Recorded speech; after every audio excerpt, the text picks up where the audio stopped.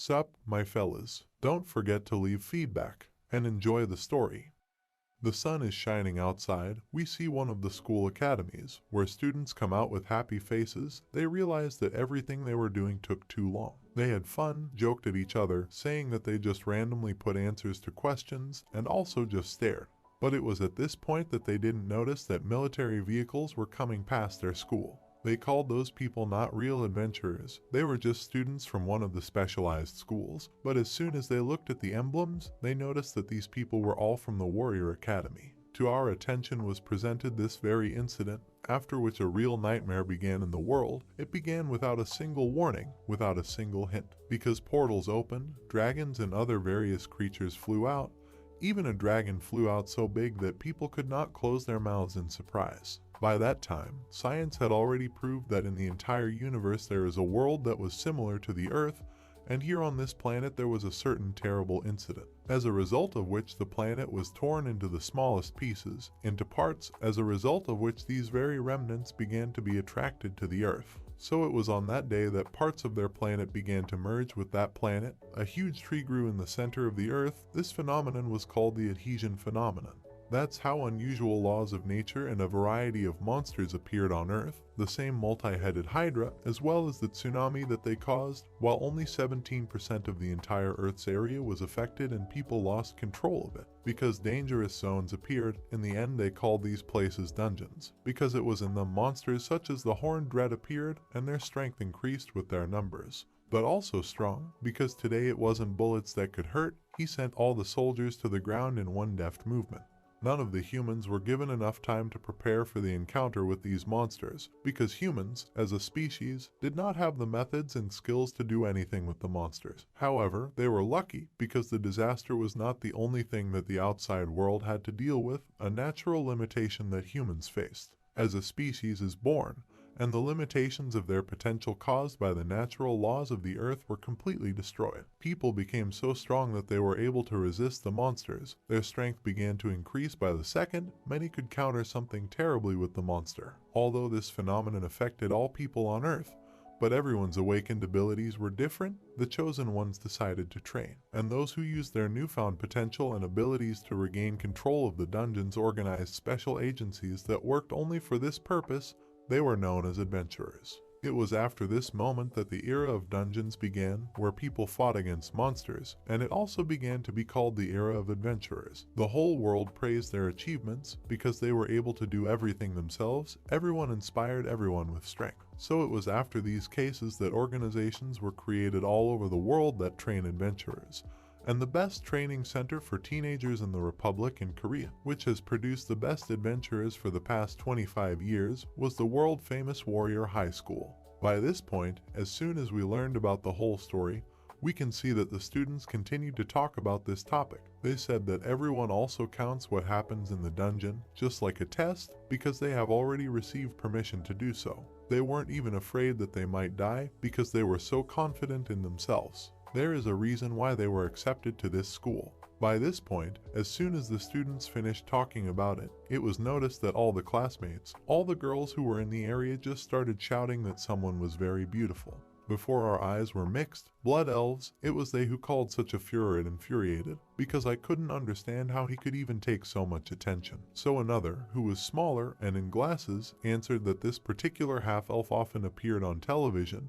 His name was Dai of Choi. His name was Dai of Choi.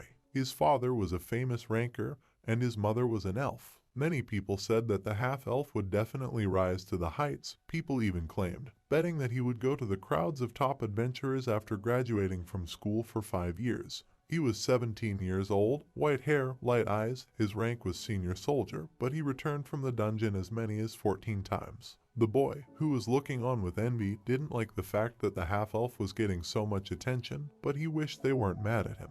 This made the big guy even angrier, but the bespectacled guy noticed our hero, Yao Ryom, and asked him, "Is our hero working again today?" The main character replied that he would work, for which they are very sorry, but he hopes that his guys will have a lot of fun. The muscular guy started saying that he didn't understand why he was still working after the exam, so that he could just skip work and go with them. But as soon as he said these words, his bespectacled friend hit him in the stomach, making it clear that you can't skip work, especially for our hero. during which the muscular guy said that probably our hero has no choice. The main character had already said goodbye to them by then, so while Bronny was lying with his head to the ground and our hero was already far away, the bespectacled one would tell Bronny to be a little more gentle next time before starting to talk, because does the jock know why Ya Ryang is doing this in the first place? We can see that Ya Ryang's grandfather or father is still sitting in the hospital bed. We don't know for sure yet, but we can understand that he has already been notified for the umpteenth time that he did not pay the hospital bills for May-July. The amount was very high. For example, he was asked to pay the above amount, and his number received messages from his boss, who asked for a prosthesis and also asked to come to him, because he had a job. At this moment, while the half-elf was waving his hand, he noticed our hero. He turned to him so abruptly that even his classmates thought that something was strange, because did the guy who was our hero do something to the half-elf? But he only said that it was nothing because he probably just imagined it, but that of course we can't understand. At this point, Ya Ryang had already walked far enough. He didn't want to work, he didn't want to go there again, but there was no other choice. He had to go there. Because of course he needed money, he came to some ruins that looked like an abandoned subway station. The more likely it was where there was almost nothing in general. He was finally noticed by his boss, who asked him to say hello to their client. His boss's name was Im Ewan, who was 37 years old, a broker by profession, had gray, ashen hair, and also apparently had a passion for smoking. Our hero at the same time took out his earpiece, with which he went there and said that it was nice to meet everyone, that he was ready to work. But of course, their client, as is often the case, did not like something. He started shouting that he asked Ewan to find them a definitely better employee, and now there is a schoolboy standing in front of him. The broker said that they were already looking at the best employee he could find, but of course the bald man didn't believe all of this. He asked me to listen to him, because he came there so that he wouldn't be deceived by some idiots like the one who was sitting and smoking right now. The broker didn't understand, because wasn't the bald man too harsh? But the bald man kept talking about getting the broker to get the baby out of his sight, because it just didn't seem funny, and also bringing someone who was really good at their job, because otherwise he would make them both regret it. But of course, despite all of Ya Ren's calls to him, he asked the beefy man who was standing behind the bald man, was he really an adventurer, and why was he standing behind this old man? This of course caused a wave of aggression in the pumped up man. He said that there is no point in continuing the dialogue, because he is sure that a broken arm and leg will serve as a lesson to our hero. This thug's name was Lai Piliu, who was already 34 years old. He actually returned to the silver rank adventurer, and he also returned from the dungeon as many as 81 times. The bald man was already telling our hero to get down on his knees and also start begging for mercy, because his bully definitely had to deal with our hero. As the short bald man continued to shout something, Ya Ryang looked at his boss, who was just smoking his cigarette peacefully, and he knew that it was time to act. Ya Ryang started to mock. He started to say that he wasn't afraid at all, but even so, he didn't know how to ask for mercy. Before us was our hero in full glory. His full name was Ya Ryang, 17 years old. He was a smuggler from the Donking Dungeon of the first year of training, returned from the dungeon illegally 371 times. Many may ask, who are the smugglers? Of course, these are vile criminals who threaten the whole world. But what is smuggling in the dungeon and what can be attributed to it there? After all, everyday adventurers work hard to explore dungeons, but when they successfully explore a dungeon and defeat monsters, they can get countless treasures. However, of course, before adventurers exit the dungeon, the treasures must be handed over for verification. This is due precisely to the fact that many of them have incredible strength. After all, if you allow such things to be distributed without permission, they can be used for evil, which will endanger people's lives. So that's why the Adventurers Association should first check, register these treasures, and then collect taxes on them according to their value. But there are people who break this rule, because they just lure adventurers who don't want to pay these huge taxes, and also secretly pocket the treasures, and even if they don't want to pay the huge taxes, they can also if you don't catch those people. Then society as a whole will be at a loss, so that's all, and if someone even sees such bad guys, then you need to hurry up and report to the association. The bald man would approach the broker and ask him if he was really going to let all this happen. But the broker, despite all the questions, began to laugh at the bald man because he thought that most likely he was laughing. So the bald man began to say that it was the broker who was afraid, and our hero, who went out to fight against the bully, definitely had a bad character. After all, the reason for the bully's resignation was not injuries, but an attack on a teammate, because if the broker thought that he would be soft with Jaren, then he is deeply mistaken, because in the end they will only see the corpse of a small boy who was simply too bold with a person older than him. Our hero, who by that time was already conducting his own warm-up, thought that attacking a friend was just a frivolous matter, because really the person in front of him was the real criminal, but of course it was definitely not our hero to condemn this. The big guy started to smile, his whole face covered with veins from anger, because he thought that now it's easy to deal with such garbage as our hero, because he thought that now just throw. As soon as Jaren heard this, the show started, because he openly began to mock the bully, because he believed that he probably understands that he needs to throw out the garbage. Baldy was shocked, and Kuryaga also thought that our hero was a real psycho since he started doing this. The thug didn't hesitate long, so his punch was already flying at our hero. But despite all this, he just dodged it, because he said that attacking him out of the blue was just very rude. The bully began to rush even more aggressively at our hero. His aura of anger was even more pronounced, but our hero only kicked him and said that that was enough for today, because a light kick in the ass would definitely fix the situation. While the broker was looking at all this with his own expression, the bald man was simply shocked. He could not believe it, but the broker continued to talk about the fact that he had already invited the most experienced person he knew. But our hero, who was having fun at that time, also said that all this was unexpected, because judging by the appearance, the bully should have been definitely stronger than what our hero could see now. And Liu Pilgu himself was at a loss at that time, because he still considered this one a teenage smuggler as a child, that is, our hero. However, all the reflexes, the strength of the blow that hit him on the chin could be compared to the level of a professional. The broker also noticed this and said that the bully began to understand something, because this may not be the fight that he can win, but even the one that can lose. The bald man started shouting at the broker to watch the fight, because it's still unknown that the muscular guy can still win, but the broker understood that the bully was just offended, and if he withstood such a blow from our hero, then he was definitely a tank, so he asked the bald man not to look at him. After all, he could definitely read between the lines, he just annoyed him. Tank, on the other hand, who had just torn his shirt off, started talking through gritted teeth about how no matter what cheap tricks Yao Ryang used, he would still be a nasty smuggler who could not do anything in his life except just take and steal, so the bully wanted to show him his full strength, a power that reflects the adventurer's spirit. We can see that it was after that very adhesion incident that people began to awaken abilities that exceeded their own limitations. But each person had their own abilities and talents, and, as expected, various hidden abilities that were different from each other were also awakened. But adventurers, of course, were trained according to their abilities and assigned roles, so one of them is a tank. So at the same time, we can see that the same bully started using all of his mass augmentation techniques, iron skin enchantments, but also giant power enchantments. The exact position where you protect your teammates from the dangers of the dungeon is tactical.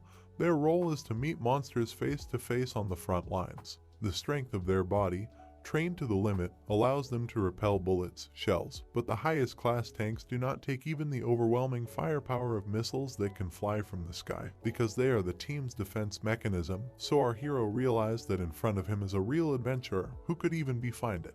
The brawny guy's strength was so strong that he was able to break the floor with 2 hands in a second, so the broker only had to pick up the bald guy who fell after this, shaking to make sure he didn't get hurt. Because in any case, the broker thought that the one who fights against Yaren is just a complete fool, because was he really going to show up? And our hero, in turn, who noticed all the sitting adventurer who was in front of him immediately began to dodge, even despite all the provocations that the goon is trying to use. Yao Ryong didn't give in, because he wasn't a fool, he didn't even have the intention of falling into another trap. The broker, who looked at everything from the side, understood that the bully is not bad, because his physical strength is about the level of a decent truck.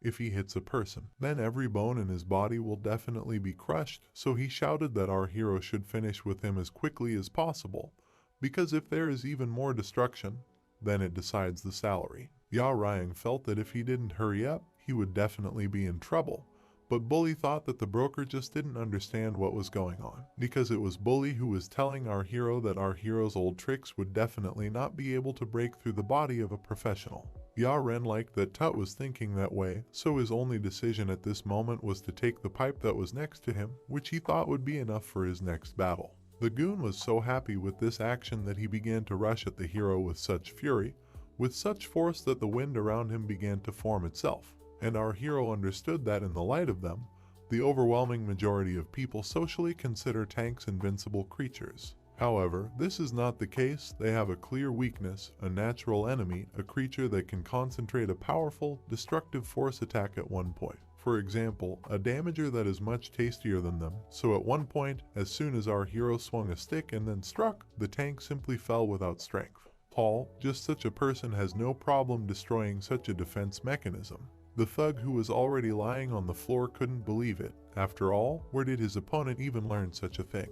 But of course, Ya Ryung didn't know what he was talking about, and even if he was trying to say something, he must be wrong. But he might not be wrong, because there was a chance that the bully had seen his father before. We understand that in their world, most adventurers are assigned the following 4 ranks based on their skills and results, such as stone, copper, silver, gold. It is based on the rank. There are various advantages, such as permission to enter the dungeon and tax reduction. It is the top 100 adventurers who are called rankers, and they are ranked by color. They are in 4 ranks. In front of us is a rather old house. Our hero continues to walk along the corridor, because when he was very young, his father was the greatest adventurer for him. He constantly went into the courtyard to see how he works with his weapon, his famous spear, because this is not only because he was his father, but also from a cause of one other reason, because his name was Yu Sung.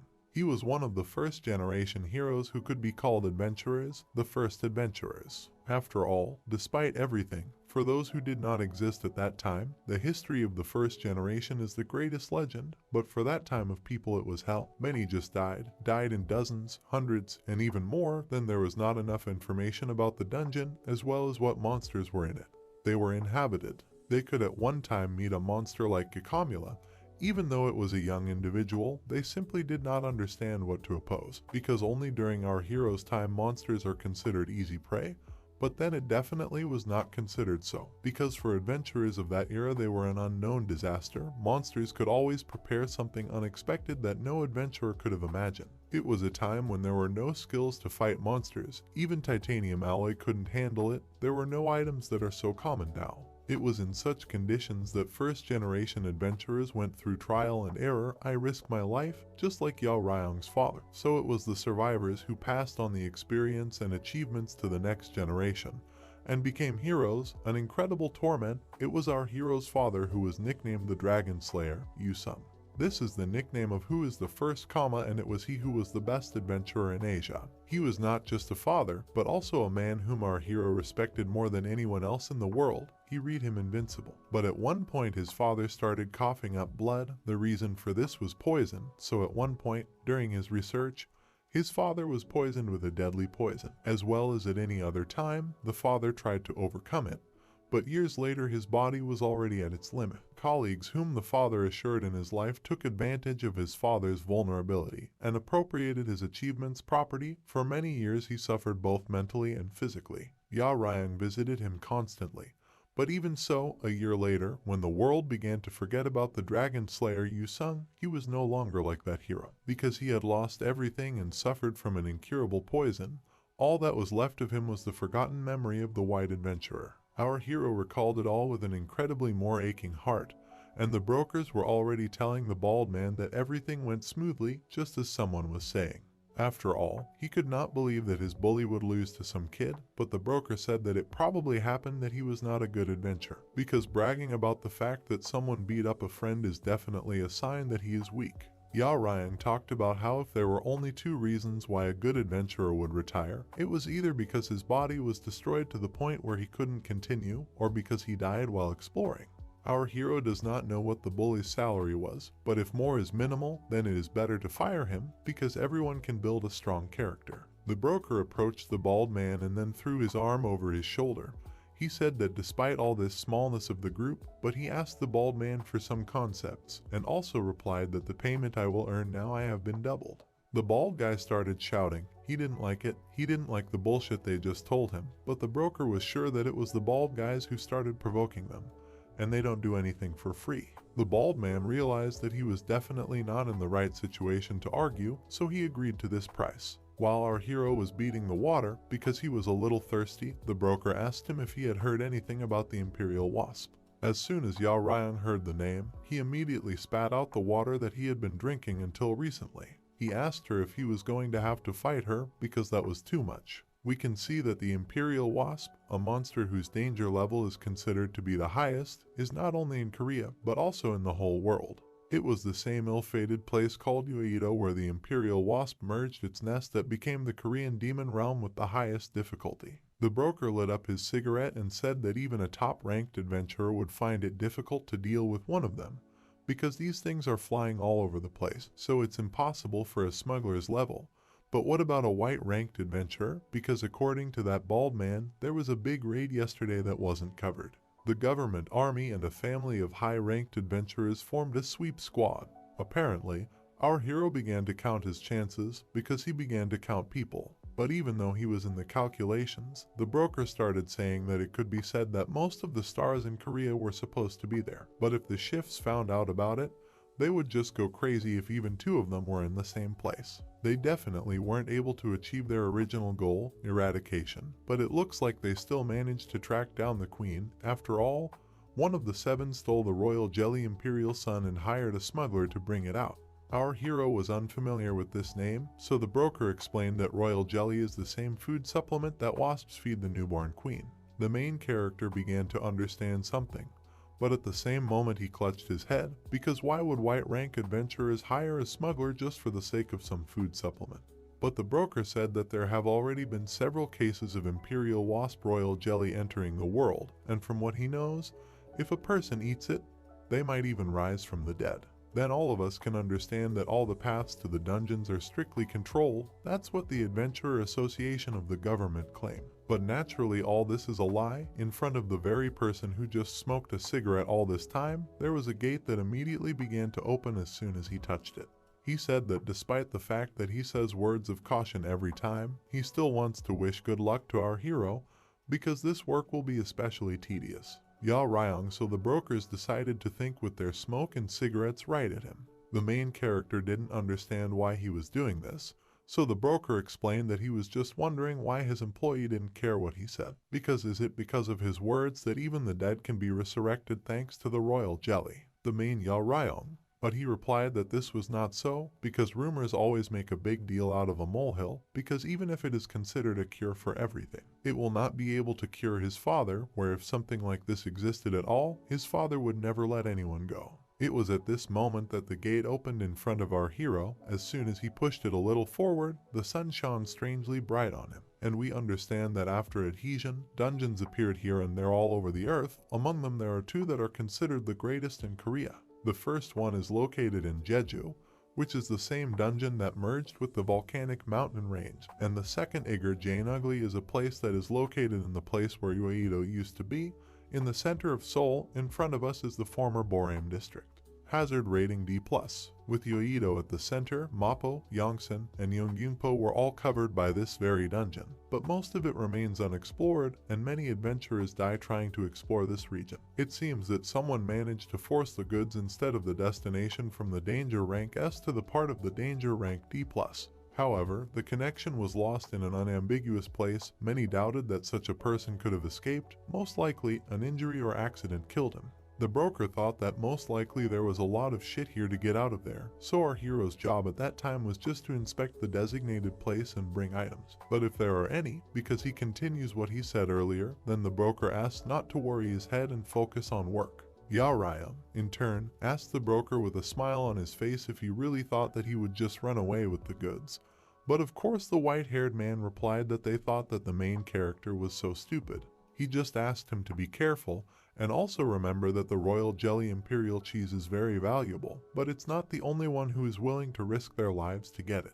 It was at this point that Yao Ryong was hoping for a mask, and also started moving around using ropes to get exactly where he needed to go to land. He was sure that the entire forest in which he was this jelly, so at the same time realized that most likely the entire forest ran to this smell. In front of his face was a huge footprint of someone's foot. While our hero was looking at everything that was around him, we could see that a certain elf named Jin Saram, who was only in her first year at the Warrior Academy, was not in a very favorable position, because now she is facing the biggest problem in her entire life. What it should have been, it might have been an easy dungeon trip to take the exam, but instead, what she encountered was a monster that definitely shouldn't be in this place. She was scared, because she didn't understand what was going on. And we only understand that the test was supposed to be simple, because within the given time you just had to collect as many coins as possible that were hidden in the dungeon. Even though it was a test used to simulate a real combat situation, then in passing the test was the lowest rank, this test should have been a piece of cake. Everyone thought so, because this place was considered a training ground for beginners, but of course it was not so, because everyone believed that the monsters that lived there were the most and had a low level of intelligence. But right at that moment in front of the girl there was a monster that looked behind the trees, smiled at the sight of her. After all, I thought that I had already won.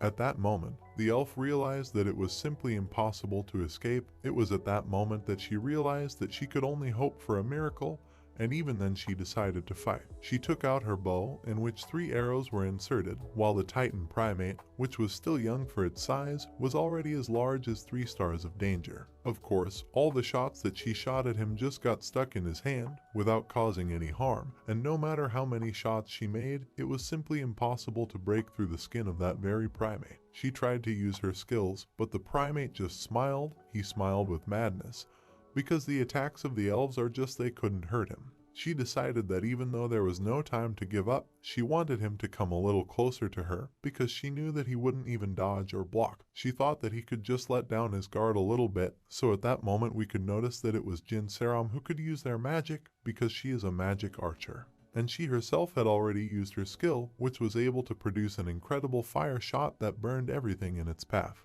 We could see that the type of magic that was contained in the arrows could vary depending on the target, because what she decided to choose as a last resort was called an explosion, capable of dealing the greatest damage that she could. This should have been exactly enough to kill any monster with a 3-star danger rand, but of course it all went wrong, because it would only have been possible under one condition if the elf managed to get in, but of course the monster jumped a little higher, catching on a nearby tree on her side. Despair appeared on her face, because she couldn't have expected the monster to dodge so easily. Before she released the arrow, it just jumped. She just couldn't believe it. Because it jumped, knowing that she couldn't repeat this attack, what did she have to do? Really run. She began to go down in a run, but the monster, as befits him, began to run at her with the same crazy face until something hit him with such force that he flew off. It was our hero who was already right there. The elf was shocked, because he thought that she had seen herself saved. But Ya Ryung knew that he had slapped the monster on the chin properly, but it didn't seem to be enough, because the monster was still standing on its own 2 feet. It was at this moment that the main character took out a certain tool, with which he began to rush head-on directly at the monster. The elf thought that he would die. Well, the only thing our heroes shouted about was that she closed her eyes. At first, the elf didn't understand what he was talking about, but as soon as he closed his eyes, as soon as he pointed that tool directly at the monster, an incredibly bright light was heard, after which the monster began to scream. Our hero did all this operation so quickly and efficiently that the only thing he cared about was that he had used up his last tool. It was a stun torch. This tool was made from the scales of a shimmering fish that lives in deep-sea dungeons, and it has the ability to immobilize, which is incredible for its price. It was once loved by countless adventurers, but due to its clumsy use, there were some who lost their eyesight, which eventually led to its ban. By the time the elf opened her eyes, our hero told me that he had saved her, so she should be on her own, because she still has a few seconds left before the monster comes to its senses. Ya Ryung started to run, because no matter what happens in the dungeon, no one will help him, because he remembered the words of the broker that smugglers are just cockroaches for everyone, because they are supposed to be a good reward, so if that forest is anywhere, it will definitely trample down. While he was thinking about this, I decided to turn around to check if he was being followed, but the only person who was following him was that elf. He realized that there was nothing better to do than hide, so as soon as he jumped high up, he immediately disappeared, which made Elphika very surprised, because she was sure that he was right in front of her. Just as she was thinking that, Jaren fell from the branches right on top of her and pinned her head right to the ground with his staff. He couldn't understand what the elf actually wanted from him. But she, lying with a satisfied face, wanted to say something to Lee that she was grateful that he saved her. The main character thought that you were bullying him because does he really look like a fool? So Verifica said that of course that wasn't the only reason she went after him, because she knew perfectly well that he was a smuggler, which was why she wanted to offer them a job. Our hero noticed a familiar sign on her t-shirt, so he warned her that he definitely wouldn't help again, and also that he wasn't interested in knowing how crazy a warrior school student born with a silver spoon in his mouth was, because he would really kill her if it didn't get in his way. As soon as our protagonist turned his back on her, we could all see that the reward for the smuggler message was 50 million won, while the reward for the capture was about 450 million won. He turned to her with an incredibly aggressive face. He was serious, but behind him he saw an item like in Kill's blood. It could only be bought by catching at least 5 of the same ones as our hero. She said it was an advance, but if he helped her with the exam, then she would definitely pay this one even more. Our hero thought that this was crazy because it turned out that she was not just spoiled, but also a crazy elf. But of course it didn't matter if she was crazy or not, because it was important or what, that this could also be an opportunity to change life upside down. Our protagonist had no choice but to exhale and say that he assumed it would turn out this way, so he told her everything in turn, that it was her own fault. Because he really didn't want to kill her, but he already told her that she had a few seconds, because right above them was the one who was waiting for her. The same monster that had already caught up with them. That he didn't give her the stick just to make her stare, because if you remember the attack that she carried earlier, then you need to do the same. He asked you to direct the magic from his staff and throw it back to him. The elf was scared. She screamed that she didn't have any magic power left, but the only thing Yaren said was that she should climb up with it because he didn't think he could fight with his hands for a long time. In turn, she realized that she had less than a quarter of her magic power left. With this, she would not be able to deal any damage to the monster. She continued to charge the staff with her own power, and also thought that instead it would be better to just run away herself while the monster's attention was drawn to our hero, but still gave him, which was already charged with magic. She really thought she was crazy for not running away. But the main character said that he was disappointed in her, because in that staff, something gave him was less than a quarter of the attack that she inflicted the first time, but still he believes that it was enough. We know that the students of the warrior school have heard this so many times that they simply can't count it, because when fighting a monster, the most important thing is not only brute force, but also timing, as well as accurately hitting attacks in the right place. In other words, what adventurers should hone first of all this feeling and ability. It was at this moment that our hero, with the help of a staff, was able to strike a blow to the throat, or rather the chin of the monster, that it only opened its mouth. This is most likely the childhood memories of the same elf. She constantly went out in her academy, while heading to her limousine, where her butlers, as well as drivers, were waiting for her. She was saying goodbye to her friends, but the only thing she heard behind her was that everyone was saying that she was incredibly lucky, because she had everything that others could only dream of. In fact, that was exactly how it was. She could get everything that came in her way. Even a company that ranked 4th in South Korea's business circles, Shinsen Group. The heir of this company married an elf from another world, so it was in this marriage that Jin Se Ram was born, the same elf who was sitting in that very rich car. She constantly watched them as they went to the dungeon, but even with all her training, it did not bear fruit, because there was too much human blood in her instead of elven. She was practically no different from ordinary people. Many elves thought that the strange decision was that her father did not stop, but he also encouraged me to do it.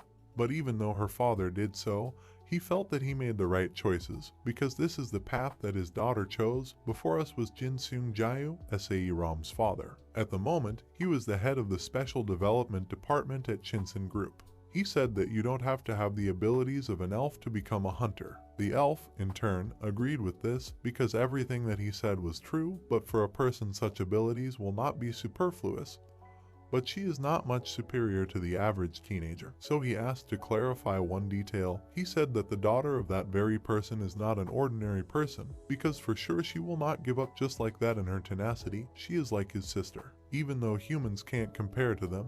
The elves, because even if they die as a monster and then resurrect, and also if she tries her best, she will probably achieve an average level. Because for an ordinary person, even such words will pass for praise and recognition. But his daughter, with he possessed too much besides his abilities. She possessed wealth, fame, and genes, all of which could instantly devalue her efforts, and make her a laughing stock, even possibly so that she would become an outcast from which absolutely everyone would turn away. For a long time she would definitely not be able to withstand such an attitude. That's exactly what they thought, that's all, because abilities don't just fall from the sky like a bloodline or something. As soon as we found out the whole story of this very elf, only by that time already a giant, she couldn't believe you because they were the same age. Our hero reproached himself because most likely the mask flew off, which the broker asked not to break because there was a very expensive thing in front of him. Even our hero thought that it was too ordinary. But the broker replied that the mask allowed him to see interference in face recognition and also had voice changes. More than 4 types of magic were cast in it. But that was when it was destroyed, and he knew that Tom had just been a little unlucky that day. While he was standing there trying to cover his face, Lifika asked if he was in pain by any chance or if he was at school. Our hero, in turn, became a little nervous. He said something nonsense and also quickly gave him what I promised him. As soon as she held out her hand to him, along with the amulet, our hero immediately grabbed it. He thought that she was just a rich girl and also hoped that in his hands there was no fake. At that moment, while the main protagonist continued to look at the amulet, the girl only smiled. She asked, after all, does the one who saved her really need money? Because she understands that not only in school, in any institution where future hunters are trained, the tuition fee is not small, so she could help with this. But Yaren, without even listening, said that he does not go to such places. He said that the elf did not turn to him because he does not study at the school for hunters. He was not even close. The girl was shocked because who then taught this fighting technique to our hero? But our character answered only the word that no one taught because he is self-taught, which caused an incredible surprise in the elf, even more than before. She started shouting that our heroes are full of nonsense, because such movements, a sense of time simply could not be in a person who was self-taught, so in the end, the game was over. At the same time, our hero threw his card in her face, where it was written that he was only studying at Dongan High School. He said that there was nothing to think about, because it was just a school with a liberal arts background. The elf, it was in her hands, was scared. She said that this cannot be exactly, that there is definitely something unclean. But our hero said that there may not believe him, but she is also obliged now to show either a student or another document. By that time, he had already received her business card where her name was written, as well as the fact that they were the same age. He immediately put her student's badge in his pocket, which caused a surprise on the elf's face. She could not understand why he needed it, but our hero became a little angry because he said that it was she who wanted to give him a job. So he thought it was necessary because she already saw his face, so he wanted to take everything he could so that she wouldn't change her mind later. And besides, it wasn't over yet, so at the same time he asked her to come up to him and take a picture, which she did. She was embarrassed, but Ya Ryang said that instead of a contract, she should have known that the smuggler's accomplices were getting exactly the same punishment. So at the same time, Sae Ram realized one thing, that it was possible that she had gotten involved with someone who was much more dangerous than she was. I thought, but it was too late because the photo was taken and our hero with an incredibly cruel smile on his face asked her to smile. His eyes shone with the fact that he was ready to work. So as soon as the photo was already on our protagonist's phone, he asked what he should do in general, because he had to know exactly what his goals were in order to calculate the cost for himself. The girl immediately replied that he needs to collect coins, because in 6 hours it is necessary to collect coins that are hidden in different corners of the exam field, and also find a box with a picture of coins with which she must confirm her identity. She has already found 1 coin, it is worth finding another one and she will pass the exam, as it's not that far away. Of course, our hero was wondering where the second one was, so the elf replied that it was located where the Eugene Shopping Center used to be. It was this information that shocked our smuggler, who was already eating his chocolate bar. He said that this is why everything turned out that way. Something came across that monster not by chance, because our hero is also looking for something and it is located inside that shopping center. Most likely, he told her what he wanted to find, just screamed at it. She screamed that it was very dangerous to go to the Heavenly Wasp.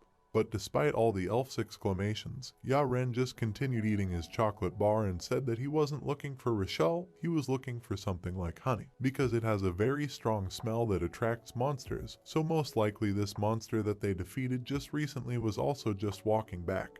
Our smuggler didn't care, but he sort of told her that she had to send it there in person and whether the coins were definitely there. She thought for a while, but still said that there were simply no more coins left in other places.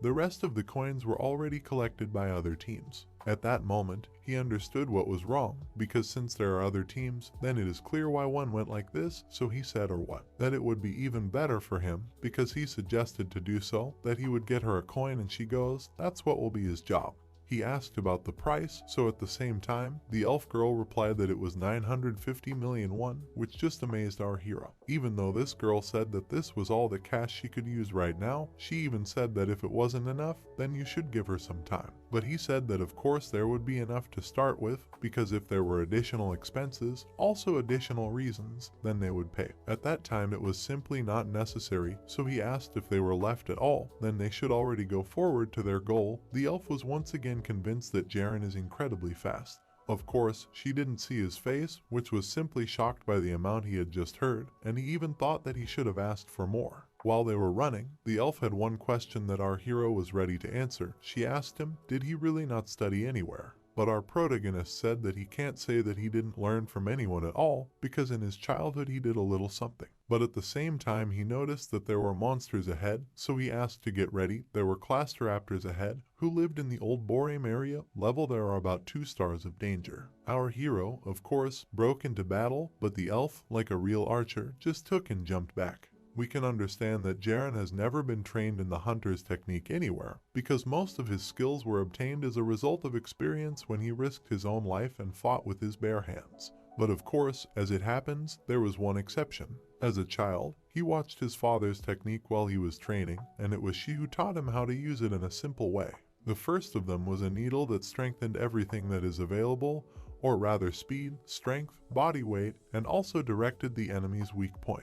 It might seem easy, just taking on your opponent, but in reality it's not so easy, because the senses of the ability are the result of experience. Even among high-rank hunters, not many can say that they have mastered such a technique on their own, but Yaren has mastered it perfectly. As soon as the monsters were defeated, the elf said that there was something strange, or rather that these monsters are collected at least 5 individuals, to which the smuggler replied that it means not only she suffered damage because of the royal jelly, because soon all sorts of creatures will gather around them, so he said that they needed to take a little break and immediately move on. Well, even at this moment, or did Fika not miss the opportunity to ask our hero if he really received any individual lessons as a child?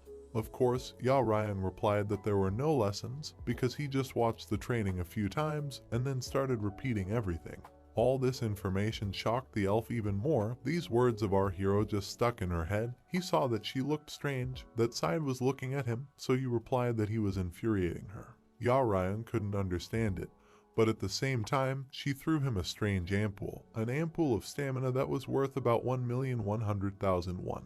She told him to drink it, because he probably wasn't in the best condition either. In turn, the main character replied that if you gave him the ampoule just because he annoys her, then you could have spoken better of him, but to her surprise, he just put it in his pocket, said that he could sell it later. The girl blushed and asked if our hero knew how much it was worth, because it was only worth a few won. But Ryan told Lee that he knew, because if you sell this ampoule on the black market, you can get just the same million won. This is what caused the elf to misunderstand. Her mind went blank at once, because our hero turned out to eat stranger food every time. And at the same time he has said that Taras drank this ampoule, then you should not sit there for a long time. They should have already left, while I thought that rich children are very strange. At this point, as soon as the two of them arrived at the same store, Ryan once again wanted to clarify that their goals are not to be reluctant, they just need to safely get what each of them needs and leave from there. Because no matter what monster is inside, you need to keep yourself in control and follow the instructions. A smuggler, she had studied a lot, and survival was exactly his specialty, so he asked her to entrust it to him. At this moment, something strange was happening to C-Rom. She couldn't understand how she felt right now because she had spent half a year in the School of Heroes, during which she was unable to gain recognition and settle down there. She was going to go to the danger zone with someone for the first time. This was all very exciting for her, but as soon as when they entered the store, they saw something that no one else would want to see. Each of them saw it for the first time. They saw the remains from all the monsters that were there for them before. We, in turn, understand that a person is a much more courageous being than he thinks because it is only necessary to prepare and he will be able to face any situation. And if we talk about problems, they can arise even when what is happening is beyond what is expected. The elf thought that all these monsters that lived in this area were quite dangerous even for professional hunters, so what was there inside that could injure so much? But our hero told her that in order for her to be more careful, because there was definitely something very dangerous inside, Delphica knew about it. Ren understood, knew something about it, but she was just surprised because it turned out to be much worse than she thought. But this definitely doesn't change anything, because there was a monster called Chopping Rib ahead, whose danger level ranged from 2 to 3 stars, and he immediately took out his own huge tongue and grabbed the staff of our hero, thereby throwing it right to the side.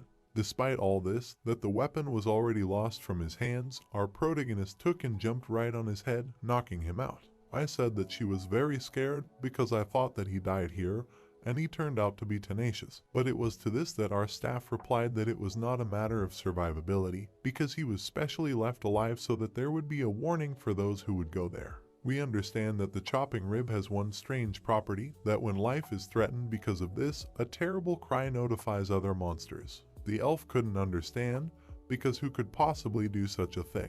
So at that very moment, a man in a white robe came out right above them. He said it was him. He couldn't keep awake and wait for him because there were more of those things than he thought, because as soon as he got them out, he was overwhelmed fatigue. The elf thought that he was a hunter, but only then did she take the man's words seriously, and also realized that they probably knew our hero, judging by the expression on Yaren's face. The hunter went on to say that it was all rather strange, because everyone in front of him was quite small for smugglers, but at the same time he noticed the badge of the School of Heroes on the elf's shirt. At the same time, he jumped right down to them and said that he didn't care what kind of alliance they had, but he was very sorry because they would have to die in the place they were in now. Olifika's knees began to tremble, and our hero asked her not to talk to him, because now the person who stood in front of them like an unusual hunter somehow thought that it was a villain who wanted to kill our protagonist and then get the royal jelly. Yarang said that he didn't seem to have anything to do with his client, because how was he even going to deal with the consequences if he stole someone else's? Even with all this, the man replied that he didn't know, because it was worth worrying about if he was found out, because by the way, he was lucky he accidentally heard that his colleague was going to play games with a precious thing. So he had originally intended to attack when the monster was heading there, but he knows that they always come as someone wants them to, and he even feels sorry that he didn't succeed in completing the plan, because he saw the monster run away in this direction, and he just couldn't find it. He even realized that there must surely be a shelter where the treasure could be hidden. At the same time, Ryang realized that the connection to the person in charge was not cut off because of the heavenly wasp's poison, but because of that person's handiwork. Even though it wasn't necessary for Ren to personally fight him to understand one thing, that the man in front of him was incredibly dangerous. He was a true hunter who was completely different from the rabble he had encountered before. So it was at this point that he ordered the elf to find the coin and get out of there, because unlike the hunter, he asked her to leave as soon as possible, because it was no longer dangerous inside the building anyway, and it was all thanks to that man.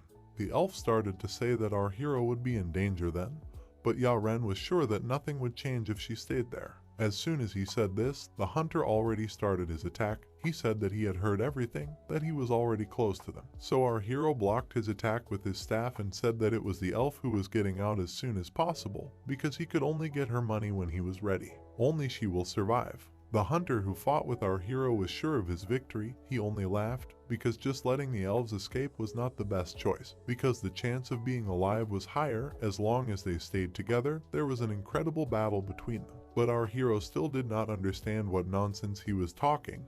After all, at the same time, he used his power again and also read the trajectory of his opponent's sword, which also caused him a shock, because he did not expect this from a schoolboy like our hero. He did not even think that he would have to use equipment.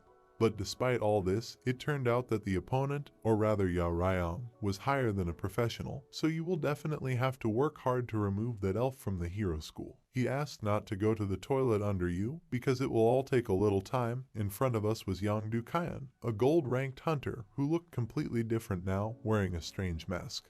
By that time, while everything was happening in the dungeons, the broker continued to sit on his famous chair and also brewed himself some food. He even suggested this to the bald man so that he also brewed himself a glass and asked him to sit down because our hero will definitely not wake up soon. The bald man looked down on him and thought that the goons were only brawn even though he paid him a lot. He heard that the man boasted about his strength, said that he was a hunter but a broker because he lost not because it was stupid, but because he deserved to lose, that he was bald and was very wrong. Because hunters definitely should not fight with ordinary people. Also applies to the bully because he was trained in hunting and exploration, and I like battles with other hunters. It's possible that the monster could have been handled, but it's no surprise that it was made by some smuggler. The bald man started shouting at the broker, saying that he had heard that hunters also fight among themselves, to which the broker replied that this is certainly true, because there are cases when they fight with each other, because the higher their level, the further it can go. Even fellow colleagues who fight together, relying on each other, can stab a close comrade in the back out of greed. The bald man was shocked, because is it really at first that they even kill each other? But the broker said, or what? That no one can forbid them, because anything can happen inside the dungeon. Because for example, you can say that it was your comrades who killed the monster, but definitely not the one who actually did it. In fact, it doesn't even require an alibi. So to sum up, the higher the level of the hunter, the more they train in anticipation of a battle with each other. But in the case of the bully, he was not a hunter of this level. The fact that he beat up a colleague made the broker laugh, because it even sounded cute. Because if he was caught on the wrong side of this, then means that this incident happened in her dungeon. There was definitely some trivial skirmish over equipment. The bald man was already completely drooping, because he realized that all the merits that the bully said simply evaporated second by second. So at the same time, the broker started saying that when hunters go out to hunt, they take armor and weapons with them. This assumption does not make much sense. But if he had at least this friend could compete. The bald man asked if they were really that important, so in the end, he would not be able to do it. At the same time, the broker replied that it was too much, even too much. It is for hunters of equipment. This is half of their combat power, because our hero noticed that he did not miss his attack. He accurately hit his target, right as it should. But as soon as he thought about it, his opponent said that it was enough to think so much about all sorts of nonsense, and immediately went to they say that this is very rude to him and to their own lives. To begin with, he used only a sword, but only then did his legs come into play, with which he kicked our hero straight back, and then he was all grazed by his crack in his sword. He liked it all, telling Yao Rang to show his best. We understand that this was impossible, because that hunter had a shadow jacket and a plus rank armor. Its properties are that due to the user's blood, it provides support for physical strength, and also forms a cover to protect against blows. These were the basics of the berserk style that Yang Du Kaiyan used. Ya Ren even knew that it couldn't be that he didn't have weak points, but if he responded relentlessly to the attack, he would definitely die. He knew about this, so at one point our hero was wounded right in the stomach. The hunter thought that he could hold out for a long time,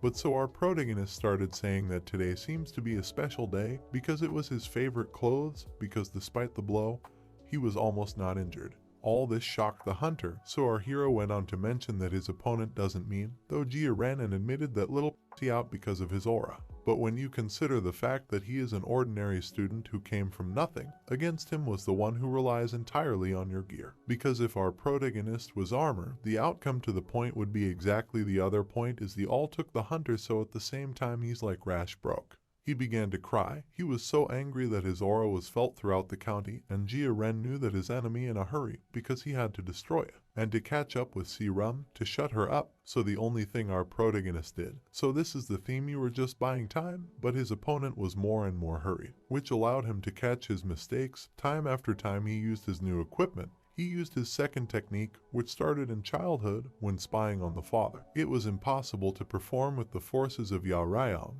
because it took the power of the enemy and used against him in order to inflict a powerful blow, which can alone.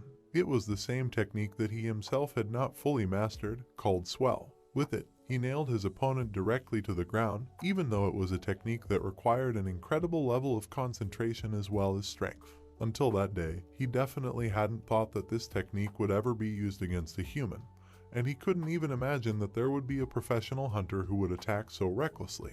Yao Rayang told him to give up, because if he didn't accept, then he wouldn't be able to beat him. But by that time something happened that our hero couldn't have expected at all. The hunter just took out a dagger and stuck it in his stomach. The hunter was sure that no matter how it all ended, he had to win, he had to destroy our hero. His eyes began to glow bright red, and his entire body blistered, which could only mean that he was serious. By that time, on the 5th floor of the shopping center, the elf had already found the very box to which she was supposed to log in and then go back. Well, as soon as she touched it, I felt an incredible crack of the building. She remembered our hero who told her to get out. She even understood that nothing would change even if she returned there, and we remembered the face of that monster while holding a coin in her hand. She tried to reassure herself that our hero definitely had a plan in mind, an escape plan, so she had to be calm. This is the story of the hunter himself, Du Jian.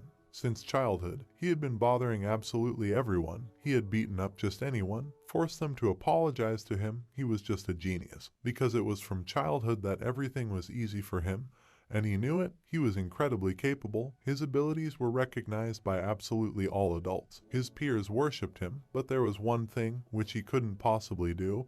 He couldn't take the Hero High School exams, because they said that you can only get there through connections. Many even said that you look more at money than abilities, so maybe this was true. If it was a contest of skill and ability, then he definitely wouldn't have lost. Unlike ordinary students, he was a chosen genius who constantly scored so many points that he was in first place. The difference in points was incredibly huge. Everyone said that he should become a ranker, so even at graduation, the headmasters themselves congratulated him and said that he graduated from his school with a brilliant finish. He said that he would definitely become a first-class hunter. He wished that Tom would never turn up his nose and only move forward. Of course, that same hunter was too arrogant in his youth. He thought that some loser who was retired to teach children in school would still see that he would look down on him from somewhere that ordinary people couldn't reach. Well, of course, as soon as he became a hunter, there was an incident that turned his life upside down. He was covered in blood, he was scared, he saw in front of him a person who came running to an emergency. Of course, young Du Jian didn't understand what it was just now, because the person in front of him had single-handedly destroyed the monster that had killed his entire team, and the person's gaze was also familiar to him, as was the gaze of those he was looking at. So it was only then that he was the first to realize that the person's words the old man was not advice, but comfort. He was not the chosen one, but just one of those ordinary people, but maybe just a little bit better. So at the same time, we are again transported to the battle of our hero along with the same young Du Jian. Young said that the jacket that he was wearing was made from a living monster Carava pizza. He allowed him to absorb the blood that flows through his heart. This is the price for killing Yaren, which our hero was certainly happy about, because he thought that it only sounds quite dangerous, but in fact the speed of the same monster is not so high. That's what he thought in the beginning, but at one point, as soon as he was hit by a blow that he was still able to block, he was already in a very bad state, because despite his extraordinary reaction speed, as well as excellent abilities, he was only smuggling. Yao Ryan couldn't understand why it was such a compliment all of a sudden, since it didn't concern young Du Jian in any way. While he was saying this, he was taking the same elixir that the elf had given him. So at the same moment, as soon as he took the same elixir, the demon said that since the main character was acting so complacent, then he was ready to trample on someone like him. The demon was sure that he could handle it, but our hero at that time thought that everything was fine because physically there were no problems. The demon of course continued to shout that he was doing great. He wanted our hero to show as much enthusiasm as possible, but Yao Ryan was only focused on himself, because you understood that the demon will not be able to strike endlessly, because if it feeds on blood, it will eventually reach the limit. You need to force it, spend it and draw blood, then use the needle technique. But at one point he realized that he had reached a dead end. It was too late, because the demon was near him, it was above him. The main character was already thinking that everything was lost. But at the same moment a fire arrow flew into the demon. It was an elf, and our hero realized that she was actually very naughty. This impressed him, so at the same moment he struck the hunter himself, so at the same time the moment he just took and disconnected. The elf thought that most likely he just passed out, and our hero said that people like him should live for a long time, because you should not worry too much about him. He even took a photo to most likely show his boss, the broker, after which she said that he would no longer bother them. Otherwise he would have to say goodbye to his career and reputation, and also said that they could consider something to have paid off their debt. At first, the wreck didn't understand what he was talking about, so our hero had to remind her that he had saved her once in his life, or rather even twice, because first when I was attacked by a monster, and then when she ran after him. He said that he would count everything for 2 times, which made the elf blush. She couldn't understand, because really our hero just can't say thank you, which is so easy to say. By this point, as soon as Yao Ryang walked away, smiling at the same time, they followed the sweet smell directly to the person who was holding the briefcase. He was dead. But our hero noticed that the elf was not very surprised, so he asked her not to be surprised, because he warned her that there was nothing good inside, so he decided to check only for the presence of that very honey. It was a very rare smell, a distant and sweet aroma that made you forget about all thoughts, as in general he didn't have to come to the smell, he even wondered if there was a royal jelly inside, too. After all, if this is all so, then he asked the elf to get out of here as soon as possible, because it is not known who else might appear there. After that, they decided that it was time to go to the first floor, so the elf noticed that the one they had recently beaten had already disappeared, and that person was shouting from the entrance about what they would see again. Because he had memorized their faces, he would definitely kill them in any way that they would regret what they did today. This guy was running. He was glad that he could, but at the same moment a monster appeared that could eat him with just a bite, so our hero offered to go out in a safe place, to which the elf agreed. At one point, our protagonist reached the safe zone, so he asked Elphica what was going on with the exam. But the elf said that she still had plenty of time, so our hero held out his hand to her and said that it was nice to meet her. There was a lot of things, but in any case, they managed to finish their business safely. They shook hands, and also Yao Ren at the end told her to remember. And a bank transfer, he told her not to forget if she didn't want to see him again. Well, just as he was about to leave, the elf said something that surprised him. She suggested that he meet again, so in one moment Yao Ryang was already back, which surprised his broker. He even noticed that he had to work hard. As soon as the broker opened the box, he noticed that there was the same royal jelly. He even found out that if he managed to sell it, there would definitely be a fuss. Because how many tasks can you afford with this money? In general, our hero is well done. He will definitely transfer money to him tomorrow. But as soon as the broker looked at him, he noticed that something was wrong with him. So the broker asked if it was because of that hunter who died in the fight with him. But our protagonist said that he didn't die because of a fight with him, and he doesn't have to feel his wife. So the broker said that something else probably happened. But to this he replied that nothing happened, so he asked if he could take what he wanted. It was lying with the royal jelly, because that's not it. The broker looked in the box and said that he could take it, because smugglers can take everything that is not related to the order. This is their rules.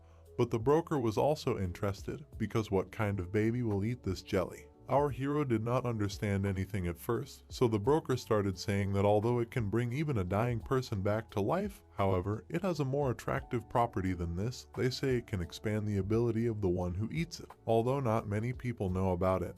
Because jelly is more effective if you eat it in childhood, so I will not feed such a thing to someone who has no hope. It should be at least a student of the School of Heroes. Our hero was already leaving, and the broker told him to send greetings to his father because recently his condition has worsened dramatically. By this point, as soon as our hero started to come out from where his boss was, he remembered that the elf said that it was not a joke. Apparently there would be an exam for transferring to their school. At least 1 or 2 capable students were recruited from the set every year, but she was sure that it was she who had our hero will turn out. She asked him to go to school, the School of Heroes. We can understand that no hunter can clear the dungeon alone. No matter how excellent qualities he has, no matter how strong he is, something can always happen that no one can expect. In other words, it is almost impossible to cope with the endless waves of attacking monsters alone, so you need a team. Each hunter there applies their own skill. Thus the team members make up for each other's shortcomings and overcome obstacles that they meet on their way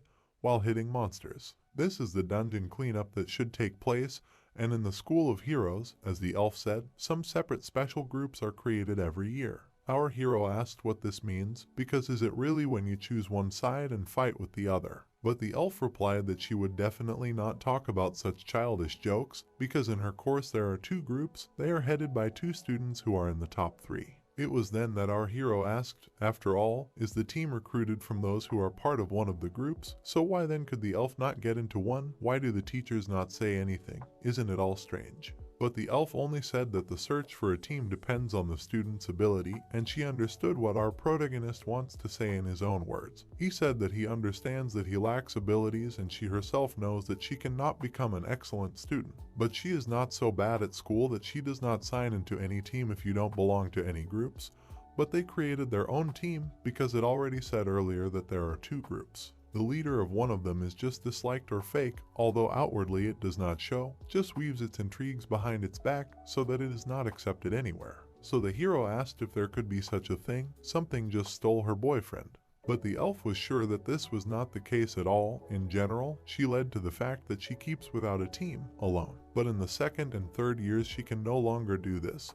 So she wants to hire our hero because of his abilities, and if only he is near, then she will be able to survive. Our hero was sitting at home, bandaging himself and thinking that her proposal was ridiculous, but at one point she had already reached the dungeon barrier. Branch 12. She was upset because she thought that our protagonist would not call back, but her thoughts were hindered by the teacher who met her near the tree. Elphica asked, because it also happened, because the exams were not over yet, but the teacher said that there was some problem, because some people had monsters that were found in some areas. It shouldn't be there. He says that it's good that no one was injured, but there was a signal that in some places it was impossible to continue conducting the exam, and the place where she found the coin was exactly in that zone. He walked up to her and asked clearly, was there really no problem during the exam? But the elf, even though something really happened, said that she didn't see anything, so the teacher only asked her to stand behind him because there was a monster behind her. It looked much stronger than the one she met before. It was a titanium monkey, already an adult, the level of which reached 3 or 4 stars. This all turned out to be very strange to the teacher because he knew that in these parts such people do not live, if something that led him there. The elf immediately thought that it might be just because of that smell, and once again asked the teacher to stand behind him, because all the teachers of the School of Heroes worked as hunters in the past. Most of them graduated from this school, so being retired due to injuries, they could no longer protect dungeons, although this was just an opinion from the outside. But the anti-tyranny fighter, when he was not yet 30 and was a ranker, got such a nickname. The teacher at the same time, as soon as the same titanium monkey flew at him, lied all his strength into his iron fist, so that after one moment, as soon as he picked up speed, the head from the monkey's shoulders just flew off. He did not have half of his head. So the teacher said that he was in a normal situation, life has to restrain itself, so she was lucky. Apparently something terrible could have happened. But still he shook her shoulder and said that it was good that she was still alive, so he suggested that we go back. It was he who did not pay attention to other people's opinions, because he was a hero himself and trained future heroes. The action is transferred to the training camp for basic skills of the High School of Heroes, where many students have already gathered. They were interested, because it will also happen to those who sent a request for help, because most likely they will retake. And does this mean that many people were lucky? In any case, those who sent them in that direction were weaklings. It was the same one who was coming to them. It was the same elf that the teacher asked to wait on the spot, because as soon as everyone returned, he asked her to check if everything was in place and change into new clothes. School uniform. As soon as the elf appeared, the one who continued to oppress her said that she had warned everyone that she would be fine. She didn't know how to deal with others, but she definitely grasped the situation quickly. It was Anisha who showed with all her appearance that she wasn't really worried, even though I talked about it. The elf said that it was unexpected enough for her to worry about her, so Anisha pretended to care and said that she was rather offended, calling her Annie. We see that already 6 years ago, the uncle of that very girl, the very one or fake, tried to teach her how to use magic, because until that moment her magic was very weak. He constantly told her that you need to increase your strength. It was Zeke Esser. He told her that you just need to focus, not to be distracted by anything else. The elf was only 11 years old. She was trying to use magic as hard as she could. So as soon as Zeke noticed that she couldn't do something, he offered to finish it, even though it was better than last time, although it was still a little weak. As soon as the elf looked back, she noticed Anisha Esser, who was also 11 years old. The uncle was also replaced. That Tanya was similar to a half-elf, and this was manifested not only in appearance, because Anisha's ability to control magic is higher than most purebloods. He told his student that her cousin is just a genius. After all, if even an elf goes along the path of a hunter, then most likely they will be compared, although this will be even good. But it's better to be careful, because if this retreats, it can crush her because she also has the same cruel look that is inherent in the most cruel people. So as soon as Anisha noticed the look of that very elf on herself and said something, she just can't understand, because why doesn't she want to take that very Fika to the team, because her quality is quite lacking, if you think about it at all. The elf of course said that Anisha could join her team, but as soon as she said this, Anisha began to deny it. They say that this would be too much, because despite the fact that he would like. But they are both fighters at a long distance, but if they were at least on the same level, then why take back putting two people in one position? Anisha returned to her true form, her face showing all the disbelief as well as hatred for the elf. She also added that the other team member could certainly be harmed by this, but still asked the elf not to worry because maybe they were building a retake of the exam. But at the same time, the elf came right up to her and said that she didn't care if there was a retake or not because she knew that she was going to be able to that I passed it. Anisha at the same time resurrected his hands and said that there is a good fellow, because it seems that something really tried very hard, but also asked not to overdo it, because in the end she will still get the company of her father. This, of course, infuriated the elf. She was very aggressive, but naturally in her teeth she restrained all her emotions that were bubbling in her soul. But Anisha, as soon as the elf turned away, she again showed her true face, and I didn't like that Kazuna was fighting because of all her strength. Lesser than Nami Seoul University Hospital, Seongyu. Our protagonist escaped in one of the doors. They opened it. He was very out of breath, running at full speed. He met two employees at the hospital there who asked him if he was a relative or not. Our hero did not answer because from his appearance it was already clear that he was a relative, so at the same time he asked if there was a sudden attack or why then he was called. The doctors looked at each other and said that the patient, or rather the father of our hero, has a very rare case because you can even say that it is the only one in the whole world. After all, even up until then, after being poisoned by dragon poison, no one had survived. The main character said that even modern medical technologies, even thanks to them, healing is completely impossible, but if there is a way to suppress the disease with painkillers. The doctor exhaled and said that of course this can be arranged. But the problem is in the composition of these painkillers, because the milk that the super dangerous monsters feed their pets today is one and also the only remedy against poison that can be found near the heavenly tiger, whose level reaches all the stars. Our protagonist goes on to say that he knows that this is very rarely serious, but if it's all about money, then the problem is not only in them, where hunters are rumored about a new case. Even a small dose of this potion can increase your muscle strength and resistance strength for a long time. But the problem is that the ingredient is also heavenly tiger milk. The doctor said that the problem is also that before it was possible to get it for money, because it was not particularly used anywhere, but now the situation has changed. Entrepreneurs or hunters buying it in very large quantities. The main character was incredibly happy. He hit the table and said that even this cannot be, because is it really impossible to get a small dollar to save just one person? The doctor understood the whole spirit of our hero, so he said that this is the problem, because from one dose that is necessary for his father, you can make several dozen injections of potion, because if more people needed this case, the state set some rules, but for the sake of a single patient in the whole world, everything these people will not give up their profits. But of course they will in turn come across something to do, even without special connections. All this information just hit the main character. He felt that his strength was leaving him, so he went outside. Then it was already evening, so he decided to call this very elf. The first thing he asked was before it was too late, because if so, he might agree. The elf thought that he would certainly have some conditions, so as soon as he dictated them, Laifika said that she should check first, but she thinks that it will work, because their company also produces this potion, especially since our hero does not need so much. Our hero felt the same relief, he just couldn't believe it. The elf thought that he was displeased with something, but he said that he agreed, so the elf suggested that we meet on Sunday because he already had to prepare for exams. Preparation definitely wouldn't hurt. At the same time, we see a special research institute of the defense industry Chinsen group, and right at the entrance in front of him is our hero. He turned around because he noticed that there was an elf standing behind him who said that he was early and also asked if he was feeling all right.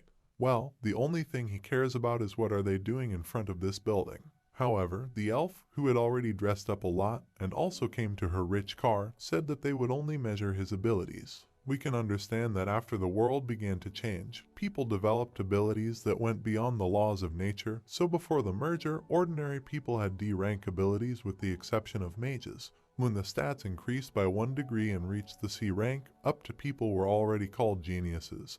And the stats above the B rank already allowed one to talk about one's abilities as a person. The elf said that in addition to magic power, there are at least 5 indicators that must be level C, which is when you can become a hunter. Because if 3 of them have reached B rank, then Ya-Ren can apply to the School of Heroes, but the rank of his ability was certainly not known. He scratched his head a bit and asked Elphica, doesn't that mean he'll need to go through some sort of physical examination? But the elf said that this is only carried out in childhood, and adolescence is a little more difficult to measure. In the beginning, he wanted to find out how much more difficult it was, but at the same moment he was equipped with a suit that looked like an astronaut's suit. And why he didn't immediately guess when Ta asked how he was feeling, because at the same moment Geokron was standing in front of him about a certain robot, which of course we had to win. Ya Ryung even realized that if he was there, he needed to work hard because, to be honest, he was curious about his own stats. He was already prepared to attack, but at the same time he was being watched not only by the elf, but also by another scientist who noticed that our protagonist was confident, because usually everyone was afraid when they first saw golems. After all, if everything was true about what the elf said to the scholar, then it looked like the main character had prepared properly. This scientist had Young Yimin. She was a summoner of golems and also a former huntress who works at the Chinsen Group Research Center. The elf started to get a little nervous, saying that this is probably true, that our hero was prepared, so at the same time. The scientists finished their coffee mug, put it on the table and also very quickly pressed the button that launched the golem into battle. We understand that aptitude measurements are usually taken at 6, 0 or 7 years old, but for detailed measurements, a special device is worn that stimulates the body, pushing it to the limit in various areas. The more unique abilities, as well as the more trained a person is, the more difficult it is to take measurements, and the difficulty is stimulated to the limit. But the elf thought, or rather understood, that such a person as our protagonist has an indicator at the professional level. It will not be easy to identify his limit data, even despite the fact that a rather strange incident occurred yesterday. His physical strength should be at the limit, but the scientist was shocked because she remembered that he said that her friend went to a normal school, that he failed the exam and could not enter a specialized school. So she asked purely out of curiosity, looking at our protagonist, how could he fail at all with such and such abilities? Because even if you consider that she lowered the difficulty level, then it was immediately obvious that he was professionally trained. Because at first he tried to evade several times, reading the golem's tactics, and therefore waited for the right moment to deliver an accurate blow, which simply amazed the scientist, because in terms of feelings, he was better than any professional. The elf asked about the other dimensions, so the scientists even found it difficult to say, because the guy who was in front of her, or rather Jan Ren, had definitely not reached his limit yet, and in this case she would have to increase the difficulty level. And to be honest, she thought that the increase did not make any sense, because the results they will be normal, because if you take safe mode due to the loss of the golem at full power, then even the elf was aware of what could happen. After all, to remove the safe mode for an ordinary person who is not a professional hunter is definitely illegal, but just because of this, the elf could not understand, so how could our hero be checked? It was the first time that the scientists themselves had encountered such a case, so there was only one way. She thought for a very long time, so at one point a voice was heard behind them, which was most likely familiar not only to Fiki, but also to the scientist who was sitting at the table. They were all scared because behind them was Mr. Boss. He was a little shocked because they were using his lab without permission. This was the same Zeke, the teacher of the same elf, and was also the director of research and development at Chinsen Group. I thought I'd made a really bad mistake, because Uncle Fiki definitely didn't usually work on Sunday, and Uncle said he hoped you were understood that they were being punished for their actions. She started saying that she had asked for everything, that she had asked for them to be used in the lab. But Zeke was very serious. He said that such excuses would definitely not help to make up for the fault of his subordinate. So he asked not to deceive himself, because this was her father's company, not her own. She was not responsible for anything here. At this moment, the same scholar knew that the rumors about the boss were true, because even though he was S.A.E. Rum's uncle, he had treated her very coldly since childhood, even though she had done nothing wrong. Zeke was about to say something, But when he heard a voice from the monitors, he noticed that there was a person there, so he wondered if it was SAE Rum's classmate. SAE Rum was already bowing her head, trying to say something, but the scientists replied that he just wanted to become a hunter. But he failed the exams last year and also lost the measurement indicators. Since it's not cheap, they just wanted to help the person in a difficult situation.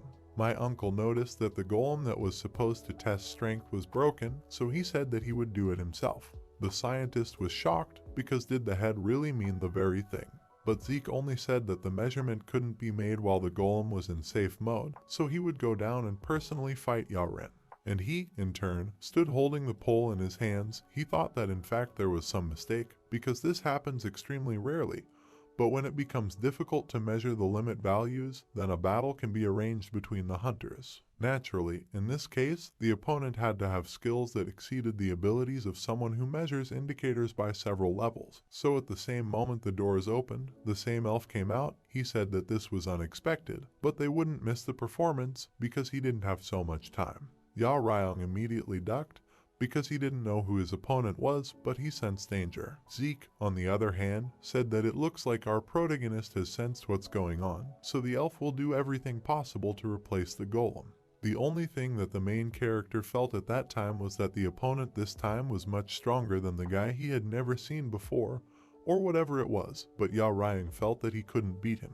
Or in turn, I asked him to attack. He even said that there was no need to worry about his safety, so at the same moment our hero released all his power, he immediately launched at his target.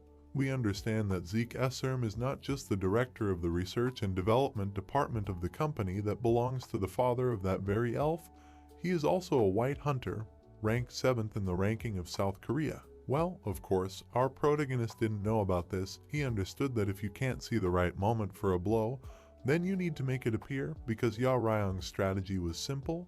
It was a full force blow that you just had to dodge. So when the enemy dodged, he used the moment there was no time to attack. But despite all this, our hero's staff just stopped in the hands of the elf, or told him that Tut was much more inattentive than Tut thought, so at the same time he threw it back with his leg.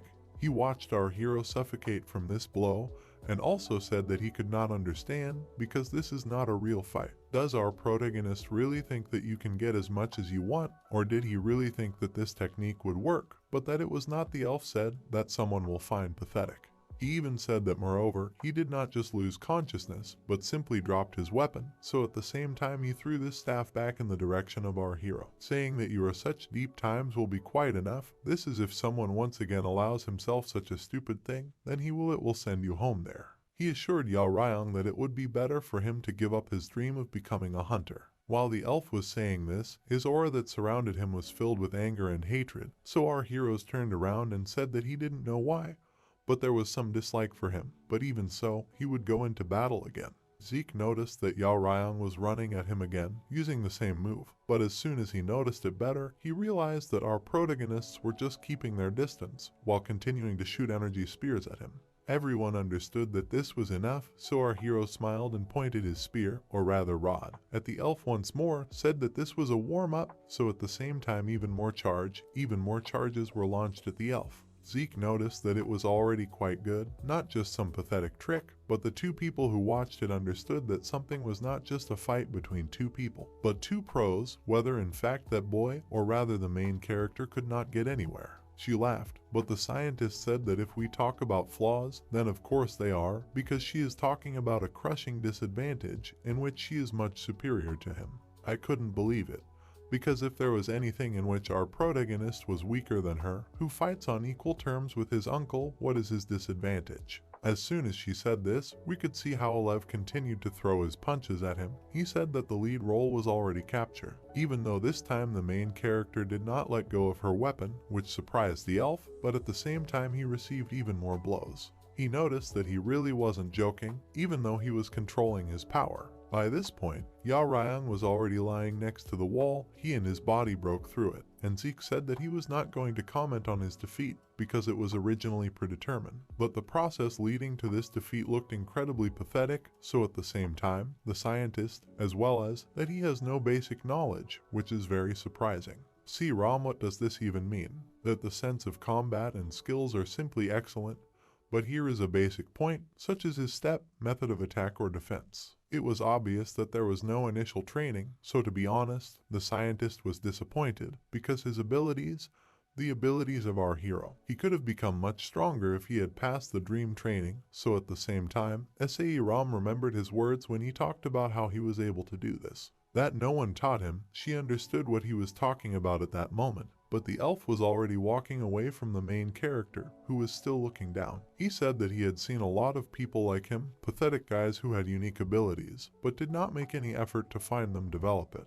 Rum was looking at this with a very strange expression on her face. She thought that this wasn't what she was trying to achieve, so at the same time, Ryo, who had a broken helmet, either heard that he should start paying for the measurement of indicators, or better yet, admitted his hopelessness, because if you only rely on your abilities, then it's worthless. Well, by this point, our protagonist was on his feet, his left eye was red, he didn't know why, but that elf was making such taunts, because how does he even talk about it? Doesn't he like lazy people? Of course, it was interesting for the elf, because how does he even stand on his feet? Because he struck the last blow to end the battle. So at the same moment our main character said that he didn't care about any payment of dimensions. He only asked to fight again, because now he will show the result of his efforts. The scientist, as well as the elf girl, couldn't think what was going on at all. She asked to hear that striving to go to the end is good, but everyone has already received the data, so she asked our protagonist to stop fighting. Ram also went to the microphone and asked him to listen to her, because the measurements were over, he was good, he could go back and wait for the results. But of course, he had a different goal. Now someone was talking to the elf, who said that he honestly did not know what he was trying to achieve. It would be useless for you, he does not even understand that the result will change so soon, no matter how many times they fought, or he just wants to get recognition.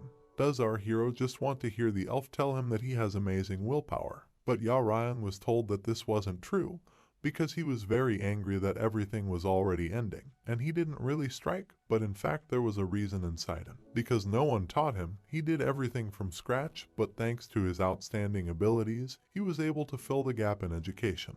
If you add in the huge experience of risking his life so many times, as well as allowing him to develop his skills, achievements that were like a miracle. But in the end, Ryan still didn't consider himself outstanding. He just squeezed everything and looked at those non-real hunters that he had seen so far. But that particular elf was different. Zeke looked at him by then and asked if it was really his own fault, or if he would trample on our protagonist so that he wouldn't have time to get angry in front of our main character. There was finally a monster that could kill him. Apart from his father, this was the first time he'd met a real hunter, and he hadn't even noticed how much of his youthful blood was playing in him. I couldn't believe what was going on, because why was their boss acting like this? Yes, and the elf girl noticed that the stupidity in which he became, the pose of the elf was not the same as she had seen before, because the method of grabbing and the center of gravity was strangely tilted, swinging the pole as if there was a completely different person standing in front of her, whom she had not seen before. As soon as the fight started, then in the first second the main character is in his sixth, thanks to which he was able to put a scratch on the body of the elf. Even though he dodged, everyone was waiting for the results. Everyone wanted to know how it would all end, and the elf girl believed that if you compare all that he moves very simply and clumsily, but there is not the slightest hitch in his own movements. She just couldn't believe it. She can't even imagine how much he's been trained to do this, but he's been trained properly. At the same time, we can understand that of course our hero, who was still a little boy all his life, watched his father while he was training on the street. He repeated his every move. He used absolutely all his skills now. In that battle, he remembered those moments while his father was still there in good health. Zeke, in turn, began to think seriously too. He also began to think through his every move, not just mindlessly dodging and continuing to counterattack. He decided that when he landed, there would be a hitch, and even though at that moment there was no opportunity, he would do as he wants, just meet his blow face to face. The moment the elf was already on his feet, then he said that we should have just continued in the same spirit, only then our offer could have won. I would not have started using these skills again at the reception of the 6th. Did he really increase his self-esteem now? But Ryan, I told you that I just made it myself. All the moves that he knows end there. So in the end, he only got the first number, but it was still not bad. We can understand that Zeke has a bad reputation among the anchors due to his difficult nature, so at the same time, while someone was looking at the body, the elf girl ran there, who called her uncle, but he asked to be quiet. We understand that no one dared to say anything against him, because he had too much superiority of skills, but it was at that moment that he just went and healed our hero. He said that he would be alright. There would be no consequences, and he asked about the name of our protagonist, because as soon as the main character was killed, when I heard it again, I couldn't think that I might have met his son there. We, in turn, understand that Zeke Esserm, the owner of the white rank, which is only here in the whole country, and he was also the best healer in all of Korea. By this point, as soon as Zeke was out of the building, it was a better evening, and he met someone who told him that if Talk was late, he could send a message at all, because he would leave the car and go for a drink, because they would be late for the briefing again. It was a strange, heavy-set man asking if Zeke knew that every time you were late, everyone else thought it was his fault. But the elf said that he had things to do. Something took a lot longer than I think. The pumped-up man laughed, and also asked, after all, really that time with some kid, and it seems that he was not alone. But at the same time, he noticed that there was a scratch on Zeke's face, which caused confusion not only for the pumped-up man, but also for the elf. The man started pointing his finger at this scratch, so Zeke had to say that this is it, because it didn't look like anything else. The beefy guy lowered his glasses a little and said that he just couldn't believe it, because if that kid is preparing for admission, then he should still be 16. But at the same moment the elf replied that he was 17. He wanted to transfer the School of Heroes in winter. The guy thought a little and remembered that there was something there, although when he studied for 3 years, there was not one who passed the exam. But he still thought that he would do something, even though he did not have a passport, and that I could also scratch Zeke Esserm's own face. He said that young people were just scary lately, but the elf asked him not to make him laugh, because even if he was not on the same level as him, but there was no difference with him. In front of us was Kang Go-ho, who liked what Zeke said about him being ranked 19th in South Korea, and was also the leader of NICS, Korea's first cleanup squad. He was 21 years old and graduated from Hero High School a year ago. But of course, the elf was more interested, so he asked the guy if he had bought a new car, because he hadn't seen it before. To which the guy replied that let the elf stop grumbling, because this is the same one that he ordered last time. He will no longer spend money as before. At the same time, our hero was lying on a table. He woke up and also noticed that the wounds had completely disappeared. He did not even feel pain. But the elf girl just came down to the room, asking what he was actually thinking. Did he really hope to defeat her uncle? The main character did not think twice that this was not so, because he just got angry and flared up because he first started to bully him. Sae Ram couldn't understand, because why would her uncle bully him?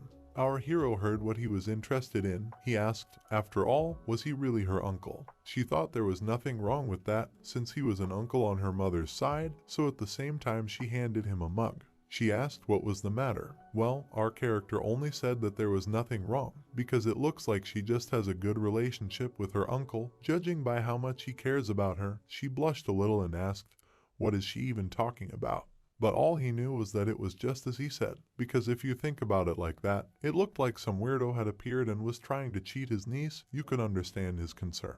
At the same time, Sae Ram started to say that her uncle wasn't like that. He was very strict, which our hero agreed with, so that you would leave him behind as soon as possible. But they didn't have enough time, because the same scientist came into the room, who only asked if Yao Ryung's body was hurting. After all, if not, then it's good, but if it hurt, it would have already healed, and her boss is the best healer in Korea. This hurt our protagonist incredibly much, and he remembered how strong he was, and this was not even the specialization of that elf. A smile involuntarily appeared on his face. It ended with this. Then the scientist began to say that everything was fine, because everything was fine, and his indicator also turned out to be clear. She showed them to him. As soon as he saw them, who couldn't believe that this was what was called a great result, which caused Sae Ram to scream, telling him to know the measure. We, in turn, understand that a prerequisite for becoming a hunter is just the indicators of B rank and above. We also need harmony.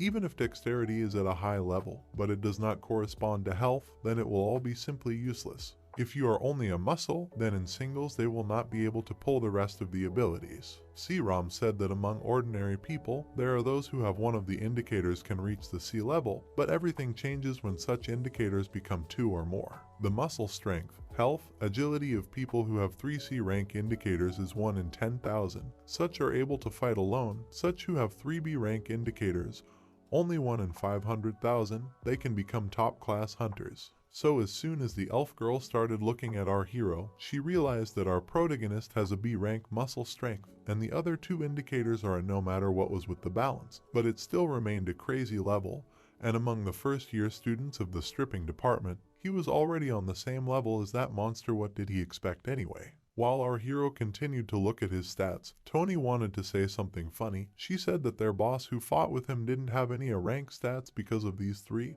which caused the main character to have misunderstandings. Because the score is his innate abilities, they don't reflect your skills at the moment, because even if a person has a rank indicator, but you will not train and grow, then there will be no difference between the lowest rank, and other factors are also important. For example, they are suitable for the type of technique that someone is mastering, and moreover, sensations and experience cannot be measured using indicators, and she also called a hackneyed phrase. But there are many hunters who constantly try and fill in their gaps with indicators. At this time she looked at Saram and winked, which drove her into the paint.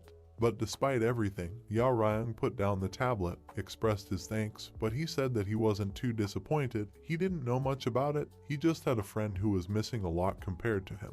The scientist thought that most likely such people are not often found, so most likely he should have been known. Our hero, of course, was talking about his father, so he agreed that he was quite famous. At the same time, as soon as the dialogue was over, C-Rom said that the dimension was also finished. Our group was doing great, they could have already met next weekend. But at the same time, the scientist suggested to look at the production department because the elf girl had not been there for a long time. C-Rom was a little confused about what the scientists were talking about because she just didn't have any friends like the scientists, and her uncle probably wouldn't let her. But at the same time, the scientist just laughed and said that he just allowed it. He said it before he left. He told you to take it away when our hero would wake up and tell the manager that this is his guest. He asked them to pick up weapons there, no matter how much it would cost. It was all this information that could not help but shock C-Rom, who was already on her nerves. At the same time, we can understand that items of equipment are the dream of every hunter. That is, to have high-performance weapons and armor. Even if they have outstanding abilities, the low quality of weapons will not provide any support to their owner, so with the increase in the hunter's skills, you need good weapons to apply these very skills. Our hero just kept scratching his turnips and saying that he knew it himself, but did he really need a weapon? C-Rom wanted to say that this is mandatory, but our hero said so, because why do weapons in school at all? Because he will most likely be given everything he needs, right? C-Rom just let out a sigh, asking if he really wanted to transfer out of the hero school at all, because if so, he was right if it was a simple school or a regular hunter school, because every school provides equipment that meets the standard so that students are not discriminated against. Yao Ryung wondered if it was really wrong for the hero school, but why would it be necessary for the school that has the most money? But at the same time, Young Yi-min, a graduate of the hero high school, replied that the problem here is not money and the school itself is different from the usual ones. Because if there is a significant difference in science and abilities, then preparing for a good group is part of the abilities. So the hero school has all the equipment as well as weapons. Students prepare their own meals. By this point, he only realized that regardless of skills, it was you who was born into a rich family in the most advantageous position. He even said that if he thinks wealth is just another ability, you don't even have anything to say to him.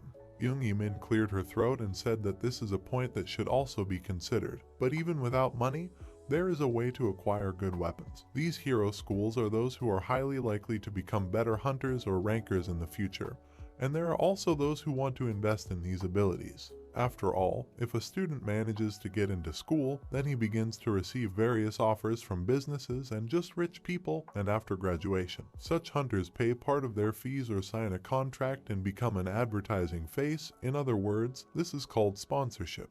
She even started to feel very pleased with herself because she had received a scholarship from the Jeongseong group, and even after retirement, she was guaranteed a position as a researcher. Everyone applauded as if they weren't interested. But the only thing I wanted to say was that learning at the school was beneficial to her. After all, only thanks to this, many opportunities immediately arose to evaluate someone's abilities.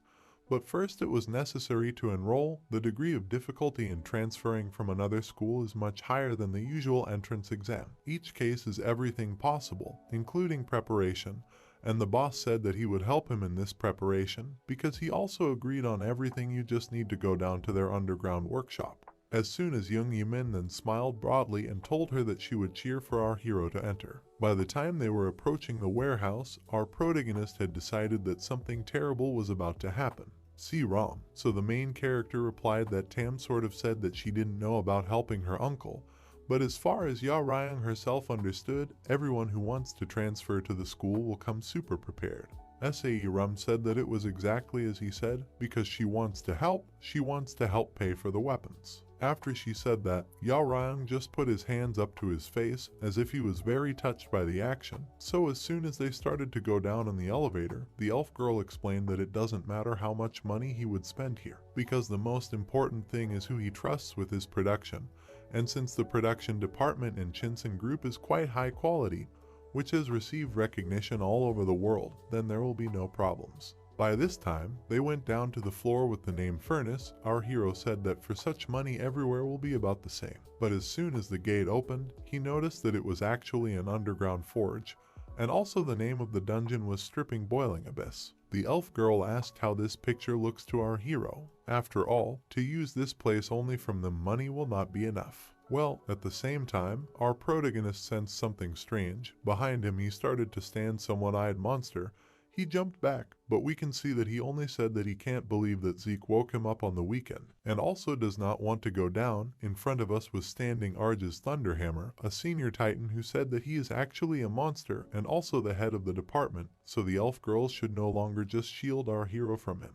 At the same time, the older titan just sat down on the floor. He felt at ease. He himself received citizenship in the Republic and Korea in its simplified order. So when he lit a cigarette, he realized that the person Zeke was talking about was standing in front of him. He even called him baby. C-ROM said that a video was supposed to be sent from above with the measurement of indicators, but One Eye said that I don't know anything about their human toys, not about data, not about videos, because employees deal with this and today they don't work. SAE Rom was already upset, but One Eye said it didn't matter because if Zeke said to do it personally, then he could check it out for himself. He looked at our protagonist in surprise and asked, after all, he also had in his hands, is it really his weapon? As soon as our hero answered that it was so, then One Eye said that it was great. He asked to catch it. Of course, our main character was very surprised by this, but C-Rom couldn't understand what was going on at all, head side to side. Not understanding anything, he doesn't know how things work for people, but in their time this is a common procedure, again for the sake of war, which he won't work hard for and to make weapons. He even thought that he was a little different from ordinary young boys. He had a look that is familiar with hunting. There was a feeling that he was trained, so he only asked to demonstrate his skills and abilities. C-Rom wasn't ready for this, but our hero just took out his wand, saying that it was time to find out what offers he was not refusing.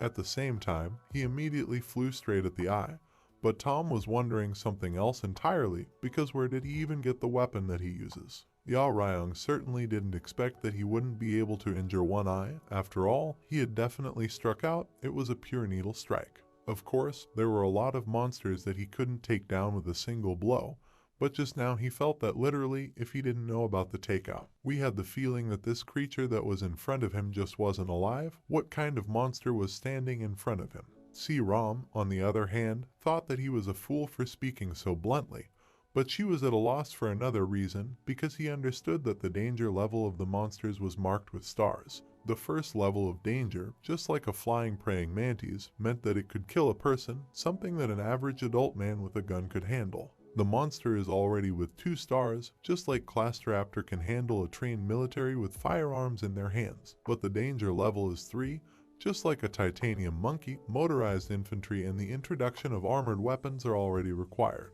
If we talk about the danger level with 4 stars, just like Democuras, then in order to avoid numerous human casualties, it is necessary to evacuate the residents as soon as possible, while avoiding any collisions with the monster, so that after the evacuation requires aerial shelling or firing at long distances. The maximum that the military can do is eliminate a monster with a 4-star danger level, because in cases with a 5-star level higher, modern military forces are practically powerless. Yes, and even if the battle is won, they will have to spend a huge amount of firepower. The results will be too large, so if someone is able to give up the monster with minimal losses for themselves, these are squad hunters. But at the same time, One Eye asked to listen because he asked a question he would like to hear the answer. We even realized that this was Arges of the Elder Titan tribe, whose danger level in the past was as much as 7 stars. He repeated his question again, but our hero continued to ignore him. He asked, "After all, why did you cling to the weapon so much?" But the only thing Arges said was that it was better to answer the question since it was he who made it. He stepped on his cigarette and asked once again, so that our hero would understand the whole situation exactly. One Eye asked why his own weapon was not in his master's hands. The elf girl was biting her fingernail, because he understood that if this weapon was made by Arges himself, then it must be at least a plus rank. For sure the data is in the Russian Association, and then who has the weapon is very strictly monitored. Such weapons could not get into the hands of smugglers in an honest way. Did Yaren steal it, or did you take it away? But the only thing our hero said was that he didn't want to talk. He even paraphrased his answer. He said that it definitely didn't concern Arges. Ram yelled for him to tell her, but at the same time, Arges just seemed to want him to do what he knew. He had already directed his attack directly at him, so at that moment, only one thought passed through Yaren's mind, the thought of death, because it would definitely be impossible to dodge should he take the blow, maybe use the needle. But in the end, he realized more and more that his enemy didn't have any special places. Can he use the swell? Well, the blow was definitely over, so there was a third option, which was the answer, the last technique that Yaoryang had seen from his father. He remembered, even knew that the law of force was thinking soberly, because in a head-on collision, the one who is bigger and stronger wins. But what happens if it is not a head-on collision? Because all you need to do is calculate the angle and position, so even if he does not win, he can at least dodge. This isn't his Yaoryang's third weapon. He was able to dodge a level 7 monster's strike, which shocked Ram beyond belief. He started looking for a weak spot where he could land his punch, but the only place he could hit was the eye that could be punctured with a needle. But of course he couldn't do anything, because Arges had already grabbed it with his own hand. He started squeezing it. But despite all this, Ram told Lee that she recognized that he looked suspicious, so Arges behaved like this. It was still not right to attack a person without finding out someone's circumstances, because he also had to be aware that you who received citizenship in a special order did not have the right to harm people, as long as their lives are not in danger, because if they violate this rule, they will lose all their civil rights and return to the category of monsters. But at the same time, Arges let go of the protagonist's hand so that Ram wouldn't be bothered, because he himself understood all this perfectly well. But why did his weapon appear in the hands of the main character? Because this why Zeke woke him up on his own day off. But all the same, he said that Preda should ask him, because he actually has the right to this weapon. He will even give him a good reward. He looked down at his hand and noticed that there was an early one that hadn't appeared in 30 years since the last incident. By then, Ram is quite surprised, because what kind of right was that? So at the same time, Arges asked her if she knew why she was working for people in the first place. Ram starts by saying that 30 years ago, a special hunting party raided him. But Arges replies that this is not true, because this is exactly what they tell each other. Even though all the people who attacked him couldn't find him even earlier, because he was defeated a single person, he cut off his hand and could have even killed him, but he didn't. Arges sensed our protagonist's eyes on him and said that he also knew who he was talking about. He meant his father, who was still young. At the same time, we can see that the senior titan, among the entire tribe of giants, has reached the highest level. His life is close to eternity. The number of such individuals is extremely small. No more than 10 senior titans are known on Earth. Even in terms of physical parameters, they do not have the power of the power level, but their real power is making weapons, and equipment is an innate ability of this tribe to create facts that have special powers, so only the older dwarf titans can boast of such skills. But unlike the dwarves, friendly people and existing with them, the older titans perceive people as essentially worthy of communication. It was 30 years ago that the operation to capture Arges was in full swing, when one of the groups met Colossus B, an automatic puppet of Arges. She was supposedly at a level of about 4 stars. However, of course, the squad that came to the cave of the same Titan encountered a problem. They could not contact the headquarters. They said that the communication magic did not work, as if they were deliberately creating interference. But at the same moment they noticed that the Colossus was approaching them, they wanted to die. But that's all. We tried to fight back. They tried to block the blow and also to strike themselves, but it was without result. The Colossus just didn't take the blows properly. It knocked the warriors away with a single swing. No one could believe it because they were presented with a picture that they didn't expect to see. In front of us was the Special Squad, a first-class organization that could be proud of its achievement in clearing the dungeon of its time, but they didn't manage to what was going on in the dungeon of Arges. Because this is the 7th one that their team meets, they had to run as far as possible, because even if they beat him, others will appear from somewhere. After all, even if the situation is the same in other teams, it will all be bad. As soon as the guy thought about it, one of his comrades told him to leave. He knew perfectly well that he would not survive. By this point, the Colossus had launched its first attack, so the man had to use the potential trigger technique, which activated all the power without reserve and allowed the effect to last longer than usual. Well, of course, the debuff was that the skill user lost the ability to even move, so after hitting his own, the captain thought that he had already said that everyone would not survive. He would not be able to defeat the Colossus with his own strength, but he would be able to stall for time so that someone could escape. They even thought that he could. It turns out that they can win. But just at that moment, Arges himself came around the corner and noticed a few bugs that he hadn't removed yet. That they didn't have the slightest chance to survive, so the captain, who was holding a shield, just took off and charged at Arges. He read that if you use all your strength, then he would be able to buy at least a little time. But Ono was deeply mistaken, because at the same moment, with the help of a single blow with his sword, the guy was incinerated. It all annoyed him. This trash they called equipment, as well as the body, everything was of poor quality. Did such creatures proclaim themselves the masters of the world where he lives? What kind of sight was it anyway? This was exactly what the same Arges thought, so at the same time he came face to face with another person who was pointing a staff at him and was very scared. Arges had no choice but to say that there was a minimum of loyalty in it, which of course impressed him, but also quite a bit. By that time, the same magician was just out of fear. He understood that he could not do anything, because even the commander could not cope with this monster, and his magic was definitely not enough. But at the same time, another person appeared. The father of the main character, who said that he warned that it was thoughtless to enter that dungeon, it was just pointless. He said it was much safer to gather information a little bit at a time and then go inside, join forces. What's the point of being attacked by a monster first? The magician didn't know the person in front of him, so young Yusong, who was 32 years old at the time, said that he received their signal for help, so he was sent from the association. He is one of the volunteers. The mage looked at him in a strange way, so Yusong knew what he was getting at. He said that the armor was just uncomfortable, it was new, and it was also heavy, heavier than he thought. So at the same time, Yusong noticed that they came down alone, and right above him was a colossus that began to attack him. Yusong also checked on himself that he was too strong, but of course he wanted to deal with everyone. Until this moment, Yusong was just an unknown hunter about whom few people knew. After all, if he was the first generation of hunters, his name should have been in the stories somewhere.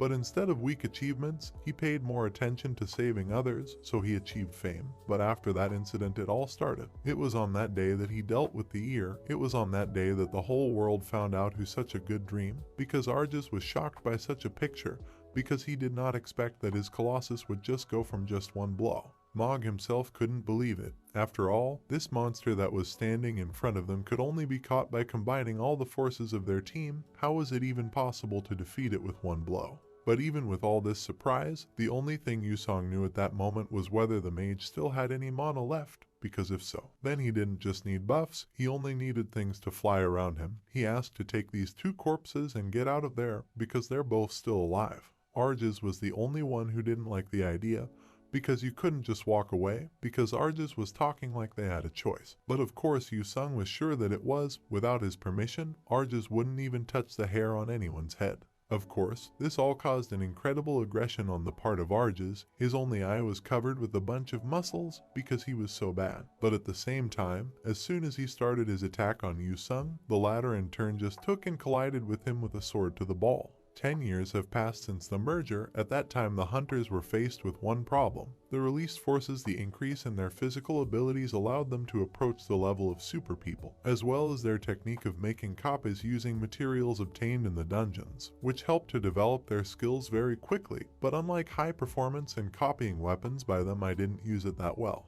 The answer that was able to break through this wall was human technology, a completely new combat system that went beyond the accepted standard at that time. Only a few hunters felt the need for it, explored the area and trained, so even Arjus was shocked, but Yusung was one of those hunters. Nagashi thought that he won the gold, but the only thing that Arjus said was that compared to the others, he had a completely different level. He knew how to use his powers, but I forgot his weapon could at least half keep up with his abilities. Then the situation would definitely end up completely different in this way. So we can understand that in those days, Yusong was just an unknown hunter. He wasn't getting used to it. He didn't have the opportunity to purchase a top-ranked weapon. So as soon as he noticed that everyone was out, he also thought that everything was fine. But at that moment, Arjus started saying that his technique was the most outstanding of all the people he had seen, but that the hammer he was holding in front of him was the most terrible in quality. Its strength had reached its limit. Arjus said that this was the end for Yusung, but he just took the blow at the same time because it was a technique that Yao Ryang himself would later spy on in the future, a technique called swell. The skill with which the hunter took the blow and used its power, physical strength, experience of perfection of movements. All this was on a completely different level, so it was at the same moment that everyone understood what is truly called the martial art of combat. Arjus gave up the question to his listeners. After all, is there really nothing unusual in his story? After all, the heroes finally defeated the monster and everything like that. But at that moment, because of the technique that Yusong used, the monster that was him died. His life continued not to him, but to our hero's father. But however, it didn't kill him. So in the end, the clearing of the dungeon that the special squad failed was declared its own victory, which many were strongly justified in considering it a miracle. But it was after that event that something truly unexpected happened. It is a race of monsters that considers all other races inferior, so no one will ever bow down to them, a race of older titans, and it was one of them that was Arjus, who voluntarily surrendered to humans and asked for shelter. The elf girl could not believe it, because he knew for sure that it was a great event. The whole world was stirred up, and then he was given citizenship. There was not a single victim in that raid, although there were many wounded. But in the end he was guilty, so he had to work there until the full serving of his sentence on their company, and now it turns out that Arjus was actually defeated by one person. It was certainly very different from what she had studied, but still Arjus said that he was the one who made this pole, even though his father didn't ask for it, but he was a warrior who was worthy of this weapon. In turn, the main character said that he had never heard of it, because all his life it seemed to him that it was just a strong pole without special functions, which is why most likely his father did not give it to the lender. Arjus scratched his head and said that it probably was, because it was just a very hard stick that was good to turn, but said that it was very simple, because why did his father use a completely empty pole? It was because he planned to give him the finished weapon, but only if he could get the material for the blade. But at some point, the connection with him was cut off, and he could not come to him himself, so he sent the part that was already ready. Of course, Arjus did not know the details, but he thinks it will not be possible to finish this weapon, but this is not bad, because he asked to give them this pole. He will finish the job. It will be a weapon not for his father, but for our hero himself. As soon as the girl, or also our protagonists, came out of the door, she asked him how he was feeling at all. He scratched his head a little and said what's wrong with the nonst. Because it seems that the last grip wasn't too strong. They remembered that Arjus said that I don't know how long it will take, but he will try to make the pole as quickly as possible. After all, you should not drink it, a masterpiece I must reach perfection by myself. They discussed that most likely on Wednesday it will be a day off. They will be just fine, because if so, then the girl is at home, that it is worth preparing for the writing exam at the same time to conduct a mock test. But Ya Ren didn't really care, so the elf girl asked that it seems that his father was an outstanding person. She didn't even think that this track was completed thanks to him. Is he now retired and being treated in the hospital? But of course, Ya Ryang didn't answer. He said that he would go. The girl might not even give him a ride, because he wanted to go for a walk and think for a while. At the same time, they separated, and while the elf girl was sitting in the car, she read a brief summary of the case.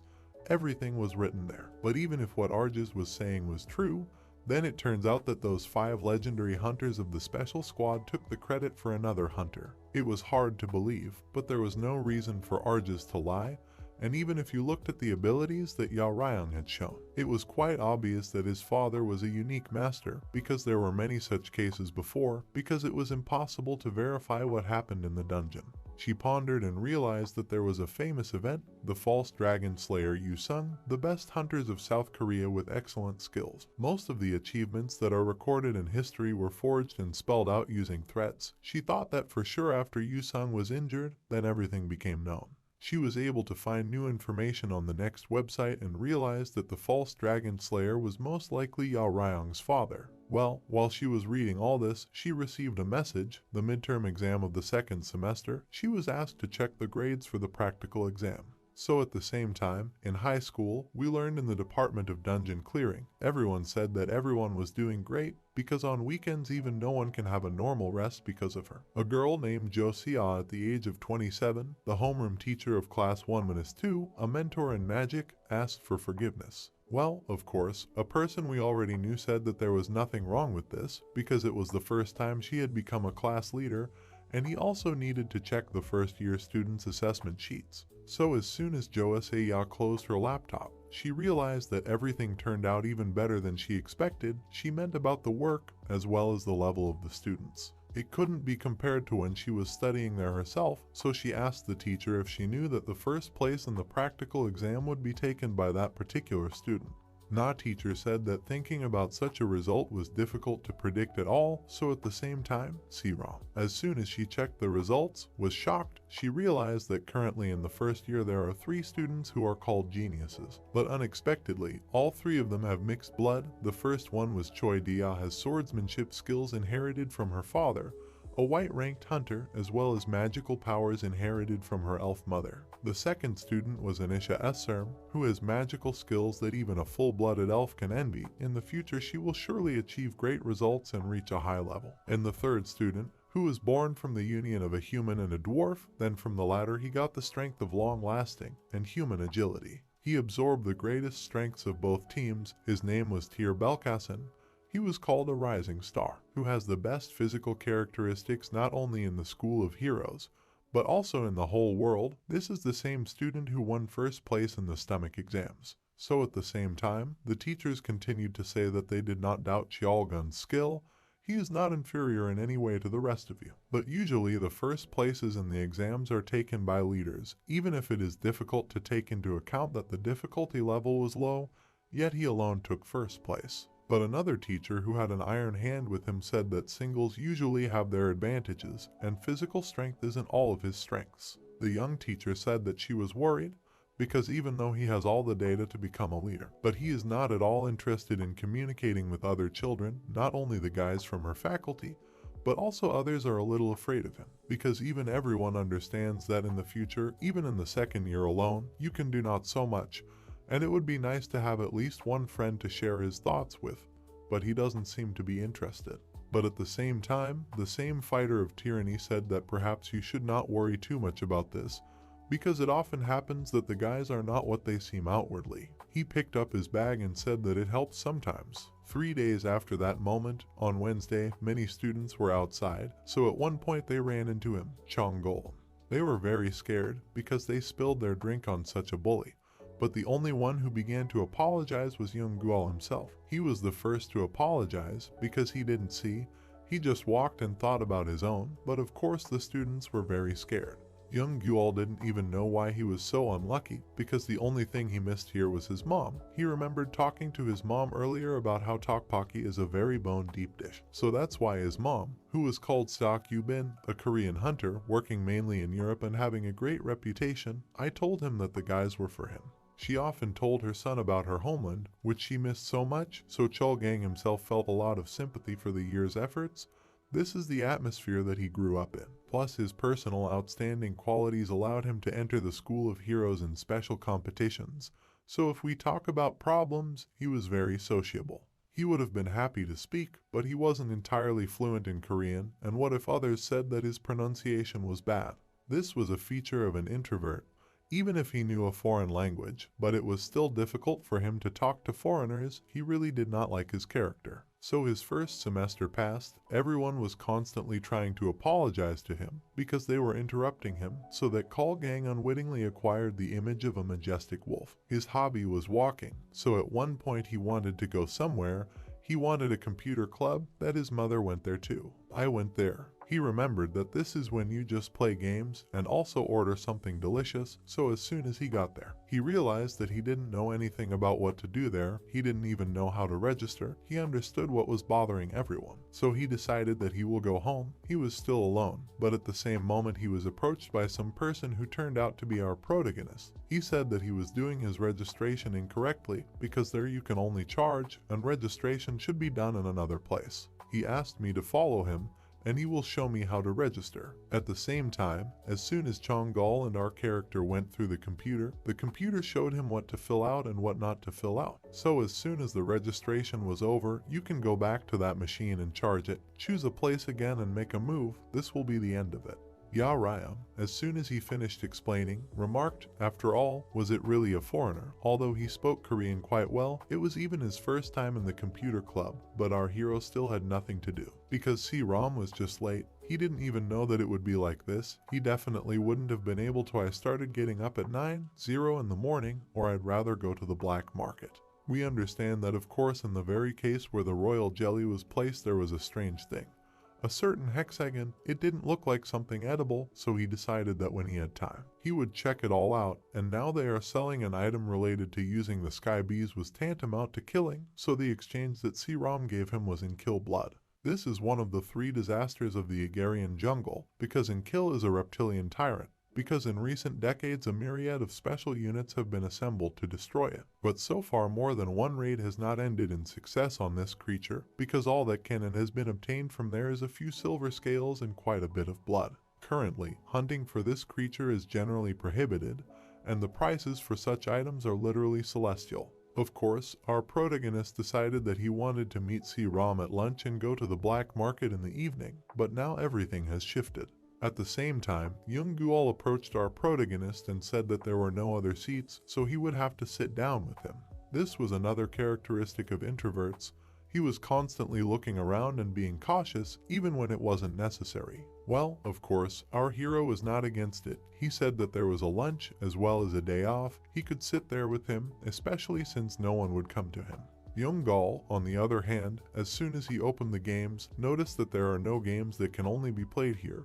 Because to be honest, he thought that playing at home is 1,000 times better. He opened a game, so our protagonist noticed that this was a game that he knew, and the level was almost the same, just like his own.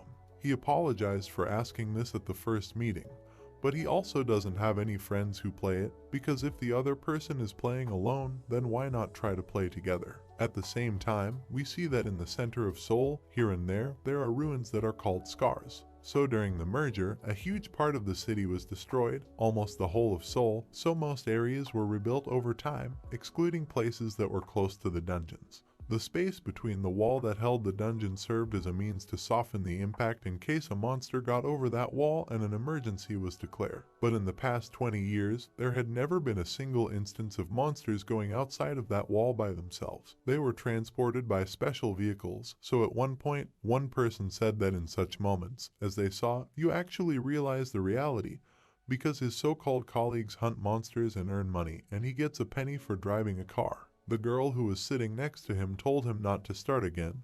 If he didn't like something there, he could quit and go back to work. It was Jo Yona, who held a special position in the Hunters Association, but of course there was a former gold-ranked hunter who had quit after her eyeball was damaged, and next to her was the same whiner named Song Chang-woo, who also held a special position in the Hunters Association. Also a former bronze-ranked hunter, but already with whole body parts. She was telling him that he only had a license, that he didn't have the ability to find a decent team, that he should have known it himself, that he wouldn't get more anywhere than as an association employee. Well, of course, I liked one of them again. He said that you don't have to tell him so directly about it. At the same time, they felt something. The driver stopped. He asked, after all, could the monsters really get out of the rear compartment?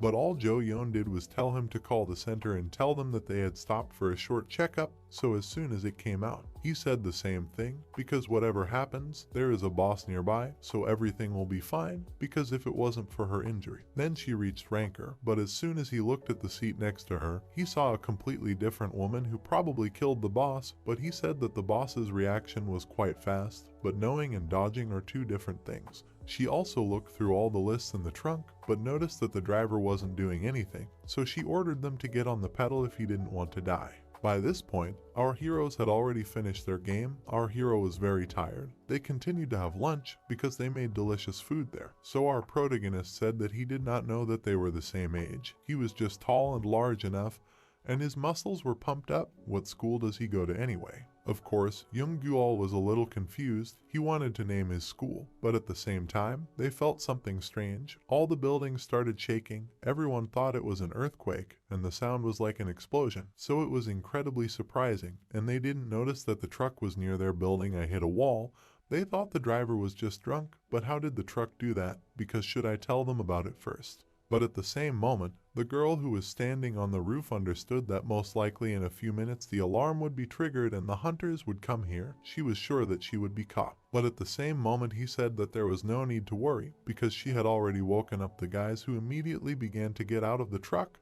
It was the Horned Horror. They, together with their guys, put in bets on the phone. At first they thought that 50 people would die, but then they thought that a whole 100 would die. So at the same moment people started to die instantly, until our protagonist appeared, who in one light movement crashed into the monster, thereby throwing it back. He turned to the people and told them to run away, because you cannot stand in a pillar, and the monster that was now standing in front of him was already familiar to him. He noticed that they had one horn, so they are not particularly dangerous, but at the same time noticed that not everything is so simple, because another one who had one more horn was running at him, and he threw a motorcycle at our character, which of course he dodged. We can all understand that a horned monster on average lives 5 minutes 6 years, but most of them die with one horn, but it is a small part of about 8% of monsters that can have a second lesson. The ability to reproduce, a longer lifespan, and physical strength several times greater than that of an ordinary individual. Ya Ryang noticed that he got up in front and started growling, so it was clear or something that he was fast and strong, but not so strong that our hero could not cope with him. He would somehow decide to catch him, but the problem was in his strength, because in comparison with the tank that he recently fought against, he is 3 to 4 times more resilient. Of course, he could have handled the pole, and at least he had some work gear, but he wasn't armed at all right now, so all he had to do was dodge the Horned Horror that had 2 horns on it. Of course, it was necessary to improvise, so our hero looked down at his feet and noticed that there was a sign, a road sign, which he turned into his own weapon, so armed with it, he was ready to attack. But as soon as the monster started approaching him, he just jumped over our hero, which is why put him in an awkward position. The monster flew at the people who were standing behind and couldn't move. Everyone should have understood that all monsters have a level of danger, because the difference between 2 stars and 3 is simply huge. The destructive power itself goes far beyond the level of human capabilities, because an ordinary person in such a monster is simply distributed to pieces. Even for very capable hunters, it will be very reckless to fight with such without special equipment. If we talk about exceptions, then a top-ranked tank with outstanding innate qualities can resist it. That's right at that moment, Chong Guol just stopped that monster's punch in his own woo. He could have stopped it, but it would be difficult to deliver a 3rd-rank killing blow, so at that moment, he noticed that our hero was just flying behind that very monster and pierced it right in the neck. They looked at each other in surprise, Young Guol and our hero, so the first one told Lee that it would be at least a few more minutes before the rescuers arrive. And he also heard the distress signal, but still this situation is very unexpected, so while I go to the rescuers, people may die. We, in turn, understand that Chong Guol could have used a provocative cry. This is a basic technique that any tank can use, this technique of attracting monsters with a high-pitched scream. Gun, who dreamed of becoming a hunter, was already prepared for the fact that someone would come for the rescue team to distract the monsters, but he just couldn't offer some guy to risk his life together, because they were just playing computer games together. But our protagonist told him to shout, because most likely before there is a real tank in front of it, it should definitely have a technique that attracts monsters. Young Guol started to say that it would be very dangerous then, but the main character didn't care because he was going to fight alone anyway. He also said that if he were Changgal, he would have thought for himself, but at that moment he was not alone, because he is not bad and he plays normally, so he also wants to protect people. Somehow it turned out that he began to pretend to be a hunter, but this is not bad, because if this happened, then you need to build properly. He said that Changguol probably didn't have the chance to use this skill, so they stood up and realized that it was time to try out the skills they had learned together. In all the shops that were in the area, there were already a lot of corpses. Many people were hiding under the store shelves. Many people were already ready to die, but at the same time, Changguol used his provocative cry, which immediately attracted all the monsters. They were ready to take a fight, because the monsters were heading towards them, one after another one, but of course Changgal was quite strong, so thanks to his bare arms, he could throw them to the side, so while many were distracted, our hero continued to deal with the monsters. He even noticed a very strange thing, that these monsters were picking up people's corpses and throwing the truck, which was why there were no corpses on the street. But while he was looking at it, other monsters started attacking him, so he figured that with the normal hunting method, there was no chance of success. He remembered the words, or rather the conversation with Chong Golem, where they said that they both fought from a melee position. They do not have not only cover at a distance, but also suitable equipment. It will be an ordinary team game without the opportunity to give 100% because they do not have items. They will interfere with each other, so you just need to distribute tasks. Changgal as a tank will take on those who are weaker but superior in number, and our hero will deal with those who are stronger, and those who are smaller. He all this time continued to strike blow after blow, and in comparison with his technique needles, as well as a stick from a road sign, whatever he was using at that moment wasn't strong enough, because with a needle he would have been able to handle it in a few strokes. Well, of course, with such an ordinary material, he definitely could not fight with full force because the material was aluminum, which bends easily. He wouldn't be able to deal with them in the same way, but he knew more or less how to deal with them, because that guy, or rather Zeke, was fighting with his bare hands, because apart from 1 or 2 punches, they were mostly so fast, but he received light injuries that made it difficult to move, as if he was wet from the rain clothing, so at the same time, he landed a kick on the monster's leg. Terrible conditions where a minute's mistake can cost a life. It was in these conditions that Yaren fought to go up one more step. He continued to throw blows with blows. While dodging just like that elf, he recalled everything that he managed to learn beaten together with the elf. He even used his 4th technique, which he managed to study quite recently. But still at one point he lost his vigilance. One of the monsters grabbed him by the leg and immediately nailed him to the floor, which caused incredible pain for our protagonist. He was very injured, blood was flowing from his mouth because he was not wearing any equipment.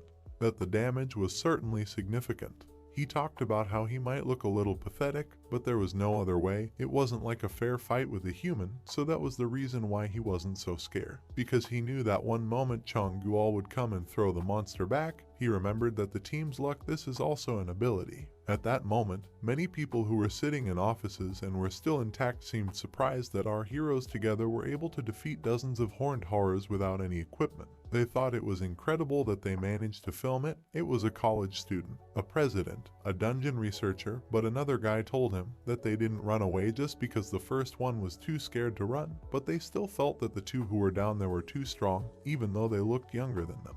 Judging by the number of dangerous grades, they are experienced enough to get a gold rank. They must be students of the warrior school or super beginners who have not declared themselves. In any case, it wasn't important anymore, so they decided to upload this video right now, because it will be too late when I write about it. He can already see how this video will get at least 1 million, at least 10 million views. Young Guol, who was also seriously injured, thought that the rescue team would come much earlier, that it would not be possible to deal with all the monsters together, but at the same time, he was distracted by Yao Rao, who said that he looked cool, but would he help him get up? So at the same time, however, as soon as both of them gave each other their hands, they considered that they still suffered a little. Young Gal said that our protagonist was just something. He was able to defeat as many as 2, but our hero also did not remain silent. He said that he actually fought 9 monsters at once and even helped him with those 2. Well, as soon as they didn't finish with the mutual compliments, Young Gal asked what school our hero goes to, because he thinks that the rumors are different from reality. He was told that schools in Korea are not worth paying attention to, but he didn't want to call our hero's school bad. He asked not to think anything bad. Ya Ryong, in turn, knew that he was probably a high school warrior. Given his skill, it was safe to say so he asked Jong Gyul's rank. But Jong Gyul, in return for the meat, said that he wasn't sure because he hadn't gotten close to many people yet, even though he didn't know what to do. I've taken a couple of tests, but I don't think they're related to his actual abilities, so I thought about half of the students might be better than him. Our hero at the same time became thoughtful, because he thought that then he would not be taken to the School of Heroes since someone else is higher than Changgal. But at the same time, both of them noticed that there was another monster in front of them, on one of the trucks, because most likely the tank skill did not touch it. But they should have been concerned not with the one who was standing on the truck, but with the one who was inside. Young Gyul thought that they could easily kill the homogeneous one before it did any damage. But at the same time, strange sounds were heard from the truck. That monster was just taken and most likely eaten, while dragging the truck away. We also understand that the horned horror is one of many species that live in a tribal society, so the two horned play the role of elders, parents, and act as the head of a small horde, which is usually no more than 10 of them. They unite with other tribes, thus increasing their calculated and accordingly strength. But this population growth has its limits, especially among the harsh world of the dungeon. Horned horror is at the very end of the food chain. Their numbers are controlled by their strong predators, but in rare cases mutants who relocate the rest grow 3 horns and become not leaders. Instead, they were kings who led an army of hundreds of thousands, if not thousands of them, so they were facing a horned Rex horror with a 5-star danger rating. It was at this moment that the same Rex just took and sent some aura to the side, after which he jumped with incredible speed. He jumped with such a strong speed that at the same time he broke our protagonist's weapon. At first, Young Gyul wanted to stop it by trying to take a hold, but the monster was much stronger. He just took it and threw it over himself so that absolutely the entire sidewalk was broken. It was at this point that they realized that what they were missing was time. And 2 couples who were considered geniuses, 2 guys who could achieve great things, but not in their current states. Determination, strength, courage, and intuition, and even if they gave their best there, it would definitely not cover the huge difference in experience and strength. But still they tried to resist. Our hero continued to get up. He went straight to the monster. The monster once again launched its attack, which hit the target perfectly, but of course, on the very day before Yusong lost himself, few people knew about him. And also in this world, not a single person knew what he was hiding, because it was at this moment that his eyes began to glow purple. His entire body seemed to radiate energy. Here is a picture that was 11 years ago, a confession that the man made at the press conference. It was Yusung, who admitted his many mistakes that he had made earlier, and also wanted to apologize, because it was these words that greatly grew the world. 12 hours before the Battle of Sea begins, Rum was confused, because on Sunday, she found out the whole truth because Yusung was the main culprit of the dragon slaying case, which was mistakenly known as the hero. At that time, everyone proved that Yusung subdued Arges with the help of the members of the Jayabyak group, but the matter between their relationship was later revealed. Currently, at the time the newspaper was printed, the investigation was still underway, because for 2 days SAE Ram had been going through all the records. She couldn't shove, she constantly drank coffee and also thought that if our hero's father was falsely accused, then now this person has lost all his strength to resist, because many who want to get his place have ruined his reputation. This is all shackling him, but what she couldn't understand exactly was how his father was being held down. They framed him, because initially he was accused of an attempt, everyone presented the charges and the testimony was shocked, and it was then that public opinion was incredibly different. Even if you take into account the fact that the theory of alleged evidence was present, then the opinion of others could not be changed. If it were Yusung's place, she would definitely resist to the last, stand on her own. But Ya Ryong's father was certainly not like that. He admitted the accusations that were directed at him, without even trying to deny them, so that after a public opinion conference in Mikukasla, he was eventually branded a fraud and a murderer. The Lion Girl couldn't believe it, because how did it even happen? Because even if it was under the pressure of threats, he had to hold on to the last and stand his ground, although the general situation she didn't know at that time, but it was clearly not in favor of Yusung now. She didn't think it was fair, she knew there was something wrong, she was sure there was something undisclosed. So at the same time, I noticed that Wikipedia says that he doesn't have a family. She thought it was some kind of mistake, it was all a shock to her, but according to the data, they are definitely not related, but rather our protagonist as well as Yusung. She wanted to check it out, because maybe the reason Yusung started making accusations was because he wanted to protect Yao Ryan. But at the same time, he couldn't understand what was happening to his body. He couldn't understand what was happening to him, so as soon as the demon came at him, all he had to do was improvise, because all he could know was that his body could move, so in that moment he realized that was more than enough. After one hit, the demon noticed that he wasn't exactly in an advantageous position. He noticed the danger in our main character. He wanted to attack him, of course, but as soon as he was on top, as soon as he wanted to hit our enemy again, you noticed that at the same time there was a counterattack that drove the demon into the wall. Yao Ryan understands that he still hasn't beaten him, but 2 more punches on his points should definitely be enough, especially the chin. Our main thing now is to finish this fight as quickly as possible, otherwise he just won't have time. But right at that moment, his Sela just took over, so the demon went straight for him. He started flying at a probable speed, but he was pinned down by a truck that was thrown by Chongol.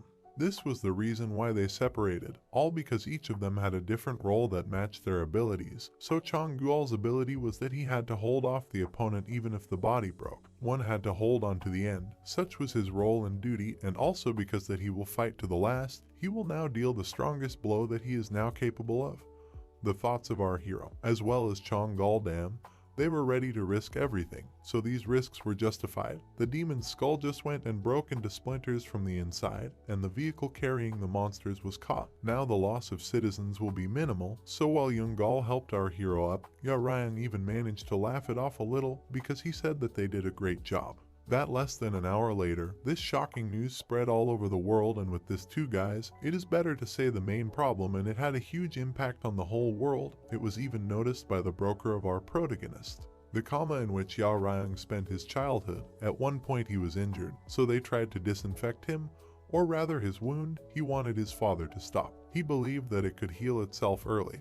But Yusung believed that even a small wound should be treated, because if you leave it now, just so, then it can be even more painful later. Right at that moment, isn't it painful for his father, because when he fights with monsters, it gets a serious wound? Doesn't it hurt for Tom when he has a lot of blood on his hands or on his body? But Yusung said with a big smile on his face that he was also afraid, because when he gets injured, it hurts, and if he bleeds heavily, it gets scary, but he endures, because if he doesn't fight, other people might get hurt. It was at that moment that the main character had one thought. He wanted to become just like the person in front of him. He wanted to become just like his father. But on the other hand, he understood that Yu Sung-mi himself would like such a future for his son. He always told him that you can't, as if to feel guilty for these words. Perhaps that's why I forbade it. But Yao Ryan, in turn, believed that when he grew up, he would definitely understand why the same person did not want him to become a hunter, but at that very moment it was already impossible. All this was probably a dream, because when the protagonist woke up from his bunk, he thought that some very familiar situation, but at the same time noticed that some strange person was sitting next to him, who said that most likely someone was aiming at him. Of course, it couldn't be said that Yao Ryan wasn't scared, so he turned around at the same time and saw Zeke standing in front of him, peeling apples and admitting that it was half his fault last time. Our hero immediately decided to get up and ask what that elf was doing there at all, but as soon as he raised his body, he felt unbearable pain. Zeke, in turn, told him not to make any sudden movements, because even though the treatment was successful, but after such an injury, recovery is usually difficult. He will be able to move his hand in about a month, so he asked him to think only about rest. I give him a lot to do. Yao Ryan would like to ask a question. Zeke knew that this was probably going to be a relationship issue with his father, so he said at the same time that yes, he knew they worked together. It was Yao Ryan who made an incredibly abrupt action that surprised Zeke. Well, the only thing it was intended for was to make an apple. It was in his hands. Our protagonist looked at Zeke and couldn't understand why he was looking at him like that, because did he really think that our hero was going to attack him? Zeke, in turn, replied that in truth, this is not the reaction that was expected here, but also our hero, who continued if an apple that was carefully peeled said that he did not know what the same elf was waiting for, because he was just going to ask if he knew his father, because today Zeke was completely different from the last time, which is why he can conclude that he didn't just know him. The main character was exhausted and from the side of an incredibly aggressive face. He told Zeke to get out, or he would cut off his hand with the knife that he was holding in his hands. This is probably the reaction I expected from Zeke, because he chose the most appropriate expression, so if it all hurt, then I apologize. But Zeke said it was nothing because he was almost right, even though he was expecting a more emotional reaction. Ya Ryan that if someone wanted as much as this emotional reaction, then there was a need to come 2 years earlier to fully get what was expected, because that's when his head was full of thoughts about the people who had done this to his father as well, but did nothing once I wanted to make them answer for everything. But now you can't even tell if he thinks differently or not, because he just changed his priorities after all, and this was too much even for him. Even to the level of Zeke, he definitely does not reach yet, and what can he do? Should I do something to get them to respond? The only thing that he can do is continue to pay for medical expenses and also continue to live until drugs are banned, which is now the main goal. Although he didn't know exactly when he would be able to reach it, he had done everything possible to make it real, so even if someone tried to stop him, he would definitely find a way to stop them. Zeke threw up his hands, so he admitted that his plans were not intended to interfere with our protagonist because he only came to ask a few questions. Because why is Yu Sung's own son not registered in the documents? And after he started having a mental disorder, who looked after him in the first place? But the main character said that he raised him alone. Because does he really think that he is the only one who pestered with such questions? Of course, our hero grew up alone. At the same time, as soon as Zeke listened to our hero, he said, has he heard about Duganaki? Yaren said it was probably a foreigner, so he didn't know any of them. But the elf confessed that it was not a human name, but the official name of the dragon destruction, the very source of the poison that poisoned his father, as well as the most dangerous creature still living and brutalizing in their world. All this information certainly surprised our protagonist, because even a few decades ago, if humanity was gripped by fear of them, these moments of their appearance for many years, people together with other races built a wall or protection from these monsters, so only thanks to the merits of these dungeon hunters, monsters no longer threatened the safety of people. The exception was some creatures that were still able to destroy the erected wall, so they were strong creatures just like dragons, something in general stronger, smarter and more cunning than any race in this world. Although the ancient race was hostile to humans, but among strong monsters, the dragon's danger level was high. They didn't just feel disgusted with humans, but perceived them as an object intended for sports and exploitation by dragons. However, at one point, they made the mistake of underestimating the strength of all the hunters, as well as their capabilities. Consider at the same time that it is not necessary to destroy people, because they will die coping with dungeons. The dragons were going to wait for the collapse of the state and society so that they could raise people like cattle and play the role of deities for them in exchange for safety. Ya Ryong thought they could be thanked for their feudal plans, but Zeke said that the only thing that was true was that the hunters had survived and learned how to defend the dungeons. So as soon as the plan failed, the dragons decided to intervene personally and subdue this world, intimidating people with their never-before-seen strength. And at that moment Yu Song, the father of our protagonist, a hunter, appeared who proved that dragons can be defeated if you have the right strategy and sat down to implement it. It was only thanks to him that dragon hunting was successful all over the world, and changes began from that time on.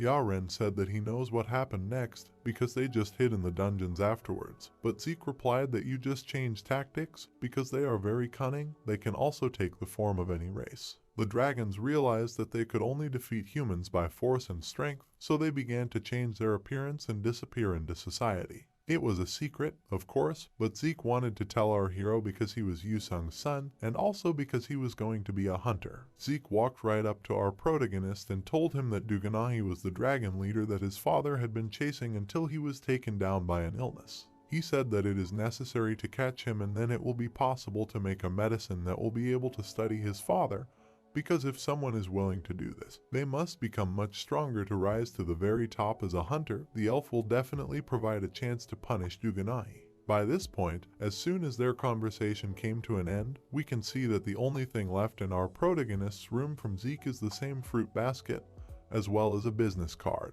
Looking at her, he remembered their conversation where it was said that if he didn't believe Zeke or couldn't make up his mind, then he just had to lie as if he hadn't heard anything or had forgotten everything.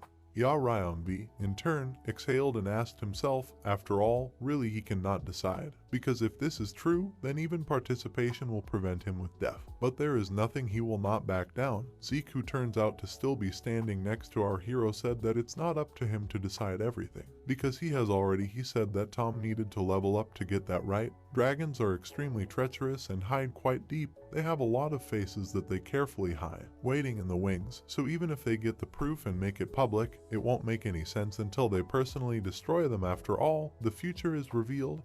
They will hide somewhere again. Only the horrors of distrust will remain, so you need to cut them out quickly, secretly, and also sharply, as if you are trying to get a foreign body out of the body using a scalpel. You cannot leave the dragons a single chance to escape or resist, because you need to destroy them with one blow in the weakest place. Zeke, for the sake of catching Duganai, started preparing special teams several years ago. They were all very worthy and reliable hunters who were definitely able to destroy the dragon, because if Yaren's skill was not enough to fight them at all, then no matter how much he wanted it, then he would not have a place in the team.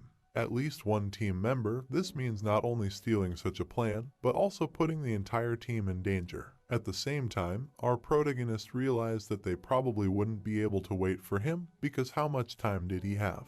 But Zeke was already starting to turn around and say that they couldn't even accurately determine the identity of that dragon, because he can even assume that it's about 2 years old. But the faster the better, and most likely the main character realized that they wouldn't take into account his circumstances if everything was ready. And it didn't matter to the elf what he thought of him, because if the elf didn't believe him, they might never meet again. But he could promise one thing: whether the elf would join him or not, then the elf would simply destroy that very dragon.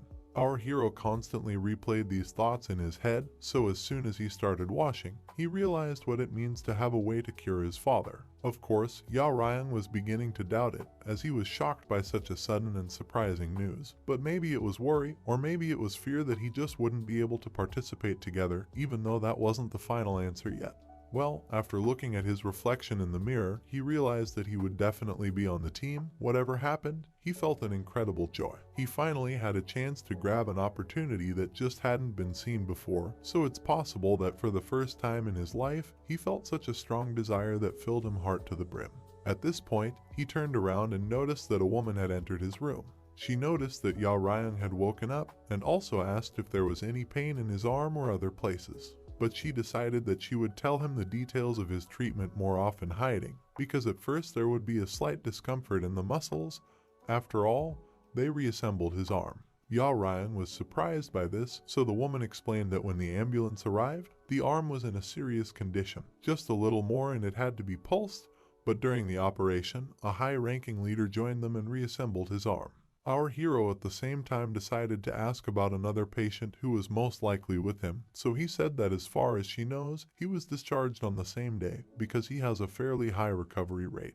Yao Ryan was stung by the fact that he was discharged on the same day, so how long did he stay in the hospital anyway? But as soon as he thought about it, the girl only asked for a photo. Yao Ryan was obviously a little shocked by the request, but wouldn't it be okay for him to check out at all? The girl said she could, but warned him that it would be better for him to leave through the main entrance, because now the hospital is full of reporters. They all want to interview him. Our protagonist didn't have the faintest idea, because why would a reporter interview him?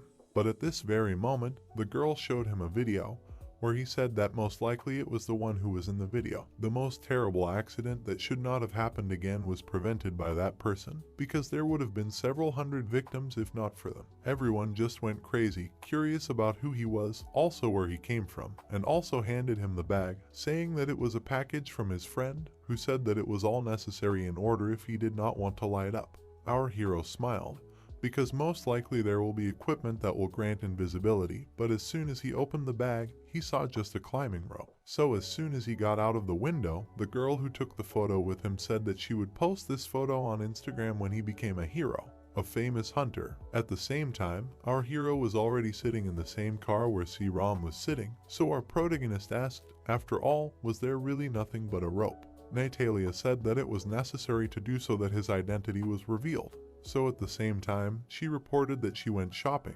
picking up his clothes and shoes, taking his size by eye, also bought a smartphone because she thought it was broken.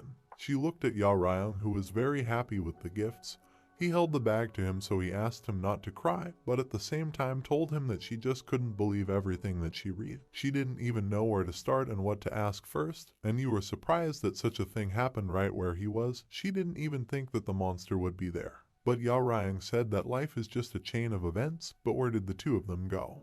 Sae Ram held her forehead, so she said that they would only have time today, so they could still rest, and to get their clothes in time, they needed to take measurements today. Our hero was wearing clothes, but Sae Ram said she was so happy for Yao Ryang, because there was a lot of luck. The best top-level 8-leer in the world decided to sew armor for him. We understand that there are only 3 types of costumes that depend on the quality of the hunter. The first is, of course, fabric, that is, sewn from a material whose physical ability is at the lowest level, but with the help of various techniques. The fabric is easiest to replace with its protective properties. Most often these are used by healers and magicians. The second type is metal. Such suits are very strong, nothing can be said, but the problem is of course in their severity, because strong high-quality metal is difficult to cope with if you do not have outstanding physical data and health. And somewhere in the middle is a leather suit, not too heavy, strong enough, the most that for a long distance, such as our hero, it will be just right. Yao Ryang just smiled and said that it was true, because he himself had recently found out that fighting with the main hands is very unpleasant. So at the same time, while our protagonist was connecting a new phone, Sae Ram asked him how he even managed to destroy it. She had a jerk you already after all. How could they grab the two of them? That in turn, for those like her, there is a video of how he defeated them. The girl said only that the video was shot only to the middle of the point. All that is visible there is how they destroyed the one-horned and two-horned monsters, and the final battle with 5 stars not. This of course made it clear to our protagonist that this very monster was extremely strong, because even if he or Kalgan were fully prepared to fight it, they would still not be able to defeat it. But where did the energy that flowed through his veins come from? While he was thinking about it, Si Ram wanted to hear his answer, because why didn't he say anything? So how did he manage to do it? So the only thing that Yao Ryang said was that he didn't know anything himself. He didn't have any other explanation. Si Ram couldn't believe it, because such a monster can only be destroyed by professional hunters with full training as part of an entire squad, and it seems that the main character didn't take it. Did they really manage to take it together? Well, as soon as our character looked in your direction, she immediately turned away, and then told him to be careful, and now they will not give him a quiet life. At first, Yao Ryang thought that he had already seen the reporters, but Sae Ram said that they weren't the only ones, because he didn't seem to understand that both of you were in earnest right now. But the other guy was already completely exposed, and he wasn't even offered any interviews or even a program in the last 3 days, and he didn't say a word about the main character. This surprised our protagonist, but Si Ram continued, saying that he was asked to at least name it, but he replied that without his consent, he simply could not. That's when we realized that as soon as both of us finished the last battle, Yao Ryang had one request for Yungal, asking him not to talk about what happened there, as well as about Yao Ryang's identity. He definitely didn't want to be recognized all the time. All this news from the elf girl certainly made our hero happy, so she realized that you probably became very close friends with him, so the only thing she said was that you can't let anything happen while he is taking exams at school. Our hero corresponded with the principal all this time, so he asked Si Ram if there was any reason that nothing should happen before the exam. So Si Ram exhaled once again and said that he had learned a little bit about the exam, so it would be much more difficult than he thought he's at the beginning. After all, if you look at the level of competition over the past 5 years, then the probability is 1-to-1. This applies only to those cases when there are applicants. Our hero of course said that there is no need to worry about such a small number. In any case, any student will be much weaker than him. Si Ram was starting to get nervous again, so he said that he didn't mean that it wasn't his abilities. So as soon as they got out of the car, Si Ram said that on the other hand, he didn't say anything new, because his abilities were better. You can't argue with that, but he asked to take a look. This is different, because really those who do not have the ability to complete the exam only on their own. At first, our protagonist wanted to say that this would be the case, but at the same time he realized that most likely some of them would join groups for exams. Si Ram thinks correctly, because over the past few years, most of those who entered the school were a family of hunters, or one parent, or both were hunters naturally. All parents know each other, so they do not agree in advance on which team to make throws. Members of such groups who entered especially in the last 5 years are 100%. So if our hero tries to tell everyone that he is the guy from the news, he will immediately become a target and the main competitor. Of course, the School of Heroes does not provide for this, but it would be better to enroll on special grounds for the merits of destroying monsters, but Yaren that he does not need it. Because if most and not all do this, it means that just for the sake of money, someone entered himself, it will be enough. He promised that he would definitely break through and be accepted. Sae Ram initially thought that everything would be fine and wonderful, but when she looked back at our hero who couldn't find a toilet, she felt that the situation hadn't changed at all, so the only thing he said was that she would go first. She would wait for our main character as soon as he changed. It was at this point that Si Ram had already gone to one of the employees and said that she had an appointment with the president. But as soon as the girl who was sitting at the table connected with the president, he told Sa Ram to forgive them, because the president had urgent business today. The girl who was sitting at the table apologized. She said that she would not pay Si Ram compensation. But even so, Si Ram was furious, because she said that the problem was not in her. In 2 months you need to pass the exams at the School of Heroes. How can you cancel the meeting and not even bring it? But at the same moment, the door opened, a man came out of it, and he realized that he had seen this face somewhere before. Sae Ram turned around to look around. We, in turn, bring up that recently hunters often say that young people have become completely different now, even if they are right now, but the hunters who came later were always in better conditions than their predecessors. They had these tactics of attacking the monster that they had developed during the first wave, risking their lives, as well as more advanced equipment technology. However, the term current youth meant all those who were already born in good conditions. The surviving hunters and hunters created families and gave their children everything they had. This turned out to be not only the abilities, but also the upbringing that they received from very early childhood. Even if one were to ask about the top of such a blessed generation, most of the hunters would point to her, Hanga Yun, who was 18 years old. She said that it wasn't important for that particular elf girl, because the most important thing was that she would be a first-year student at this school. She asked if she knew who she was, didn't she? Sae Ram replied that Sunbi was the president of the Hero High School's court board, so Ta said that the president of that firm was her uncle, and she had an urgent matter to attend to, so she asked for his help, but she understands her displeasure about the cancelled meeting, so I came up with the brilliant idea. She also said that the meeting wasn't cancelled because of her, it was just that Si Ram conceded to her. Of course, we all understand that it was complete nonsense, everything that she said about Si Ram conceding. As well as the fact that all the winnings were left, she understood that this means that he holds the position of president of the Hero School's court board, as well as Han Ga-yoon's terrible personality. But by this point, when she was pretty upset, our protagonist showed up and said that it looked like Sae Ram's Sunbi and said that they couldn't help it, so that girl said thank you for your understanding. But right at that moment, the main character said that he would have to tell her to stop plotting there and get away from them, which immediately kicked her out in shock. Sunbi started to say that it was rather rude, so who was standing in front of him? Sae Ram wanted to start the character, but at the same time, he realized that something had hit her, but there were no results. The only thing the guy said was that at that time, Si Ram didn't have a voice, so why did she decide to open her mouth? Because he doesn't remember asking her anything. He asked her to mind her own business, and also just sit quietly and be silent. But our hero immediately gave out what he knew about him. He said that his name was Yu Ryong. He was 17 years old, the first blood type, and his place of residence was Seoul.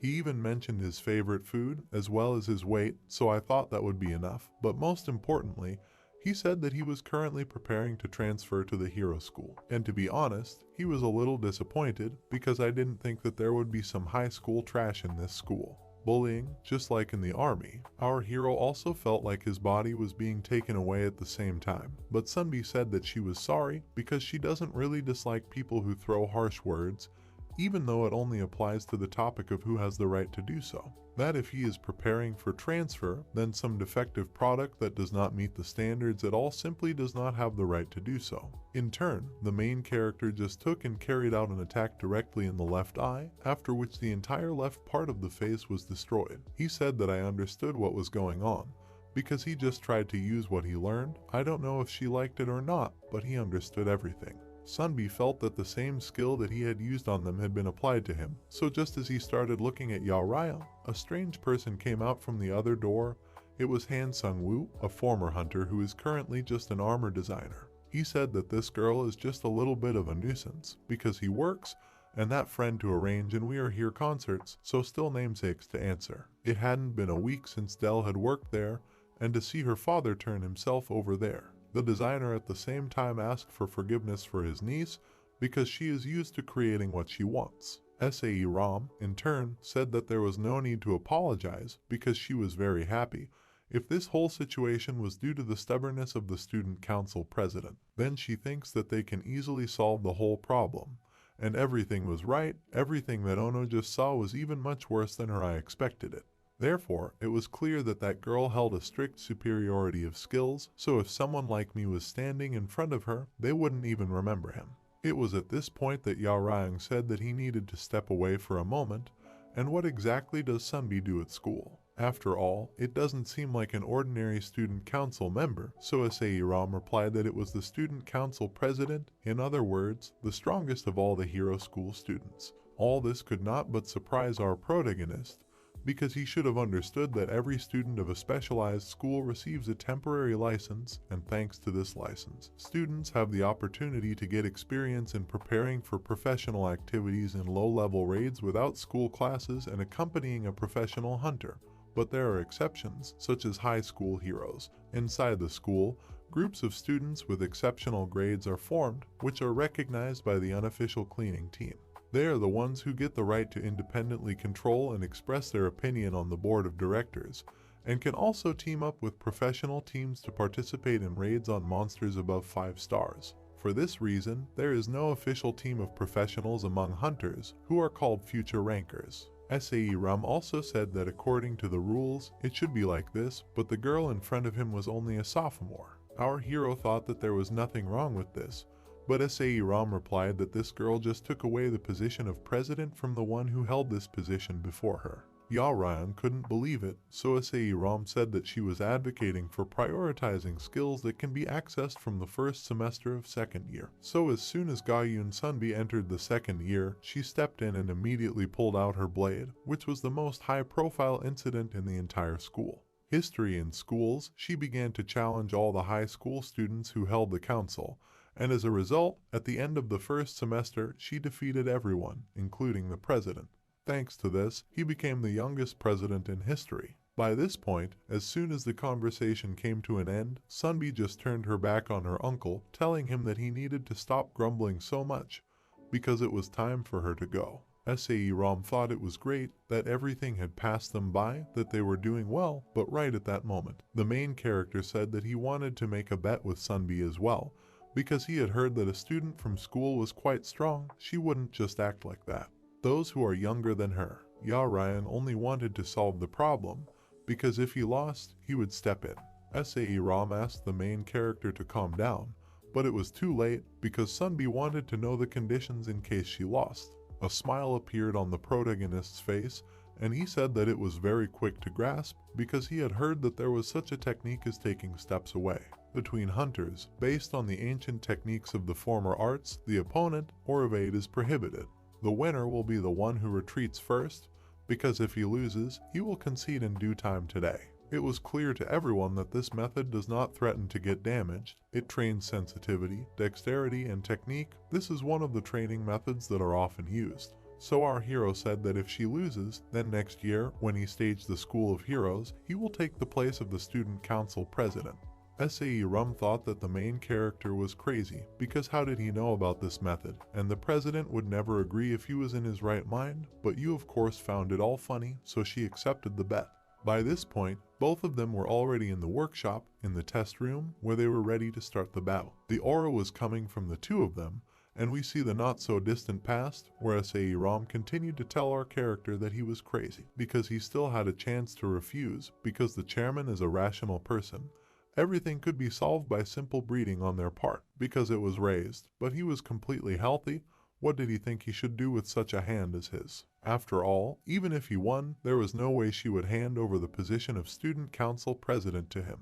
Well, the only thing that Joran said was that he wouldn't win, because even if he was completely healthy, he still wouldn't have a chance because she was too strong. SAE Ram couldn't figure out if our protagonist was betting because he knew he was going to lose, so the time they spent here would definitely be wasted.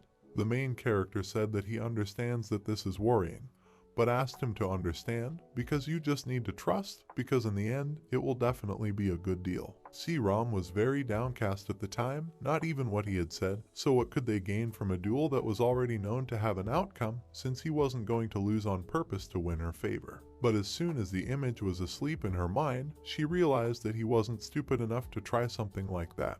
While Rom was trying to figure out our hero's plan, the stylist came up to her, asking for forgiveness because Tom had nothing to say, he was only lying. He knew that his niece should be the leader of the student council, but instead of being friendly, she only says that most importantly, he once again apologized to C-Rom. C-Rom used to say that the situation came down to this because of being unreasonably stubborn, but the stylist didn't think so because he doesn't know much about the person who came with her, but he is sure that he understands his intention. It was at this point that we could see what was happening in the fight. The girl said that our hero should have been aware because she is not going to use both hands, only so it will be fair. Yao Ryan smiled and turned and said that it didn't matter to him because he would just take it as an excuse once he lost. The second he said that, he noticed that the girl appeared in front of him a moment later. Both people who were watching this were surprised for different reasons. Rum was surprised because the punch wasn't strong, but it was too fast. She didn't even notice when she got close to him, so the only reason she was really surprised was the attack speed. Because shadow sparring is a defensive training, you have to take risks to make contact with the opponent. However, Han Gan didn't show any hesitation. It was just the attack, as well as the speed to retreat, but also her endless pride. Rom was starting to realize that she couldn't even notice these movements, because if it was Rom in our character's place, she definitely wouldn't be able to react to this first attack. But at the same time, the stylist, because he was not sure that it was possible to ask such a question, but is the same person who fought with his girlfriend preparing to transfer to the warrior school. After all, the information that Rom sent, he doubted that our character would be a talented person, and everything that he saw on stage now just exceeded his expectations, because 10 years ago, he was also an adventurer who was full of energy. That was why he understood Yao Ren's intention. He realized that it wasn't out of pride, not to show off or look down on Han. It was just a desire to learn more, because Han was stronger than most people her age if she gained experience and skill. Then no one doubted that she would also be strong, like some of the lower rankers, and our character just wanted to experience it. The point he had to reach, the distance he had to cover was just unbelievable. By this point, just as Stilst was thinking about it, the battle was in full swing, because Han herself didn't expect such a result. She said that it was a long time ago when she felt this after entering the school. She thought that no one would be able to evade her for so long. She was impressed with our character, thought he wouldn't be able to hold out, so she realized that there was a person standing in front of her who had injured more than just his arm, and most likely, judging by his movements and stamina, he wasn't even 50% healthy. Yao Ryong, on the other hand, couldn't understand, because how did he know what he was capable of? But Han that he was quite fast when fighting the horned horror, because in the last 4 days, she watched this video hundreds of times. She said that she was a fan of his, famous hero, Unknown Mr. A. So it was at this point that she suggested a draw, and also continue the next time he entered the school, then they could continue from where they left off after he fully recovered. She even thought that she didn't want to leave it at that, and that he could go with her uncle as planned. But of course, she didn't have time to finish, because as soon as Yao Ryan caught his breath, he said that he couldn't believe her. Because of her sharp eyes, as well as groundless confidence, I thought that he just didn't understand what was going on. Because he didn't intend to agree to a draw, so he reminded me that they have the position of president of the student council at stake. Our hero does not intend to give up, so he asked them to stop wasting time and continue where they left off, because now I understand everything here. All 3 of them thought that our protagonist was just bluffing, and they all thought that it wouldn't work out even if he didn't continue. The chances he'd just missed would be the best outcome there could be. Han at this point said that it was unfortunate, because she likes people with ambitions. But now the action of our protagonist was definitely not ambitious, it was just idiocy. She was disappointed in him. But even so, all the main character did was smile and move first, and then everyone was even more shocked, because he was already very close to Han, and he was trying to kick her in the same way as she was. Rom was happy, because he knew that he was holding back all this time. But the stylist said that he didn't think they could just say that our character was holding back. The stylist was completely wrong, because he wasn't just trying to assess his strength against Han. They only fought at 30 at most in the short sprints, but in those short moments, he had perfectly learned and copied her movement. It was never a matter of winning or standing. The reason why he had asked for this chance was to steal his niece's skills. We in turn understand that since his childhood, Yi Ryong worked as a smuggler, and there was one rule that he always followed, so that it did not happen. Never make unprofitable deals, so at the same moment he continued to step on the girl, he each time after time went up more, somehow moved. He talked about the one to stop just looking at him, because he wanted to see more movements. Everyone should understand one thing, that the technique, the meaning of it is not to hit the opponent with a single blow, but to ensure that you get the best performance of the body in accordance with the goal. Using optimized movements and positions, starting with how to control breathing, and ending with the smallest step of the foot. Creating such parts takes a very long time, because someone devotes his life and soul to accumulating experience in order to gain know-how through repeated successes and failures, after which it is passed on to the next generation, and then on, and in this way he repeatedly develops so that no matter how talented and brilliant he is in air, there was no way he would be able to defeat him alone in just a few years, despite the fact that due to her outstanding abilities, Yao Ryong had steadily grown alone. Then at the age of 17, when the body's growth slowed down, he eventually met her, with a wall blocking the way to personal development. This is a wall that needs to be broken down to reach a higher level, so at the same time, he continued his attack on Han. He asked, so why is she just hesitating and not attacking? Because the latter must have heard about this before. He was even sure that he would enter the School of Heroes, right, that they could meet later, because if he came there, he would be happy to give a couple of instructions entering students. He understood that it must have been very scary to lose everything. As soon as he said that with an incredible smile on his face, Han also smiled and asked his uncle if he remembered something she said the other day, that the raid groups asked to meet her to sign a preliminary contract. But due to this, people from various fields might start to despise her, so you should. If she only looked at him once, she would do as he asked, so don't let him try to stop her. The stylist started shouting, because he didn't understand what his niece wanted to do, but there she was already ready. Because it was Yao Ryong who wanted to see how to evade, she went to fight him at the same time. Said that he then made it so that she had no choice but to evade. Our protagonist could not understand from what side it is, because the movement of a person has such a thing as connectedness. The movement of each moment has a connection with the past and future. So from the point of view of a person, he predicts the future action, because either he will continue these actions, or just get ready to run. But Tai, the jutsu that Han Ga-yun uses, has hit exactly that fork. Skips the middle of the action, which goes straight to the end. The audience's perception is simply deceived. So not only is the body movement unpredictable, but the opponent thinks that it is faster than the real speed. Developed and was able to apply 20 years ago, which became widely known Flash. Stylist, after all, used this ability and also noticed that our protagonist used a movement that Khan did not show really here so quickly could, because the Flash is not something that can be imitated just by knowing its principle. Speed is primarily a sense of time. If at least one of these qualities will not be brought to the ideal, even the stylist himself was in his early 20 seconds when he first found out about the Flash. Obviously, he was in the prime of his life, and it took him 3 months to figure out how the Flash works, but Yao Ryong was able to repeat it just by fighting Han, and the future is not in the best condition. Just as Han Sung-woo had thought, Yao Ryong's condition left a lot to be desired. His stamina was almost running out due to what he had been doing up until now. But even so, he thought that he could still do something. He thought that he was actually in the best position right now more than ever. He was confident that he would become stronger, much stronger. After all, at some point he experienced a joy from learning that he had never felt before, so even if this training takes place in the usual form, then he has a stronger motivation and a goal to achieve. Now he knows exactly how to do it, not only because he needs it himself, but from the joy you feel in the process. He first realized the path, as well as the possibilities, with pleasure. At this point, the main character forgot about the pain and fatigue, so by applying an incredible amount of concentration, he was able to use, which many people were not comfortable with. It looked like he had summoned as many as 4 copies that were hitting in their own direction. It was at this moment that everyone was shocked. The stylist was already running to help, but the girl, she said that she asked not to interfere, but it seems that this will not be necessary because our hero was already lying on the floor. She was sorry, so she declared that she had lost, but our hero said the same thing. It was all a common misunderstanding, because Han that Ta had already said that he would only use one hand, but Ya Ryang also said that, but he really didn't expect Da to actually use one hand.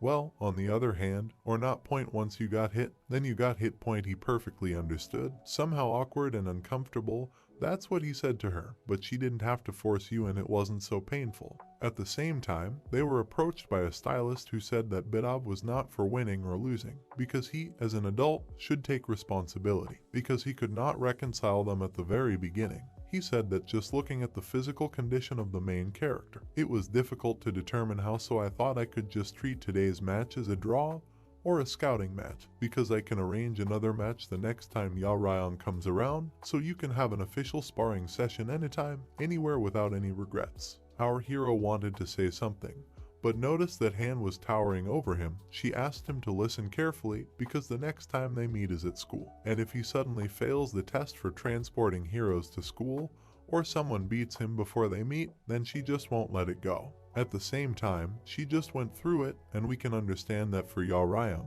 that match was a very valuable and exciting experience, regardless of whether he won or lost. Facing a peer with skills beyond his common sense was a small dream, a small wish that he was finally able to fulfill. Han was already on her way to CSAE ROM, and she asked her name and also asked if she was sponsoring Ya Ryang. After all, if that was the case, she would have wanted to apologize first, since she didn't know what was wrong with her skills, but it didn't seem like she was incompetent. Han realized that SAE ROM was able to choose people. She walked out the door, and you could tell by the look on her face that Ya Ryang wasn't the only one who was enjoying this fight as much. At one point it was already evening. Both were sitting in a chair. Our protagonist said that he thought he was going to die because he definitely did not feel very cheerful. SAE ROM, for his part, said that it was a surprise that he wasn't taken to the hospital, but did someone really force him to do this? It was to this that our hero said that the grumbling could be left for the next time because he was already dizzy, and it also seemed that he was now feeling sick. SAE ROM, despite his words, continued, saying that everything was too unexpected, as well as the result of the battle and the fact that he himself admitted defeat.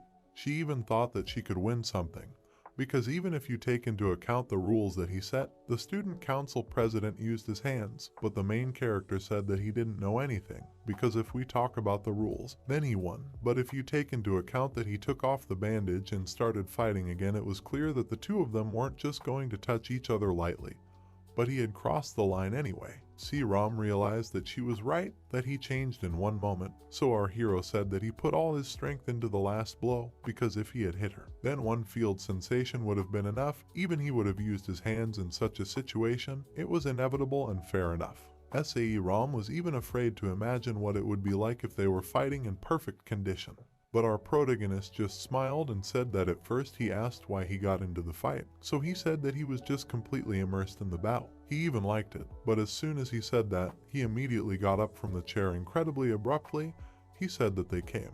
It was at this point that he was referring to the stylist along with the person who brought the pizzas. As soon as everyone sat down in the chair and also started eating the food, that is, he said that his niece had caused them trouble, so he just wanted to treat them to something delicious. Ya Ryang said that he bought pizza. The main thing for him was that there was a lot of it. SAE ROM was also surprised because the main character took and ate a whole box in 2 minutes. It was just because a hunter's calorie consumption, especially for a melee player, is at least 5 times that of a normal person. And SAE ROM didn't even think that he hadn't eaten anything during those 4 days of unconsciousness.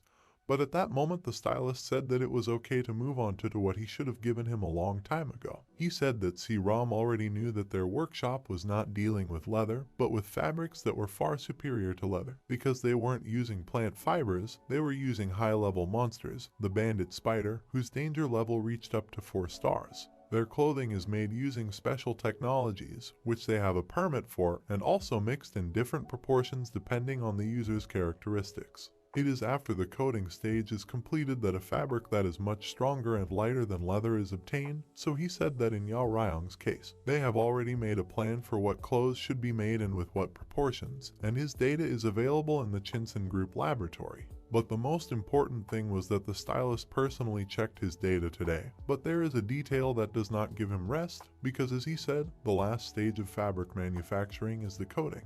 This is the process of impregnating the fabric with oil and increasing the strength of the material. C-Rom had heard about this, so she asked them to make the best possible coating. Regardless of the cost of the highest level, it is simply impossible because they mainly use oil. But they had an exclusive contract for its supply. However, due to a sudden abnormal phenomenon, the miners simply could not catch a single whale. Of course, there are alternative materials, but despite the big difference, he can't guarantee exactly the same efficiency. And this already turns out to be a violation of the contract. He admitted his failure in this, because if they refuse their services, then he will understand everything, in this case, refusal, he can introduce them to a master who has a high level of knowledge. At the same level of skill, he produces armor according to the standard method, so it is natural that all the costs of manufacturing will be taken by the stylist himself.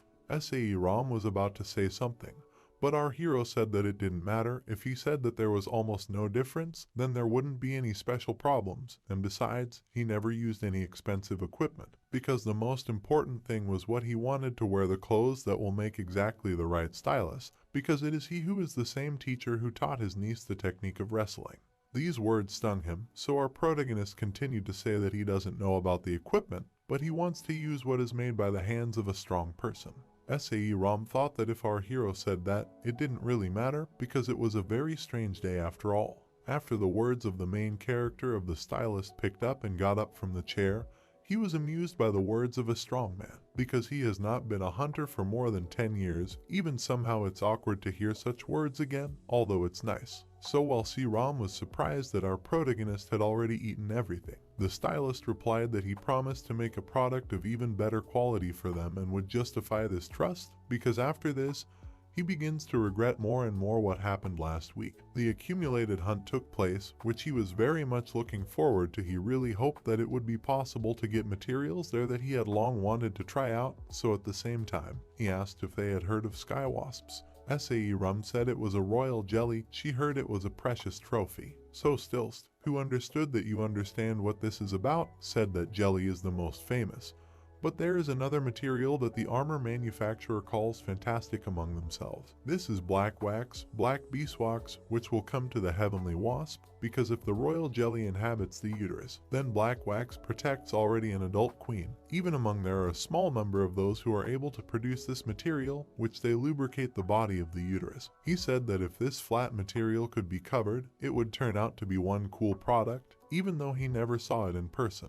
Our hero at the same time got into his phone and drew something, and then showed it to the stylist. He apologized that it wasn't a photo but a drawing, because his phone had recently broken down, so isn't that what the black wax looks like? The stylist couldn't believe his eyes, because if our character had a photo, it means that he saw a live sky wasp. Ryan thought that if he said anything, he would be arrested for smuggling, so he couldn't think of a better solution than to point out C-Rom, saying that he saw her at her house. After all, she was very rich, which was different from ordinary people. At that moment, we were looking at the hospital where the broker was sitting. He talked about how he didn't have much to do today, so he wanted to check in a little bit before his character arrived, and he even said that he would come from there, which surprised the broker a lot. They talked for a while, but at one point he said that he would need to call as soon as Ryan arrived, because he felt like it was time to finish the conversation, who he had arranged to meet. We can see that Zeke was definitely familiar with the broker. They decided to go out, because Yu-Sung just recently I had a soothing drink and fell asleep, especially since there was a hospital there, they couldn't make any noise. We, in turn, understand that 11 years ago the so-called legendary cleaning squad was disbanded, which was headed by one person, Zeke Esserm, and now two people who once called each other comrades met again. They were a little bit not happy to meet each other after 10 years, and just went crazy, so they decided to just shut up and follow each other. Because the broker in the past was ranked 5th in the ranking of South Korea, he was the main fighter of the Venus squad. It was already evening, and our characters left the studio for the street, where they saw that our hero still continued to frighten her. But if the black wax was most likely in the same suitcase they found, she asked to be warned about this in advance. But the only thing that our protagonist did after scratching his head was to say that he didn't know what this item was, but he was very grateful that Tab played him back. SAE Rum exhaled and said, "Something definitely can't just sit still. It's bound to get in trouble somewhere. Didn't he have time today?" Our main character looked at his phone and said that he wasn't there today either because he had to meet someone. SAE Rum was about to offer a ride if it wasn't too far, but Uncle Zeke called her on the phone, too. But right at that moment, the stylist also came out and said that it was quite cold outside, because even though it was only September, it meant that it was going to be a cold year because had SAE Ram already left. But the main character said that someone called her, so she went away for a while. He even thought that it wouldn't take long, but the stylist said that he came to talk, just to smoke. But they couldn't leave him alone with the most unusual movements that Yao Ryang showed today. It was a real breakthrough. This technique was used, or rather invented by his brother, Father Khan, so that the stylist himself had a hand in transforming it. Our hero at the same time bowed and asked for forgiveness, because those with their sweat and blood created this technique. He should have thought about it. He asked for forgiveness, because he used his permission. This will not happen again. But the stylist began to say that this is not why he started talking about this technique, because it seems that our hero did not quite understand him that way, because the hunter technique does not have any copyright.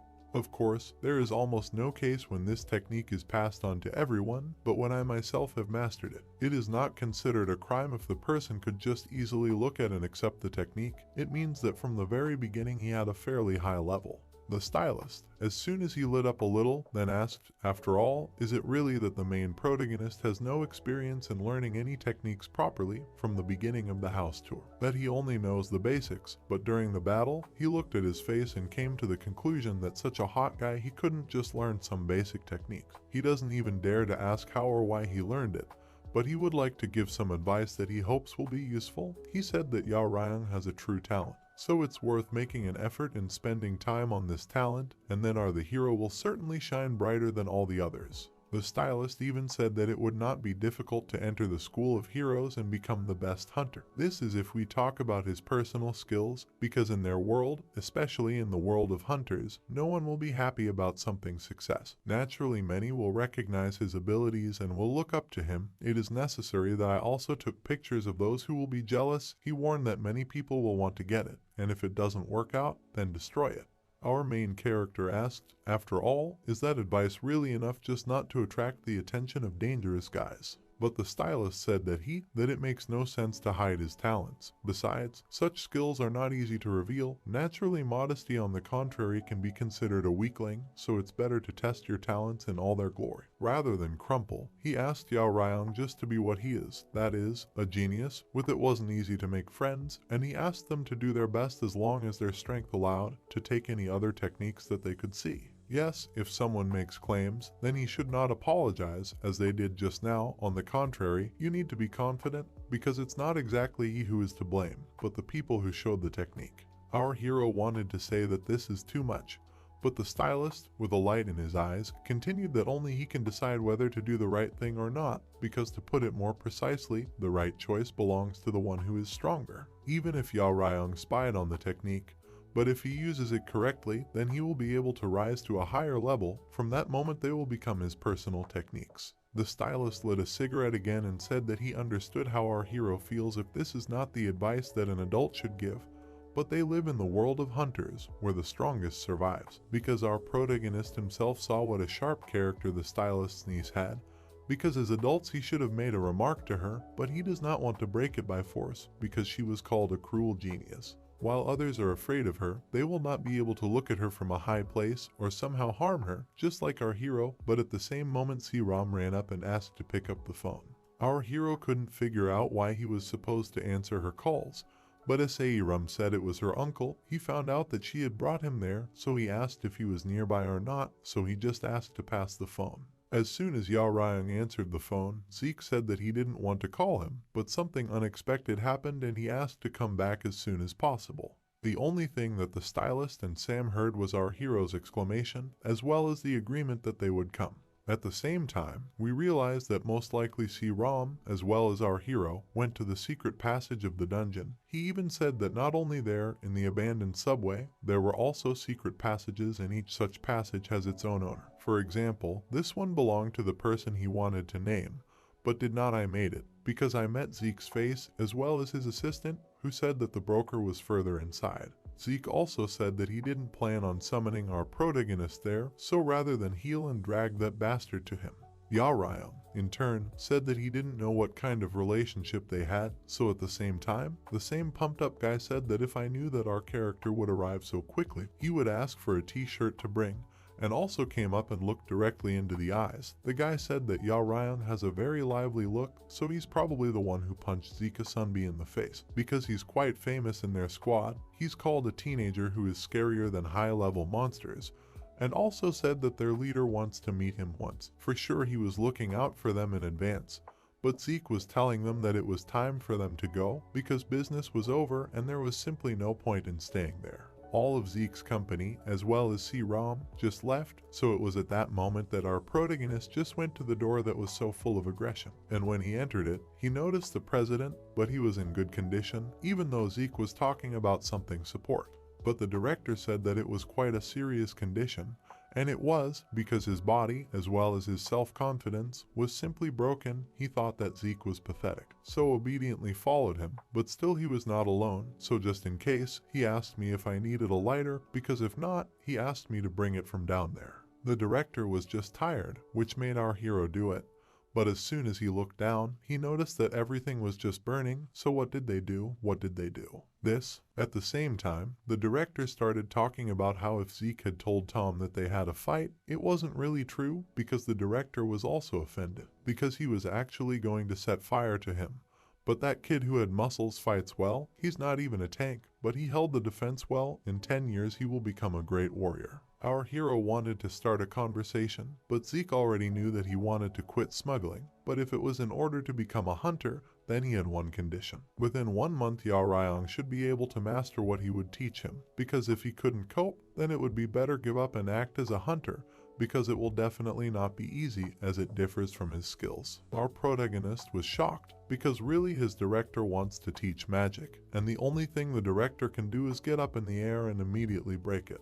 Of course, our hero was very much alerted, because he had only one question: why did you suddenly start talking about it? But at the same time, the director just took and fell into Yaoryang's arms, which made him understand that they were really in very good condition. The body was cold, it's not easy, he was exhausted, so I asked him to climb on his back.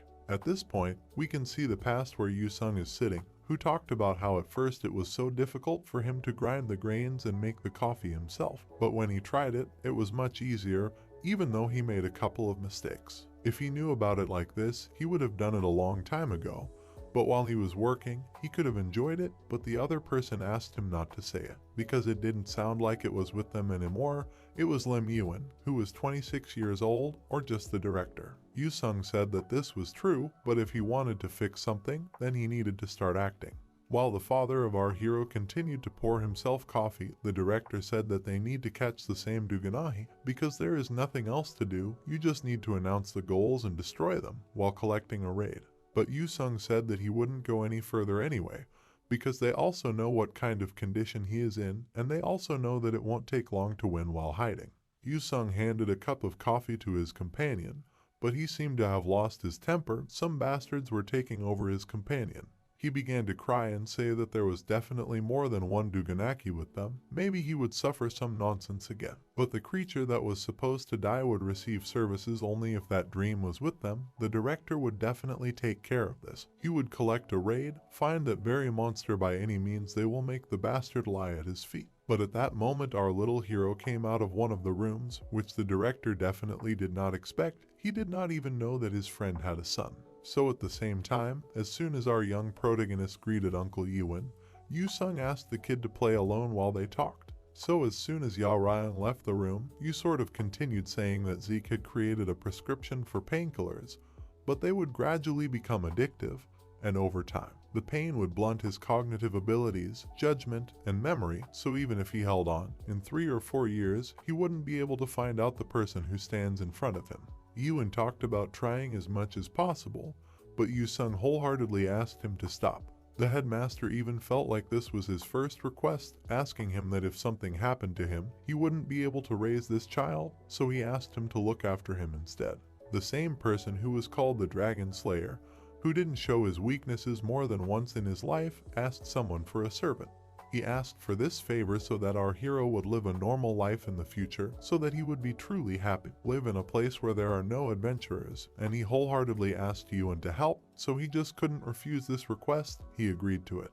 At the same moment, we see that the director himself woke up. He asked about the time, but not so late, because it was about 10:30, which means that the director was lying around for about 3 hours. But despite all this, our hero led the director to the thing that he received at the age of 14 as a gift in honor of their joint work, a syringe, or rather a first aid potion. The headmaster said that it wasn't the best potion, but it would work in the earliest situations. It was so infuriating that if you weren't mortally wounded, it would put someone back on their feet in a couple of hours. This is a luxury reserved for the adventurer's precious goods, but sometimes it is possible, so the next time I asked him to buy it with my own money, however. It was at that moment that the director asked if he wanted to go back, because if he changed his mind, then he should refuse.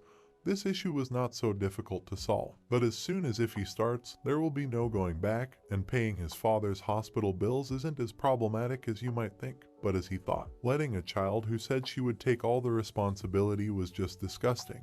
But Ya Ryang told him because it's not that important, because he's not a big fan of his own. My father didn't leave any money, and no one knows what might happen. The director thought that he just didn't want to trust him, but even the young protagonists were different. That's not the reason, because he always thought that he needed the ability, the strength to protect himself and his father on his own and no matter what happens. So he just thanked him for the syringe. He would save it for use if necessary. So as soon as we flash back to the present, we can understand that the director thought that our hero would definitely want to keep it as much as possible. But he could not imagine that he would not touch it up to this point. Needless to say, it's a good thing that he did not sell it on the black market, But the only thing that the director thought at that moment was that our hero would definitely not believe him. But even if he did not become a smuggler or quit this business, he would pay his father's bills. But Ya Ryang said that he knew about it, even if he was 100% sure that it wasn't that. He was just sure that no matter what happened to him, the boss wouldn't leave his father. Thanks to this, he could act without hesitation. The headmaster talked about how the moment he turned his only 14-year-old son into contraception, he also betrayed his father, but Ya Ryang was sure that it wasn't him who did it, but our hero himself, because even without his help, he would have found a way. And he often wondered this question: after all, if he can take care of himself, then why would the director help him? It was the same thoughts that had haunted him all his life. But as soon as the headmaster got up, he said that Yu Sung's only request was that the headmaster didn't raise Ya Ryang to be an adventurer. But it wasn't just that, because even during his service, he wasn't so obedient. You couldn't let your son's dragon slayer talent and abyss in ordinary life. So to be honest, the headmaster hated this world with all his heart, hated the very bastards who did this to his father, the idiots who forgot about him because they believed in the words of these freaks, and also those who stand on the sidelines, knowing everything, but meanly looking an excuse for yourself. This is exactly what the director wants to get rid of. Our hero started to get up and talk about how Zeke was kind of normal, but the director said that he would never catch him, would never catch Duganai, all because his methods are too simple, and not only adventurers should be ready to catch a hiding dragon, because dragons are such a contagion. Even if you could recognize them, you can't just not touch them, because their pureblood community is designed to cause massive damage. So of course some of Zeke's squad members, but the rest of the freaks who abandoned his father are definitely not. So even if the world disappears tomorrow, the director will never forget the loss of our hero and will not believe in what he does not want to believe. The headmaster said that for now Zeke was bound by the law, but the bastards would help the dragons and hold his ankles. In the end, he will pay for it, because 20 years ago his father destroyed that horror. But he will come back again, fakes will replace fakes, and all those idiots sycophants, everything will collapse. That is why he did not want him to become an adventurer, so at the same time he handed our hero a certain piece of paper, said that this is the account number for 4 people, because from the first day to this moment, all the proceeds from his work were transferred there. Our hero could not understand what was going on, but the director said that from the very beginning it was already decided that this place would belong to our future protagonist, so that he could start his own business when he grew up. Back then, he expected to give him skills, also knowledge, more practical and dangerous things than what adventurers need. He asked to call him when he's in a cast with them, because after that, He will teach him magic in exactly 1 month, and now he asks to study hard for the entrance exams even though he considers it useless. As soon as he wanted to go out, our character said that he didn't have to give him a chance because he thought he could change his mind, so if he didn't want him to become an adventurer. The director stopped and said that this is all true, but these are just his thoughts and they are not very important, and 3 years ago it was the same. Then, as now, it was only what our protagonist wanted to do that mattered. At the same time, somewhere in the old district of Yongsan, there was the same girl who was involved in the incident that occurred in the city. She said that they always get together like this. Then the thought comes, isn't it time for them to get their own corner? Do you have money? But at the same time, something doesn't even come to half of their meeting. Although if they have a place like this, they can at least change the warm shower. So you can see that these two are definitely familiar. They continue to laugh at each other because they definitely didn't have someone nearby. The girl joked about the fact that it was believed that without a perkin, he would whine like the last puppy or hold back tears but make a serious appearance. It really pissed the guy off, but that's probably what the girl was trying to do, and he was starting to look like a jerk. He was so angry that his aura was coming from a part of his body. He said that they thought he would be punished for fighting with her, because you can call it suicide, but the girl was also ready to start a fight, so at the same time a certain man told you to stop, because even he's not going to get involved. But he wants everyone to know that they're there because of one body, and even though he's not happy about the prospect, he doesn't want to do it alone because of a fight. At the same time, he raised his hands and said that he had behaved stupidly, and Bane only answered the crazy Dorlin. But the girl at the same time said that he survived due to the fact that there was a person but for some reason did not pick up the phone yesterday at all. So, what if yes, I mean about the situation that was, let's say there was no special need, why would he listen to any information? Something will come back and kill all the rescuers in any case. It was a successful operation, and he doesn't need any extra risks. The bully said that a successful operation is not quite the right expression, because only 12 people died, but even this did not attract the proper attention, because for 4 days in a row in the news they only talked about all the boys, or rather about our heroes, but not a word about the stolen trucks that they were able to steal. Most likely, the leader also said that this is understandable, because if not for these two, the Hunter Association would not have escaped the disaster, because the protection of the transport of monsters of the 5-star level was so unreliable that ordinary people died as a result. Surely all of them attracted all the media, and also agreed with the families of the victims to shift people's attention from their mistakes to those 2 boys who were in the car. The girl shouted that she could have killed them all in this case, but the leader said that as soon as they found out about her, they would immediately write her down as a terrorist, so everyone would not be concerned about miscalculation of the association, but about the race of criminals. If they miss again, it will definitely lead to a crash, so the bully said that it's probably important to constantly throw up some accidents, so they have another business to do today. But at that moment another member of them came along, who brought a person on a chain behind him. It was a job he called a hobby. They brought along some hunter who was going to be hidden from his comrades to be a hero, and last night, under the guise of someone trying to sell a trophy, then you caught him on the spot. It was Gang Hayek. The 97th place in the ranking at the moment. Many even said that he was definitely a scary man, even though he's the youngest member of the team, but he sold his own to send you loot in the shadows. This name was unfamiliar, so God said that this is a secret hideout of hunters, small bases of the area where there is a dungeon, so there is a space inside where the monster cannot penetrate. There is a place to rest, a special item and various items. This is a common definition, but not everyone uses such bases for their intended purpose. Some people say all sorts of things there. If they need a secret place that few people know about, the person asked the hunter to repeat what he said to him. So the hunter said that there will be their party in the shade, there will be members of his team, the leader, also civilians. The big guy had some questions that they were going to kill him. Immediately, the hunter began to continue, said that their lithium will guide friends. The composition is always different. They are rich people who like to have fun, a businessman, stars, they are going to drink, or they drink a potion that has a relaxing effect. The girl thought it was cool, but the boss realized that there is only a reset, like a addict, who are no longer satisfied with the usual pills, who are looking for sharp adventures in the dungeons. Whether they want such, there is no place safer than there, because they are guarded by hunters, so everyone can safely have fun so far from the outside world and no extra eyes. The hunter who was in the bag said that he also had no choice, because when he first got there, he was told that everyone is doing this, But they are not the only one missing. The man with the chains came up to him and told him not to shake, because it's still too late, but the truth is the courage to tell. Because do I really think that he hurt there again? Because if so, then the boss is very sorry, but he will have to be released. So at the same moment he was killed. At that time, the idea was that there would not be a single living soul left in that place, because hunters who abused and ordinary citizens because of the appearance of monsters. This is the title that will amaze the whole world. But many people were still surprised that Bossa wouldn't participate with them, even though they thought it would be an easy task. After all, their only target is the famous Hunter Squad, 2 of the Golden Elite, and 6 Rankers. He said that the opponents will be strong enough to relieve all the accumulated stress.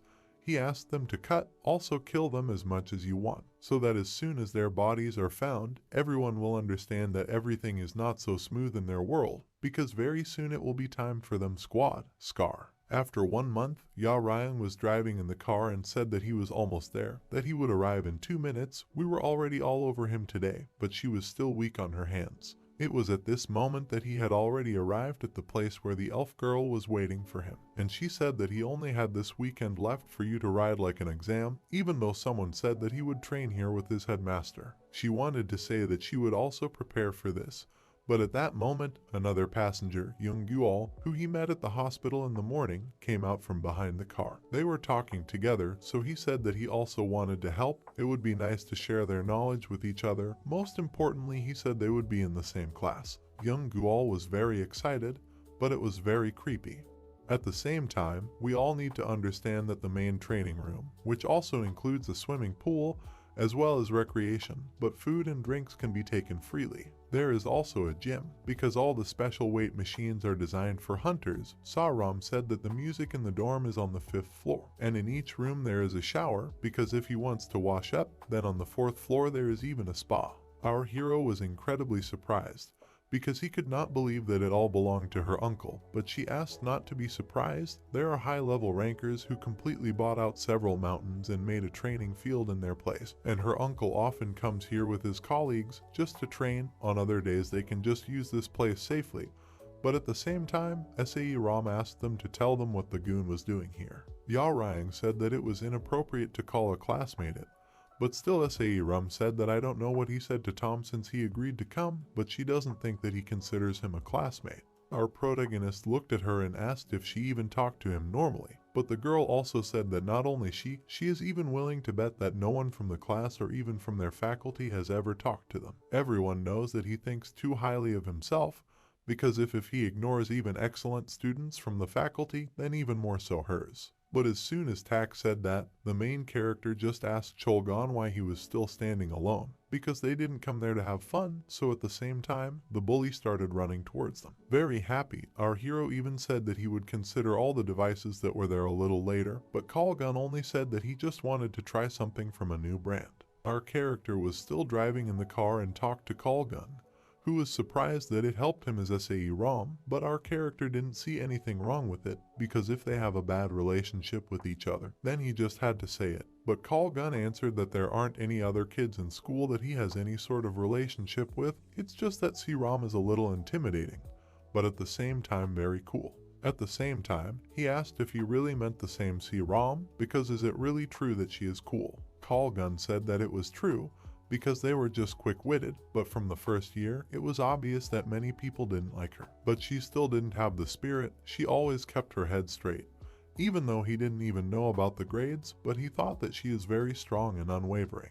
So as soon as Cholgon stood next to T-Ram, our protagonist announced that he was offering them a threesome this weekend.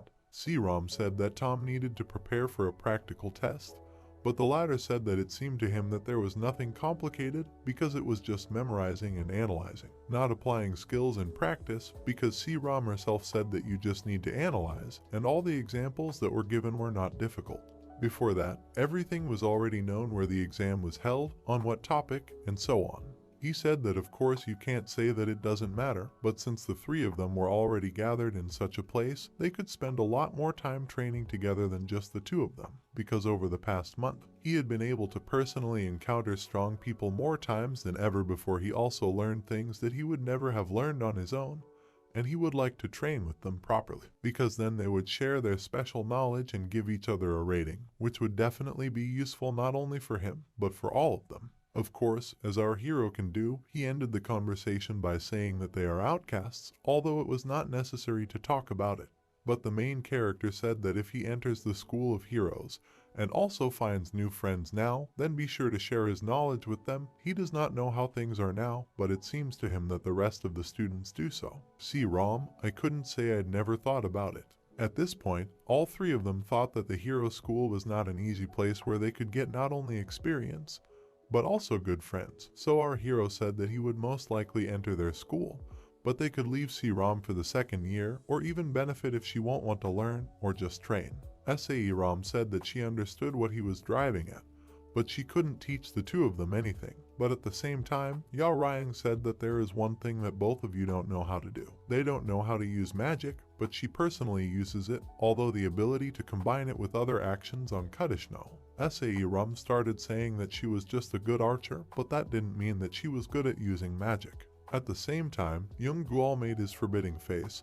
He said that if so, then he would definitely like to learn how to use it, but he was going to do it one day anyway. At the same time, SAE-Rom was in shock, but Young Guol thought that she did everything right. He thought that it looked natural. After 15 minutes in the fight room, Kalgun said that he needed to call his parents, and our protagonist was still surprised that there was absolutely everything in that room, even all sizes of clothes. He even asked to take one suit home. But SAE-Rom said that he can do whatever he wants, but is he doing all this on purpose, just taking care of her and Chulgun as well? It wasn't for nothing that the three of them were training together. She said that she was thanking him, because she didn't think that she would ever make friends with anyone other than him, as well as Kalgang. Our hero, in turn, said that he thinks that she already realized that he was not so terrible, and also wanted to say one thing, but at the same moment they were interrupted. Anisha appeared behind, who said that she had some kind of bad feeling when she wanted to go. I went to the gym, but now that I saw SAE-Rom, I understood why she felt that way. SAE-Rom was shocked. After all, what was she doing there at all? But Anisha, in turn, replied that her uncle was not there today, because she also heard what he said last time, that they can just calmly come there when no one is there. Did he say something that she did not know? Is Anisha in a special relationship? So at the same time, Sam introduced our hero to Anisha Esserm, who is her cousin. Even though they call her Ani, they are still the same age. Anisha waved and said that she was surprised that she brought a friend. She was happy for her, and also introduced them to a person, a sophomore from their school, Jang Sang-young Sunbi, who must have been seen several times, because she invited her sophomore friends for the weekend, wanted to chat and train together at the same time to begin with. Only those who had time came with them. But I think it's even better that Rasta is also here. Anisha said that C-Rom doesn't like it when there are too many people, so she probably just wants to leave, because if it goes tomorrow morning in front of everyone, then others may think that they are kicking something out. SAE-Rom wanted her word, but Anisha said that she shouldn't be stubborn, because there it is already safe to ask them to take her to their company. In her opinion, this is a good chance for her. But it was our protagonist who gave the voice, who said that they were all going to shoot together too, because another friend came with them. He was just talking on the phone, so he asked them to see him as well. At one point, the sophomore turned to the main character. He said that he had not seen it, so he asked to identify himself. At the same time, Yao Ryang started talking about how he didn't have a special school, just an ordinary one. He was in his first year. He was going to transfer to the hero school this year, and SAE-Rum agreed to help him with the preparatory exams. He even did something else for a long time, so he didn't know much yet. He knows, but he's going to do his best. Absolutely everyone laughed at him, parodied, and also simply did not understand him. Yao Ryan was about to suggest that they practice together, but the sophomore immediately approached him and told him to get in the car and go home before it got dark. Anisha and her group started saying that they didn't care if he lied about starting late or not, because they all knew that Tom was just ashamed of his normal school, so he made up a story about entering.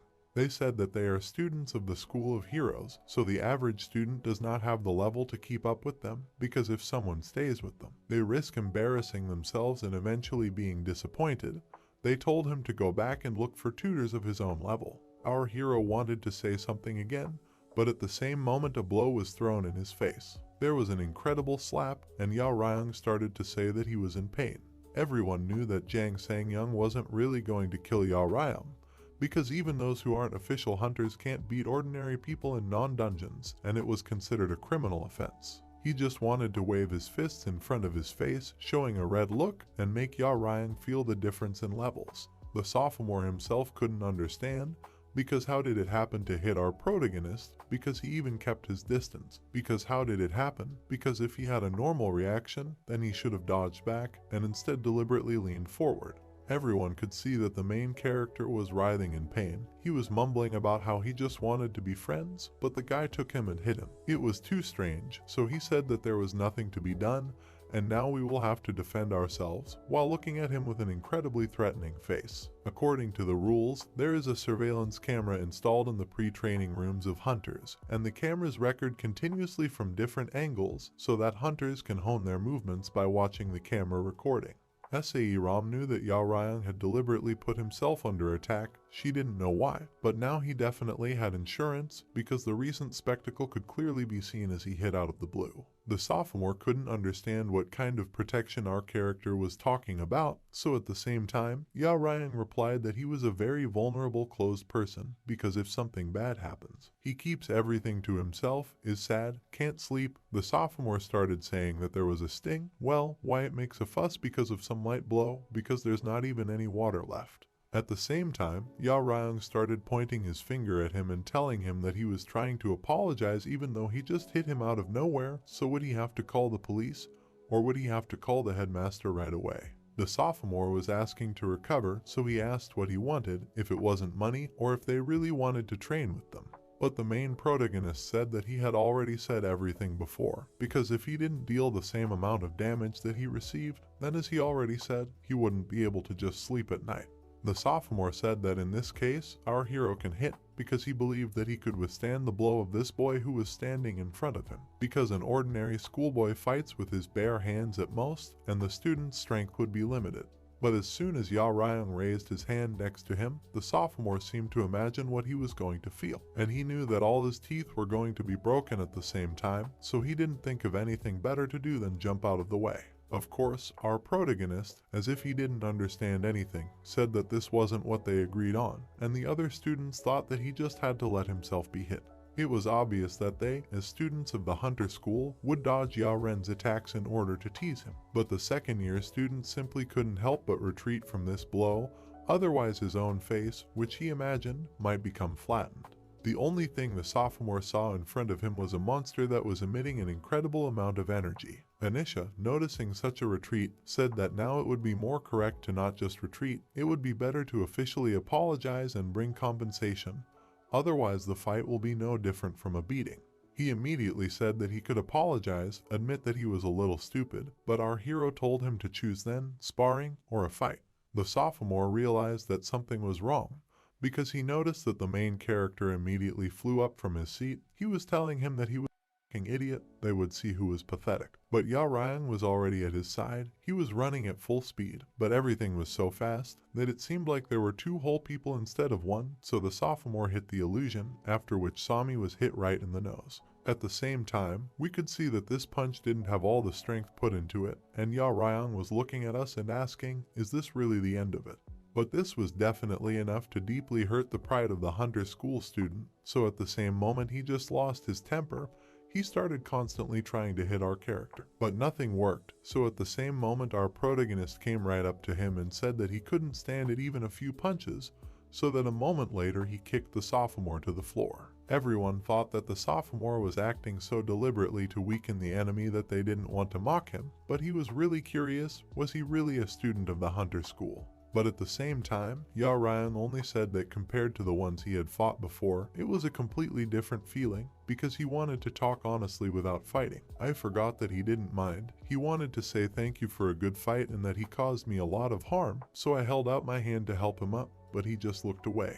The main character continued his monologue, saying there that the second snow should have been as strong as the last time. Again, because he knew this before, he could have just ignored it, so he just asked to take the video from the camera. C-Rom couldn't understand, because was there really something else he wanted to do to annoy the sophomore? But it is clear that he wants to see there, and most likely the video will clearly show how he tried to simplify and slightly reduce the pace, although he expected more from the opponent.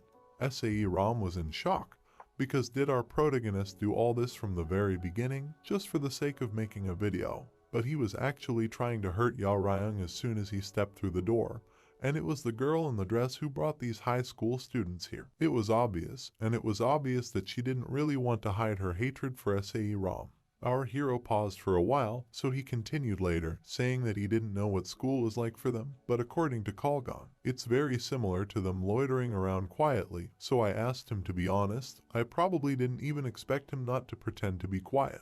He admitted that he didn't have the highest self-esteem, but he wasn't going to take the ridicule from the assholes in the back. It's probably just a mission for her, but for him it's a very valuable period of his life, because he never doubted that together they would grow faster. But just as they were talking about it, they noticed that the same sophomore who wanted to hit them was running behind them. But the only thing that he managed to do was just shout, because at the same moment Anisha grabbed him with her magic, she said that she called him. Not because he was very strong, but because he thought that he would show better abilities here, and he was disgraced in front of everyone. All our heroes understood that Anisha was left out of the picture so as not to waste energy on some small things, but to release them all at once, but it didn't change at all. But the only thing SAE Ram also noticed was that he looked like he was looking at his hand for some reason, so he asked what was wrong with it. But then again, we realized that he feels the same way he did in the battle against the Horned Horror. We flash back to 3 weeks ago. Our hero was unpacking some box where his things were lying, but after looking closer, he noticed that they were really in some very bad condition, like junk, especially in Kill Blood, that they probably couldn't even be used anymore. Its ability lies in the fact that if the wearer's life is threatened by the ability, then the spell is activated, because at that moment, he felt the pendant activate in his pocket, and perhaps only thanks to that he was able to land unharmed, but that surge of strength still haunted our protagonist. Is this another blood effect? After all, it couldn't just be some secret power within him that suddenly burst out. After all, the thing that was in his hands was worth about 22 billion, so it would be strange if it only had one ability. Only at this moment did he realize that so much money he had, and then the point where we are again transported to the moment when the magic was activated. He looks at his hands and realizes that at that moment he was not mistaken. He actually had the same feeling as then. But why now? After all, it probably wasn't because of that artifact back then. But as soon as he recovered from his thoughts, he noticed that Anisha was suggesting that instead of helping SAE Ram, he should start helping her, because most likely SAE Ram had paid him enough money for her to raise it. She even said that no matter how much she offered, the others would pay 3 times as much, including costs. SAE Ram was shouting that she was talking complete nonsense, but Anisha interrupted her as usual and said that her words were not nonsense, it was just a reasonable suggestion, because it was not for nothing that Yao Ryung was able to defeat their high school student. Even the strange thing is that he pretended that he could not enter school and did not even call your name. She realized that there was some reason why he couldn't concentrate on the entrance exam, but in fact, the problem could be solved if you had money, so the most important thing about C-Ram was money. Anisha started to go overboard, saying that she doesn't even have talent, friendliness, or reputation. She doesn't have any abilities at all, but at the same moment our protagonist smiled and said that he can't say for sure that she has stamina, and he understands that Anisha is too much a lot of spoil someone's life at school. He has no idea on something so much offended that in the face will be able to scold his sister, and she creates all sorts of nasty things. Anisha lost her temper so much that he let out an incredible magic in the direction of our hero, which almost hit him. She also said that all classes were cancelled this week, and when the other high school students said that it was enough to see their weak sophomore do this, there was no need to think about protecting him as a leader. So most likely those high school students were like that, and they were just there anyway to find a connection. She was sorry for the time spent, but not a big loss. She offered to pretend that nothing happened. And she also turned to our protagonist, said that if his goal is not her sister's money, then she advises him to be careful from next week, because it can affect his school life. He was about to turn to her, but C-Ram stopped him, so he asked her what kind of magic she had. But SAE Ram immediately confessed that Anisha probably set it up to find out more about him, because she couldn't have said that she had a good character before. But at this moment she was just obsessed with everything related to her. Probably after learning about his existence, she wanted to interfere in their relationship. Now she was going to want to give him away from those who were taking the entrance exam, goosebumps running down their skin at the idea of what might be in store for them. But our hero did not feel anything at that moment. He was more concerned with the place where his strength evaporated when Anisha released all her power. He understood that back then, the power was an inability to kill the unkill, but simply the power awakened under the spell's effect, the power that appears as a reaction to the spell. Sae Rum looked at him and asked if he was okay or not, because he looked rather strange, much older than usual. But Yao Ryan kept his fist down and said that everything was fine, because he needed to learn magic and everything else as soon as possible. By this time, the sophomore had woken up, but the only thing he saw after waking up was Young-gal, who looks normal as usual, so he scared the sophomore. Of course, the sophomore couldn't understand what Young-gal was doing there, but at the same time, our hero came up and said that he was sorry, because he thought that he could take one punch, but he didn't think that he would humiliate him so much in front of everyone. The sophomore said that he asked for it, because if you don't look, then he turned out to be a jerk, because he met face to face with the hero in the tragedy in the district. He even dared to be impertinent to such a person. It's he who should say thank you for being alive at least. But this is exactly what gave our hero to think, because he did not expect that there would be such an obvious outcome, because he did not try to defeat them with all his might. The sophomore was surprised, so Yao Ryan replied that he thought his movement speed wasn't much different from the basic level, and that he couldn't control his emotions and was angry, so this fight was a bit boring, and maybe that's why he was able to follow a few habits. The sophomore seemed to be interested, so he asked about these habits. So our protagonist said that he had already analyzed the video with the camera a little while they were out. He said that in his opinion, you need to pay more attention to the center of gravity before moving your arms. Then the body should bend in the direction of the foot that you step on, and he also wrote all this on the phone. Sae Ram knew that the same high school student must be in a huge state of shock right now, and she knew that our hero would definitely not demand money for such training, but would just give advice. She thinks that it's not that strange, because Yao Ryan wants to hear constructive criticism from the seniors, but the sophomore was still in shock, because he couldn't believe that our hero did so much for him, because just recently the sophomore wanted to hit him surreptitiously. But the main character said that it doesn't make any difference, because the high school student has already received enough for his mistake, and he doesn't have any hard feelings. Anyway, they were all here for training, so if they split up now, it would be sad, so I offered to do something useful, and also asked them to write down his phone number so that I could send them a video. As soon as Cholgon and our protagonist left, he said that the high school students were really bastards, because they just ran away, leaving their friend behind. It must be really hard for him. At the same time, they both came up to see Ram, and she said that they still had a lot to do, because they should start spell theory. She suggested comparing the fuel that you need to use for magic or spells. Only the quality of spells depends on this fuel. Our hero asked about the wording, so Young-gal explained it to him like this, so Sae Ram said that she had already mentioned it. Even if you get a bunch of newspapers, it was as bright as a single ember, because everyone can use a certain amount of magic. So she said that her magic level is C. This is a higher level in the wizard system, so it can either attack enemies powerfully or improve the strength of comrades. But it will also be useful for them to learn how to improve their strength during battle. All these words inspired our character, because he understood that he could improve his abilities. Because if it works the same as in Kill Blood, then it will be very strong. He even asked if they can master it in a week. But Siram made a very unintelligent face, said that a beginner definitely can't learn this in 3 days and 2 nights, because she has long been proficient in magic. So she can't say for sure, but just understanding the essence of the game requires at least 2 weeks, and his improvement in strength is only the smallest thing they need learn more. But at the same time, a high school student stood up and said that he could help you with this if you want to learn from a jerk like him, because after all, this is his specialty. This school year he is better at self-strengthening. As soon as it was evening, Yao Ryang was able to cast the lowest ranked spell, Fire Sprout.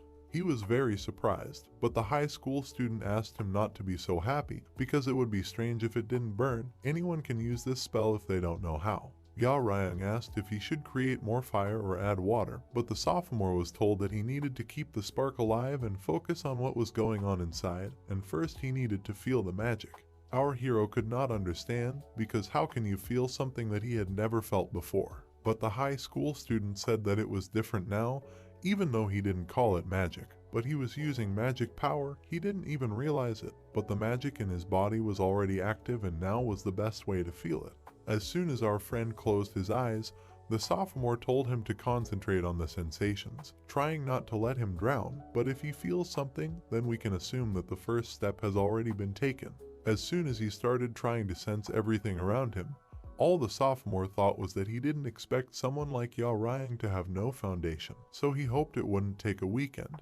But at the same time, the main character said that he felt tickled and tingled, as if he was just trying to get a sense of the world around him. An electric current rises from the lower abdomen, spreading throughout the body. The high school student couldn't believe it, because he felt magic in less than a minute, but Yao Ryan kept saying that everything he felt was amazing, because he could feel that there were about 100 of them in his body as well. We understand that there are only two parts of the human body that are responsible for magical powers. The core, which is located at the level of the navel, generating mana, and then mana chains. Magic power is distributed through them, a total of 127.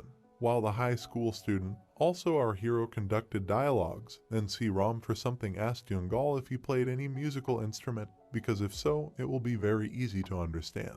She said that using magic is the same as playing and composing on the piano. Young Gual was confused, so at the same time, a D-rank spell, Thunder Fist, appeared in Sae-Rum's hands. She said that when she created it, she didn't cast any spells or make any strange signs, because contrary to popular belief, magic is not so loud. Most of the magic happens inside the body, even when it is not moving. If you take a piano, it just presses certain keys in a certain order and at a certain time, and music is born. With magic, the same thing. All you have to do is think of mana chains as a piano, and magic as a composition played by pressing the chain. She also explained that out of 127 chains of magic, sending them to certain chains in a certain order at a certain time is what magic is all about. Young Gual pondered and realized that if this was the case, so what would happen if the order was wrong? Were there any side effects associated with it?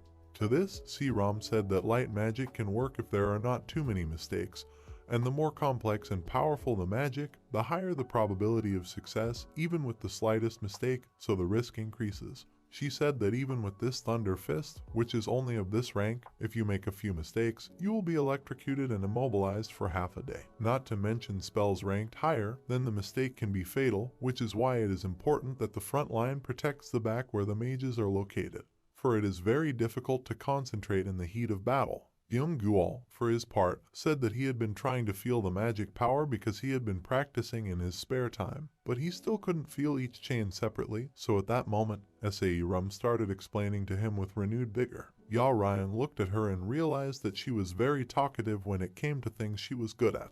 At the same time, he got up from the floor, which the high school student noticed. He thought that he was leaving, but the latter only said that he did not think that he needed to do anything else. The high school student in turn said that he didn't understand what he was talking about, because training with the sprout should be periodic until it starts to feel magic power naturally. To which Yao Ryang said that he meant that he was already used to this feeling. He can't count the chains, but he feels that the sprout can't count the chains, where each one is located. The high school student could not believe this, so at the same moment our hero said that on the right there are 2 chains that end on the fingers, 1 on the wrist, 3 more on the elbow, a total of 6 on the right hand, on the left hand more than to the right, if you count, then 10.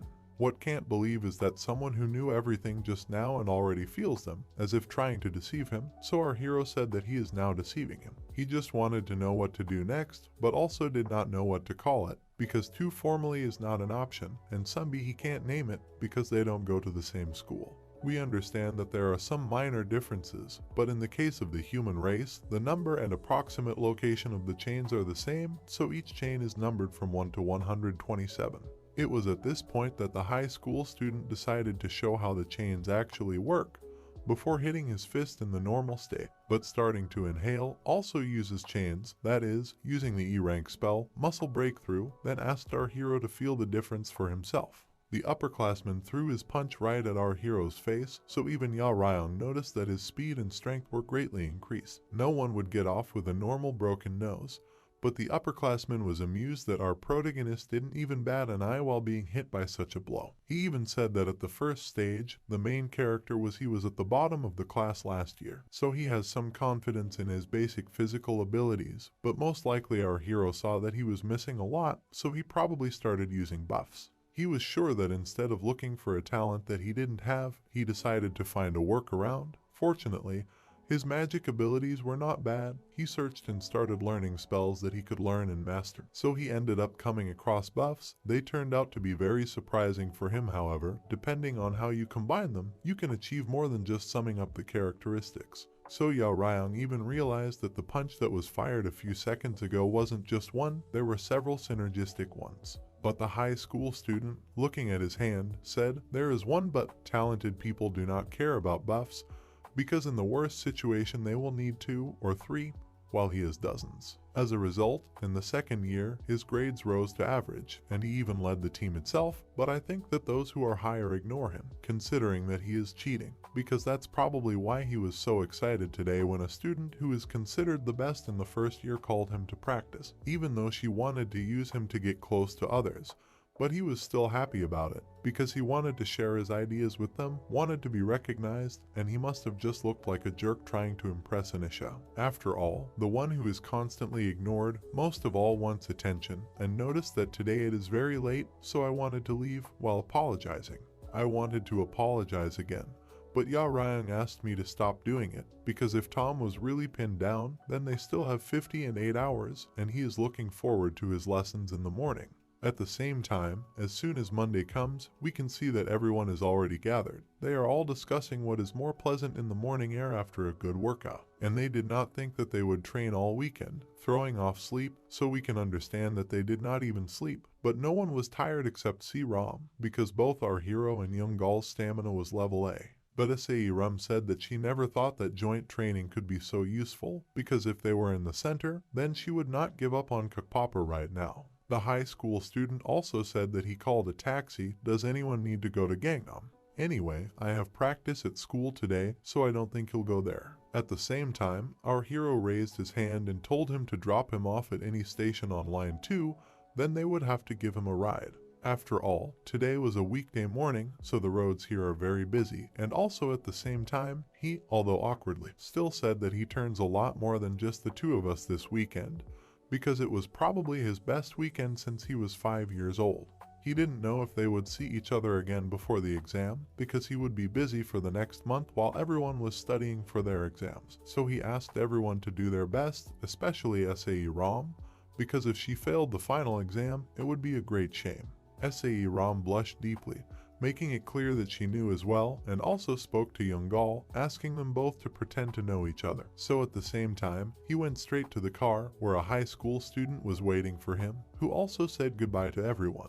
Of course, we understand that Young Gal and Ram are still awkward together as they wait for the car. As soon as it started to get light, our hero said that he was glad that they got to the place without traffic jams, and also expressed that it was his best weekend. So thanks to the high school student, he learned an incredible lot of new things, learned a few points, and also that special technique. The high school student thought for a while and said that this is just a theory, because he has never seen it in action and has not used it himself. Perhaps this is nonsense at all. Yao Ryong, which is probably just his imagination, but he feels that it will work in practice, because if he learns it, he can use it as a means of communication. The high school student asked about it, but our protagonist either said that this is a very long story, but if everything works out, he will definitely report the results, so if there is such an opportunity, he even suggested that they have lunch together. He said that he agreed, but only if he got in, because he didn't have time for a guy who went to a regular school. Our hero, of course, appreciated this, so at the same moment they said goodbye. Yao Ryong came home saying that he was very tired and still needed to go to school, but he was immediately interrupted by the headmaster, who was standing right in the middle of the room. He even said that he would not have time to sleep. Yao Ryong asked, "So what about the school?" But the headmaster only said that there was no need to worry, because he was already preparing to transfer to the Academy of War. No one had been given extra points on the entrance exams for perfect attendance, so he asked to pack his things, because he had a change of underwear and a pair of t-shirts, and the headmaster also noticed that he had learned magic, which, although rudimentary, was still active. Our main character said that if you know the content of the lesson, then of course it is better to prepare for it. But the director said that he is right, but at the same time not, because it will be of little use. Our hero couldn't understand what he was talking about, so the director asked him not to misunderstand, because he didn't say that he did something stupid, just that he had to understand that these were not private lessons, but a test of whether he was really ready and wanted life, just like an adventurer. So to make sure, the director wanted to check it out thoroughly, because he doesn't know about the rest, but one condition is that at once, he's not as talented as he thought. At this moment, the director had an incredibly serious face, but at the same time, he said with the operation, so he returned to normal. He already warned our protagonist and then that he had a few things, so if they go bad, he will restock them as he goes. Of course, Yao Ryan wanted to know where they were going, because was this the same training ground that he used when he was still on duty? But the director said he sold the place a long time ago. But at the same time, while he was talking about it, he was very nervous because he could not open the lid in any way. Yao Ryan asked what he was doing here, so at the same time, the director said that our protagonist's weapon was there because someone sent it to him, and how did he even know the address? Well, as soon as the lid was opened, Yao Ryan could see his new weapon, which was almost different in color, but in fact it was smaller, and it was also better in his hand. The director also asked them to move out, because if anyone is interested in weapons, then they will still have time to test them. Yao Ryan was looking forward to this moment, but at one point, his joy turned to despair, and in front of him was a carnivorous ant whose danger level reached up to 4 stars. He kept repeating in his head that when encountering a 3-star monster, it was better to focus on escaping, and it was better not to meet 4-star monsters or higher, which was exactly what he had learned. At the same time, the director said that this is only true for the smuggler, but not for adventurers, because if the latter gets scared and can't move, then let the latter tell him directly. He will immediately save him. The headmaster, on the other hand, was only thinking that half a year ago, he had seen the skills of the guy in front of him with his own eyes, even though carnivorous ants are especially dangerous monsters for close range, so if the skills are the same as half a year ago, then he will probably die. At the same time, as soon as the director said the last words and launched his attack, he hit so fast that even our hero, who was focused, was able to get injured. This is the second time he's fought a 4-star monster, or higher, although there is a big difference between the monsters that he was able to deal with then and now, but the essence is the same because whether it's attacking or defending, you cannot make a single mistake, because if there is no support, then mistakes will lead to accuracy. He was obliged to do everything that was in his power with the strength to deal with him quickly. He was able to hit in tow, and also fly out to his back. He was ready to hit him, because the biggest difference between a 4-star and a 3-star monster adventurers is intelligence. Although there is a difference between individuals and species, many monsters are able to cope with situations on a par with humans, even actively wage psychological warfare. So just when our hero was about to strike, Into turned his head into a shield, trying to protect himself from the blow. Yaren thought that he couldn't attack that thing with a needle, and the headmaster already thought that he couldn't handle it. He wanted to use his own magic, but at that moment Yaren just went and split the ant in half with his new staff. It was too strong and good.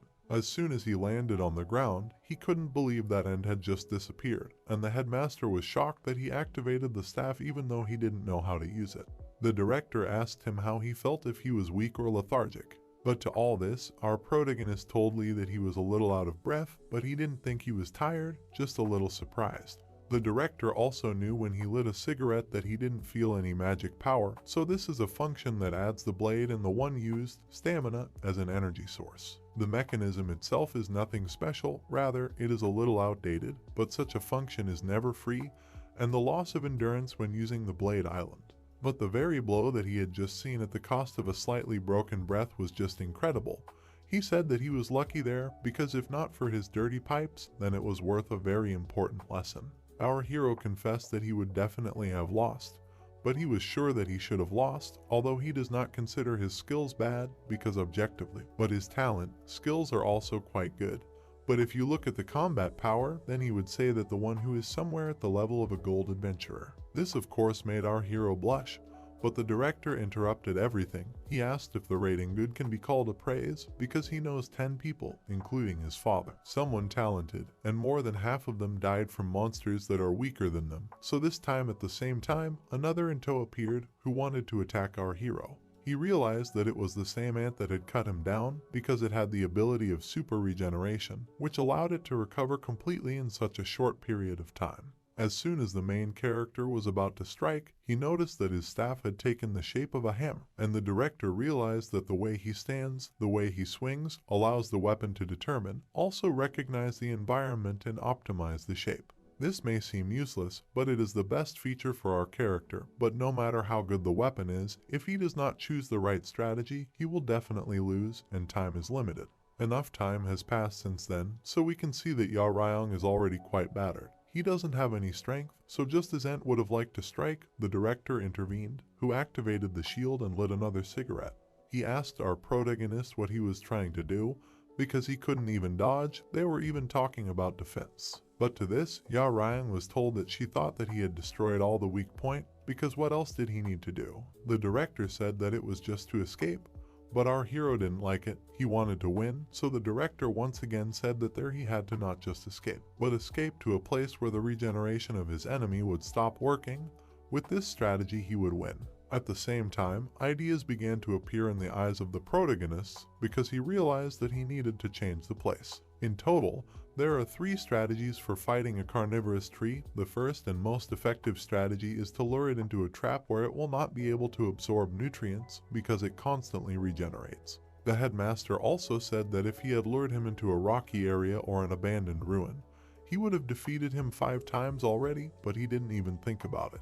At our hero in the head or what, to find a weak point, aim, and also hit harder, he does not know any other way. While the headmaster was saying this, Ya Ryong said that there was something that the headmaster should have noticed. He should have noticed that the carnivorous tree was already able to break down the barriers. The headmaster confessed that he wasn't good at defense, so he used the second strategy against such a tree, just using C rank or higher fire abilities to completely burn his body. The director said that this is why the carnivorous tree is a 4-star monster, because it is weak and its weakness is fire. But he still clarified that if he can't use fire, then you can stick to the first strategy, because the carnivorous tree is not such a difficult opponent. Because before they found out the strategy against him, he was a disaster for adventurers specializing in melee combat. Everyone could understand that it was possible to kill him with a fire spell, but the first plan is much easier than that because no military incendiary grenade is even close to them. The first generation didn't even have normal attacking spells. Adventurers had to pay with their lives because of this, just like any other strategy, which was developed at the time. It was the very talented people that the director was talking about that died at the hands of monsters that could be defeated in an incredibly simple way. You think adventurers were born too early and couldn't reach their full potential. But at the same time, he looked at our hero and wanted to get back to the topic. He asked him what it was like when you were first defeated by a monster. Ya Ryan looked at the ground for a bit and said that it was shitty. It was different from losing to a human, ridiculously humiliating. The feeling of regret and loss, the thought that something really has not learned anything, is experienced by every adventurer at least once, as well as the price itself. After all, if you are lucky, then it is done with a slight fright, and if not, but in the worst case, of course, someone's life will end. And then you blame yourself because you survived and your ally didn't. In general, the director stood right above our hero and told him that she didn't want to blame all this on him, just wanted to let you know that making you an adventurer is too high a price and doesn't mean that he will get more knowledge. But as soon as the director finished the monologue, he asked our protagonist to take a bag and start running for several hours. That the size of the dungeon is different from the size of the place in which it is located, because they all seem to be the same outside, and the distance is perceived the same. But the size of the real dungeon is just huge, and inside it is several times larger rather than outside, in the case of the Icarus jungle, which includes 4 districts of Seoul and Yedo Island. The area inside is equivalent to the entire Korean peninsula, so at the same time, both characters reached, so the director only asked to look back and admire, because there was a beautiful view and the landscape was very diverse. They appeared in the dungeon that used to be called Sindorum Danger Level A. The director asked him not to relax, even though it was very beautiful there, because even at the bottom of the food chain here is only a 3-star hell. And alone Ya Ryong definitely would not have lasted and turned out, because the next 2 weeks he will train him day and night. After 2 weeks the day training will continue, but he will survive at night without it. After all, if someone uses everything they have learned, they will last for a month, that is, the exam. But the only thing that the main character said was that he was sorry that they only had a month. As soon as a month had passed, it was already November, the day of the Warrior Academy transfer practice exam. SAE Ram was very excited, because our protagonist didn't answer her for a whole month, and the exam was at 9 o'clock. Will he really not come here? But at that moment she noticed that he was calling her. She turned to him, but realized that something was wrong with him. He told her that he was sorry because he did not respond to the message, because he was in a place where he was not connected for a whole month, and did not even say in advance that he was leaving. She was actually excited, because he looked very strange face, because since the bangs all the time climbed into his eyes, that he could not stand it, just cut it off. Although it turned out not very in general asked for forgiveness for what made you worry, he said, or what will go, he'll wash up and come back. SAE Rum wanted to ask him to wait by touching his back, but at the same time, he sensed an incredible danger which immediately passed. Ya Ryong only asked for forgiveness, because it was already a habit to react if something was approaching from behind, but L's girlfriend only asked not to worry about it. She understands everything. So as soon as both of them got to the car, we can understand that our protagonist told her everything, that he really liked the new weapon, that he didn't even take things, but was still a little worried. But we can understand that it was the first time that C-Rom felt this aura from a human, but in fact this was not the true reason for the fright, because the energy that she felt from our hero was very familiar to her. For a split second she felt that the aura that comes from monsters was coming from him. As soon as they were both in the car, our main character said that the new clothes fit snugly on him. There was no weight at all, so SAE Ram said that if there was more time, it would be possible to run a functionality test and adjust some details, because the better the equipment, the more functions. But the only thing that our hero was waiting for was the approach of the exam. See Ram, it's better than just doing nothing out of excitement. But do not let your guard down, even if it's just an exam. But our hero said that he was not looking forward to the exam, but meant the school of heroes itself, because they are just going to it, because the last 9 he'd been talking about her for months, but he'd never seen her, never been there. At the same time, we realize that this school is located in the city of Seoul, near Namsan Mountain, 270 meters above sea level, together where the park was located in the mountain in the past, Mount Drabik, transformed into the highest mountainous area on the entire Korean peninsula, because if you look closely, it was adjacent to a large-scale dungeon, Iger Jungle in Seoul, in reality. It was a separate dungeon, because given this, 30 years ago, the state united the Association of Hunters and made a plan for a complete cleaning of the dungeon.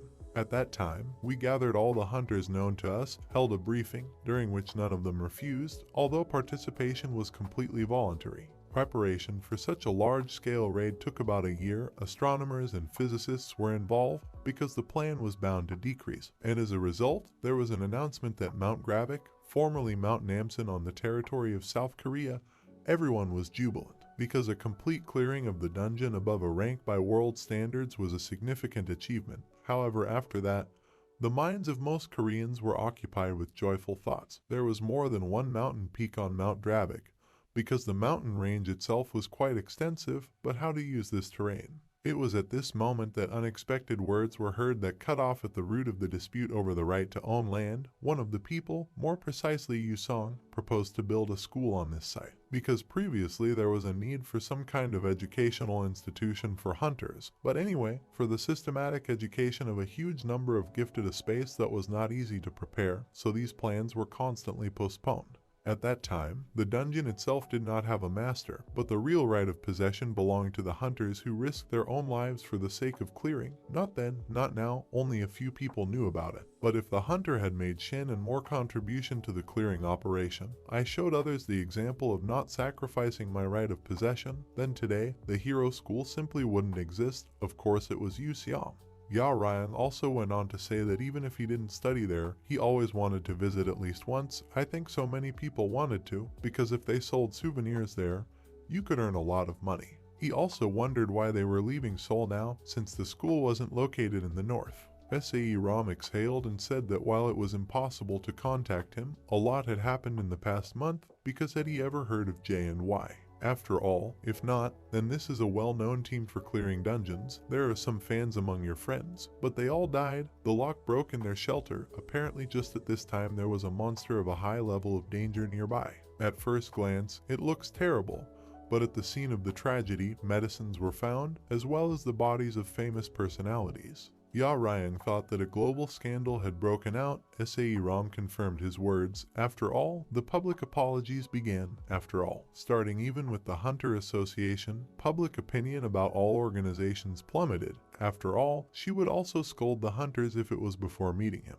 In general, in order to calm this mood in society, the Hunter Association announced various innovative projects. The changed exam field is one of them, so I asked him about the Fange Maze. She said that this was the second place that was completely cleared after Dravig Mountain, a dungeon that was ranked higher than a. At one time, the famous dragon Wazuka was located there. Right at that time, in the Chinsen Group laboratory, in the underground forge, there was Zeke, who said that he barely managed to get a few barrels. Did their blacksmith drink at all in just such a short time? But the blacksmith said that Zeke shouldn't have made any noise at all, because he hadn't drunk wine properly for a long time. It wouldn't even reach his liver, and Zeke wanted him not to drink at all, even a little.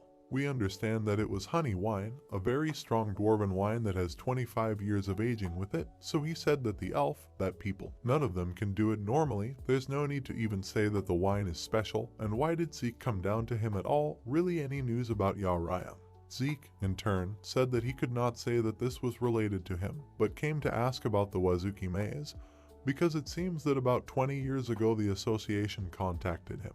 The blacksmith said that it was, and they wanted to make him a place for strong training. But the blacksmith told them that this was complete nonsense, and then he was kicked out. Zeke wondered why the blacksmith had given up on the idea in the first place. But the blacksmith has only just begun to fill himself more wine in the barrel, and it is said that the elf himself understands that dragons are easily attracted to one thing. Each object may have a different lust, but if this happens, they show obsession and desire to possess it.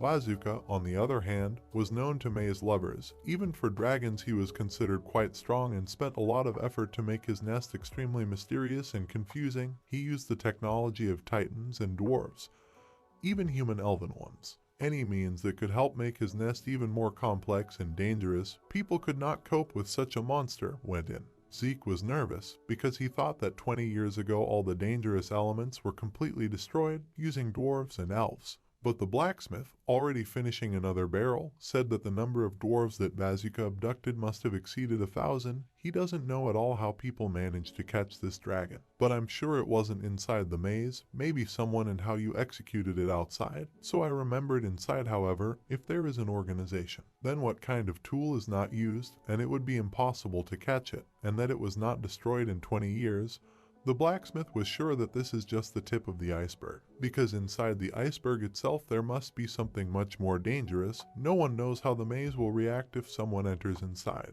However, the blacksmith, looking at the elf's expression, realized that most likely some fools did something, so he said that if something happens inside this maze, then you will be taught a lesson, but perhaps there will be some smart person who will be able to defeat this dungeon on the contrary. By this time, Ya Ryang had already gotten out of the car and arrived at the training center in Fang, the former maze. Everyone was asked to gather and get a pass and contract in Zone B1. The field is also modified for a maze, where there is a zone with varying degrees of difficulty and themes. Everything has already been announced in advance. C-ROM said that this is the first launch of such a test, so no one has any information, although it may be profitable for our protagonist, and too many people came.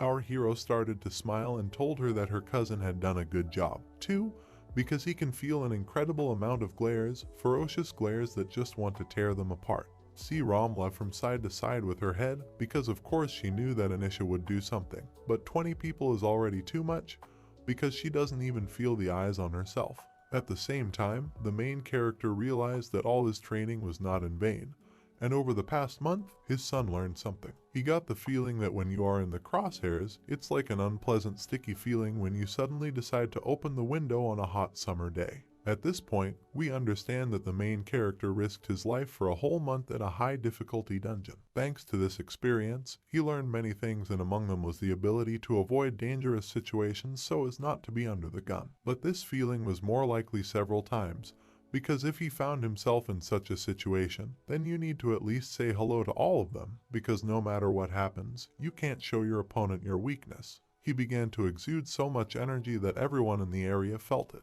By this time, 50 minutes before the start of the practical exam, in the complex of the training center in Fang Conference Hall Number 1, many people were thanking each other for coming, because without their support, their momentous event would not have been possible. This was the director of the Hunter Association, which ranked 12th in the South Korean rankings. Then there was Go Dok-soo, also the current headmaster of the high school, who was talking about how he never supported such a hasty and crazy plan in their time. It is very stupid to think that such antics can attract public attention, because people want those who are not at least a little sincere. They don't want new adventures. But precisely because he is an employee, he is obliged to follow the majority opinion.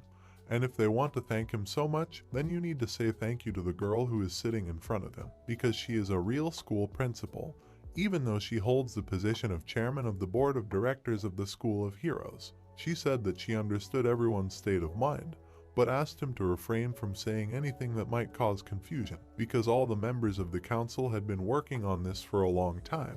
And of course no one agreed with this, even though it was known that everything was decided with the help of connections. But despite the request of that girl, a bald man in a very rich and red robe said that they are too much for themselves, because this is not a general exam, but only an additional one for a few outstanding students. Why is there even such a reaction? But of course, they told him, they put him in his place, that it would be better to sit Utica unless he was senile, because of which he could forget what he was like 30 years ago, because among the guys who are outside, there is not a single one to whom he could treat like that. The girl, who realized that her words were being listened to, said that if you try to cause another conflict, then she is ready to respond to everyone in an appropriate way, because the headmaster, as well as a member of the board of directors, had some disagreement. Everyone present expected that someday this abscess would burst, but no one could imagine what will happen next, namely the appearance of one applicant who had nothing to do with this situation. They all felt this aura, so they stared at the same place, they stared at the street.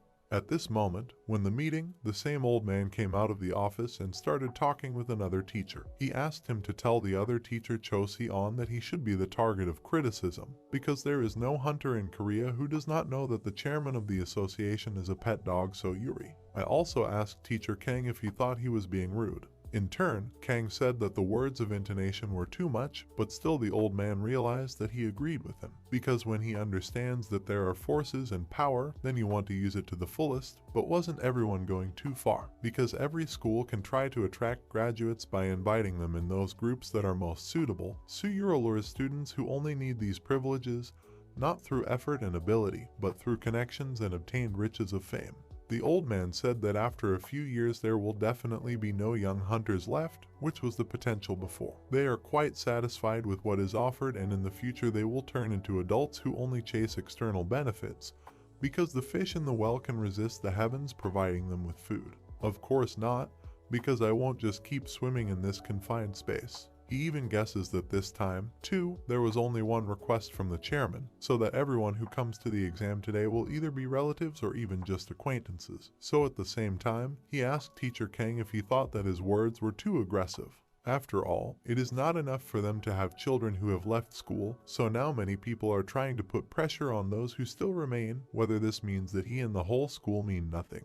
Kang said that nothing would happen, and the old man supported him, so at the same time, the old man decided to ask about the fact that none of them were confused, but everyone felt the same aura. Of course, they laughed and thought that this would strain them a little, because it would be impossible to name such a guy. Not for nothing did he try to figure it out there, or most likely he purposely behaves like this, and it turned out to be funny, because the old man wanted to make that student enter, even though he, as a director, did not. He might allow it, but he hadn't felt the urge to work out with a student in a long time.